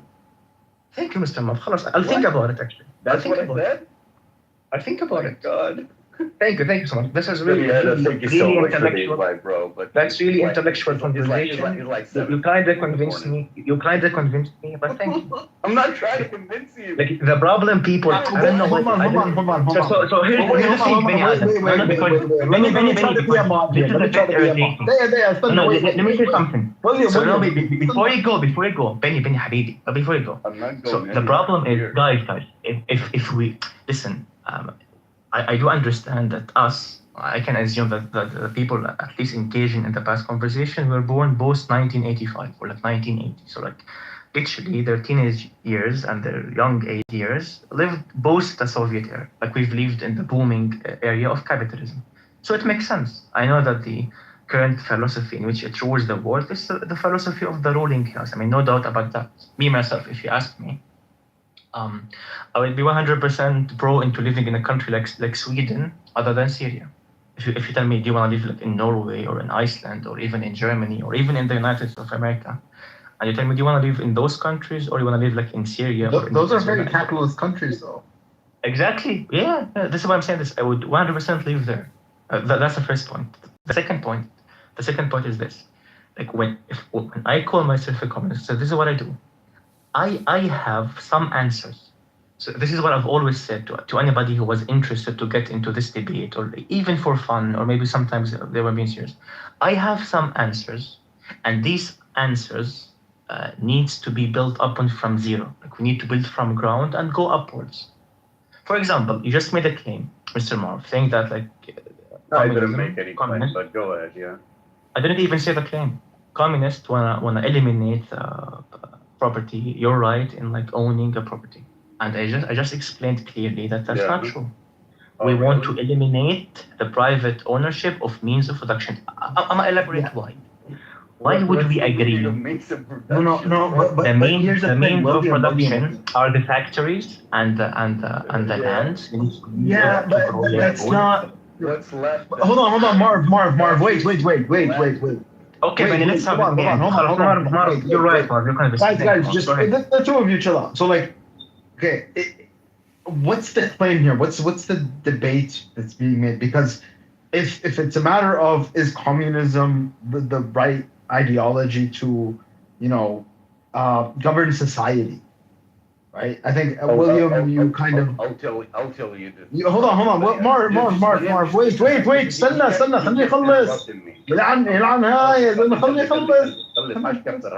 So yeah, so I want to know like what's the claim, right? And then we can actually have a conversation. But right now it's just we're just yelling back and forth about communism and capitalism, and we can both agree that we can find bad examples or bad policies or whatever in both. But what's the claim being made? Does William want to make the claim, or does Marv want to make? You know what, Benny Adam, you choose a claim, and let's have it specific. It doesn't have to be on an economical basis. Just choose a claim. Maybe with an economical basis. Just choose a simple claim. Doesn't even have to Marv, be are you okay with that? Yeah, sure. No. I know that's what we're talking about. We're talking about communism. Let's have a conversation and include everybody. It doesn't have to be me and Marv only. Of course I can include everybody. Yeah. Just one point. Since I was born in the '90s and I actually missed on the booming, era of communism. I'm so sad. I missed all of these famines, all those people who ate each other, millions of them dying of starvation. Man, brother, I'm losing brain cells here. Benny Adam, can you control this and make it a bit please, Benny Adam? Because I promise you, I can control him so hard, he wouldn't Listen, but capitalism has created some famines as well. Like, we're not just going to measure it by famines, right? But I believe if you measure it in a utilitarian manner, is that what system provides the most good for the most number of people? Right? I believe when you take into account the most good part, right? I think capitalism does a better job than communism does. It trumps communism 1,000 million times. Yeah. I mean, I think communism does really well. It falls directly into the horse. So, Benny Adam, Habibi. Hold on. Wait. Let me. Instead of people simping for each other about what they think is reality, make a claim, Benny Adam. But the thing is, like I said, I just. And by the way, William is a genius troll. You just don't get it, you guys. What is the claim, Benny Adam? Say the claim again one more time, please. The claim is that capitalism provides, from a utilitarian standpoint, capitalism provides the most good for the most number of people. The most good for the most number of people. Capitalism provides that. Yeah. Okay. So this is your claim? Yeah. Okay. Well, actually, this is this is a claim that we can make. Actually, the CCP has shown itself to be the best kind of system to maintain a healthy, content, wide middle class. Sorry? Which system? The CCP system has actually shown itself to be the most useful system is a wide, healthy. Is what, Benny Adam? Highly capitalistic. What? Highly capitalistic. Highly capitalistic? Yes. Yeah, so I'm messy. Yes, it is. It has reformed itself. It reformed itself. It's now This is not the CCP of Mao Zedong, right? You know what? This is a I very think- different CCP. Nah, you know what? You go to China, there are billionaires in China. Like Benny, it doesn't make sense that the only it doesn't make sense that the first example that debunks your claim, you like that's not a. No. Actually, China kind of proves my claim because China under a very ideological capitalist system was really bad and led to famines. Once Mao Zedong died, and Deng Xiaoping came in and started reforms and started opening banks. He started visiting Japan and America and understanding how a Western economic system functions.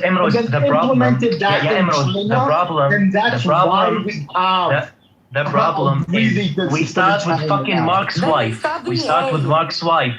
We start with fucking Mark's wife. Mark is what I said wrong. Benny Adam, fucking shut up and listen to me for a second, for God's sake. Oh, should your fucking Syrian background is like getting hard nowadays. What the fuck does my Syrian background have to do with this? You're Canadian. You should be nice. Yes. I'm Canadian. Canadians are fucking assholes. You should be nice. Canadians are fucking assholes. Okay, go. Say sorry.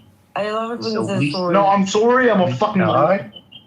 You're great, Benny. We love you. Come on, stop it. He be even hating on Canadians. Oh my God, man, come on. You're not only anti-Semitic, you be hating on Canadians. Okay, we forgive you. The Semitic people forgive you. So what I'm saying, Emerald, we start with the wife of Marx, and then somehow, after like getting into 25 points about what we think about communism and making like 2,400 fallacies in between, somehow we're talking about the capitalistic ventures of the CCP and the Chinese government. And Benny Adam just made like a couple claims that this is absolutely and utterly doesn't make any sense. Wait, what? How does that not make sense? But the point is how we can carry on in this. It will never work this way. It will never. Benny Adam, okay. It's not a challenge or anything. Like this is something that I'm really interested about. I don't want to cut you off in the middle. Just want to clarify. I'm done. I love Benny Adam.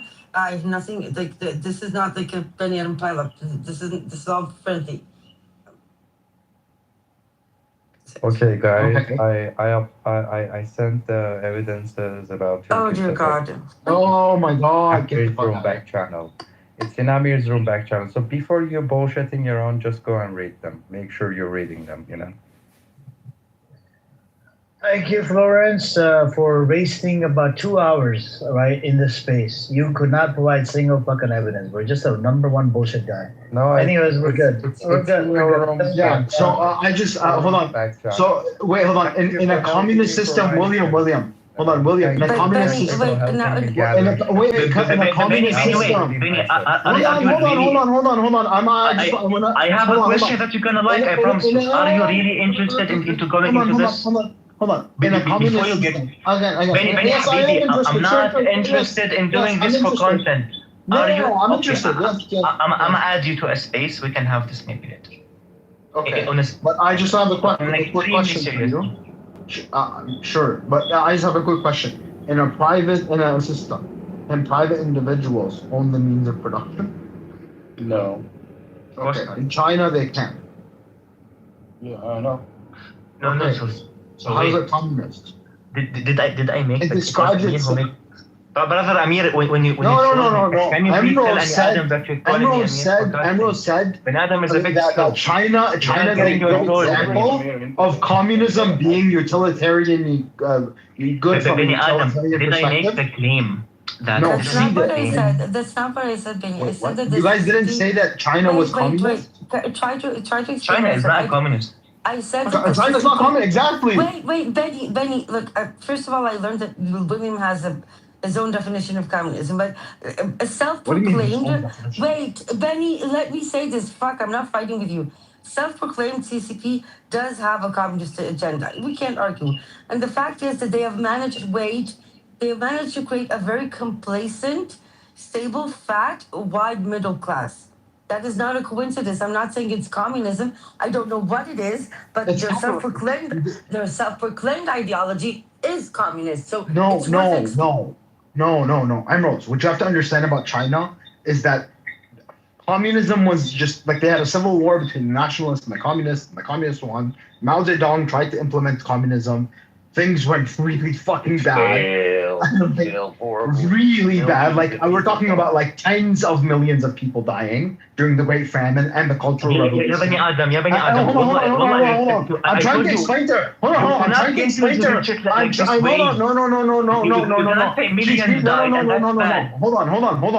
That shit didn't happen in a vacuum, Bani Adam Habibi. Oh my god, dude! Why those fucking millions were dying in China? Hundreds of millions were fucking dying in India under the British capitalist colonialism. Yes, correct. So you have to be consistent. It has nothing to do with communism or not, brother. You have to be consistent. That's how Brits were treating their colonial dogs. Yeah, you have to be consistent. That's how the Chinese were treating their own. On a capitalist perspective, for a reason to produce profit, absolute profit. Let me fucking finish. Anyway. They still have that, like, it was still a communist by name when Mao Zedong died, and nobody dared overthrow him. Deng Xiaoping came in after him, right? And he realized that this is not working. So he started visiting Japan, South Korea, America. He opened up trade with Nixon. And he started understanding how Western economic systems work. And one of the key factors in a Western economic system is the multitude of numbers of banks, because money is produced in our capitalist system not by the government. The government has ceded monopoly over the creation of wealth, of money. It's mostly banks. When you go get a loan, a mortgage, you're not borrowing. I know these things. Hold on. Let me finish. There are no private financial institutions in China. There are. I think they're all backed by the state to some extent. Yes. Again, but the point is that you needed a lot of banks. In China, they had one central bank handling everything. What they needed is a lot of little banks. I agree. So they created. So they basically they started transforming. I'm going to give you the short of it. They started transforming their economy. They now officially describe themselves as a communist with Chinese characteristics, which is communism with a past. I'm getting to it. They officially describe. Hold on. You lower your fucking voice. We can hear you. Lower your voice. Let me finish. Lower. I don't have to. I don't. You keep interrupting me. You keep interrupting me. Because you keep interrupting me. I'm trying to finish. Boys, stop. Boys, stop. Go ahead, but speak. Just lower your voice. That's all. Okay. So yes. Thank you. They started describing themselves as Chinese or communists with Chinese characteristics, quote unquote, which is a huge asterisk, basically saying that this hardcore communism stuff doesn't actually work. Their official description of their economy is a socialist market economy, right? Which allows for private enterprise. And that's the point, is that they're not communist. They tried it didn't work, they moved on. Okay, so my question is this. You say they tried it. I say that they tried it. They realized they need to make adjustments. Can we still call it communism? I don't know. But the fact is that there is something that is working there. But simultaneously, and William, there's no denying that too, they kidnap their own parliament members in the middle of meetings. They have concentration camps. They have social credit. They have ample control over the population. Yeah, so, that's authoritarianism. That has nothing to do with that. It does because you can have an authoritarian capitalist system. Ben, you have to let me finish. It's the same thing you asked. So, and again, I'm not making an opinion. I'm trying to untangle this in my brain as we talk. The way I see it, it started as a communist system. It had to make adjustments in order to be able to stay in power. You can't force 1 billion people. So you have to create a very complacent, very happy middle class. Right? They had to create that status. The problem is that, and they still maintain authoritarian powers that can drastically change the situation at any given time. So we have, even though it looks as if there's a growing content middle class, it's an illusion, isn't it? No, not really. And that's where it comes. But you're the one who always says democracy is not necessarily a good thing. Maybe this is a model worth looking at. Oh, absolutely. Improving and saying, okay, They can call it communism, they can call it socialism, but something there works. They're managing Yeah, absolutely. No, it works. I love then- this. I love the way it works. Don't get me wrong. It's not Oh my communism. God. You know That's why what's I said. interesting? That's why I said. Can you call it communism if it allows for private ownership of the means of production? If the answer to that was yes, or sorry, But no, it's not which exactly- obviously is but not. it's So not so exactly that's why. But ownership. I admire. But Emerald, I admire the Chinese system. Wait, you can't call it private owner of means of production because those companies, first of all, to some extent, the CCP has holdings in it. Second of all, they live in a system where the CCP can nationalize it in a blink of an eye and nobody can do anything. So Sure, it's but not that's the case in a lot of other countries. privatization. No. I'm Civil not saying it's forfeiture not. and stuff like that. I'm not but saying it's that's- not. I'm yeah. not saying it's not. I'm just saying we need to. We're hung up on definition too much without breaking down the actual reality and trying to understand what it is. No, in reality, it is. They have like special economic zones, like Guangzhou or like other Shanghai, I think, other like major port areas that are like extra capitalistic. They have a very intricate model. I'll give you that. But you can't call it communism. They don't even call it communism, despite the fact that it's called the Communist Party of China. I know it's weird, but like I said, But they you can't call it- they started with you it, can't but say then they that kind of they're- moved on and transitioned out of You it. can say that their authoritarianism over means of production of the population does have communist characteristics. No. Authoritarianism can be feudal, it can be capitalistic, it could be socialistic, communist. Authoritarianism is something else. It's another part of the spectrum. We're talking about the economic model, not the societal model, right? Can I hear William's opinion too? After that? I actually want to hear Tiger. Tiger's from China. Tiger would probably like. But William has been waiting patiently. No, I have nothing to say. The only thing I want to say is people like Rose have been drinking too much Russian Kool-Aid. And the analogy I would like to make is that the U.S. Army could start slaughtering everybody in the United States overnight and nobody can do anything about it. I'll tell you more than that. The U.S. population is not like 4 small European armies. Rose, I don't like you interrupting. You probably know this because I said this. And I don't like you making nasty criticism over Do not interrupt. Do not interrupt. Okay? Courtesy. Basic courtesy. What I want to say is basic courtesy means you don't start your statement by trashing somebody else. Hey, I want to hear you. It looks like he's going to. Please allow him to finish. Yeah, I want to say that in the extreme case, anybody can feel empowered to do whatever they want, and there's very little repercussion if they absolutely have so much power.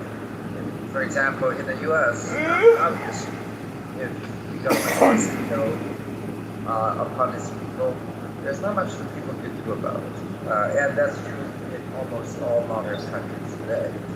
But I don't think, taking situations to that kind of extreme is a valid argument in the realistic sense. Yes, it could happen, but it doesn't happen. So, I guess there is. I mean, I'm not that interested in, like Benny Adams says, like the Chinese officially do not call it socialist. It actually doesn't even call it communism when the Chinese characteristics. Oh, you dropped that. Sorry, what does the CCP stand hold for on. again? Oh, hold on. Did you drop the label of the communism with Chinese characteristics? We call it communism. Socialism, yeah, Bani Adam. So, no, before. And in the communist doctrine, it said that the socialism is the earliest stage of, the road. So, and they acknowledge nobody has ever reached or implemented real communism because factors and relations of production have not allowed society to operate in such ways. But maybe with the advent of AI, that's a possibility. I'll stop here just in case you want to ask me about it. I mean, Tiger, that's one of the problems.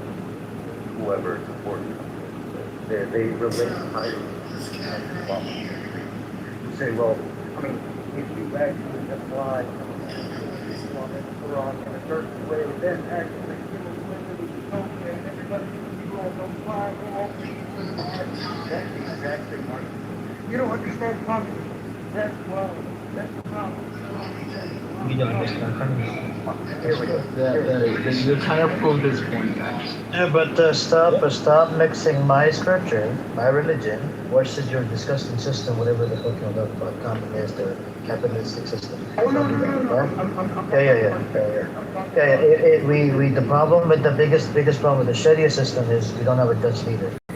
If there was a Dutch leader, yeah, Jews were protected under the caliphate system.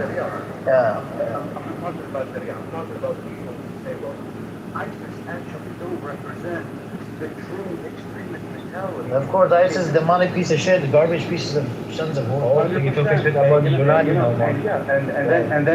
they say, well, you don't understand the scriptures, you don't understand what they did wrong, but if you did it correctly, then They did takfir on Hamas, man. Like, make it make sense.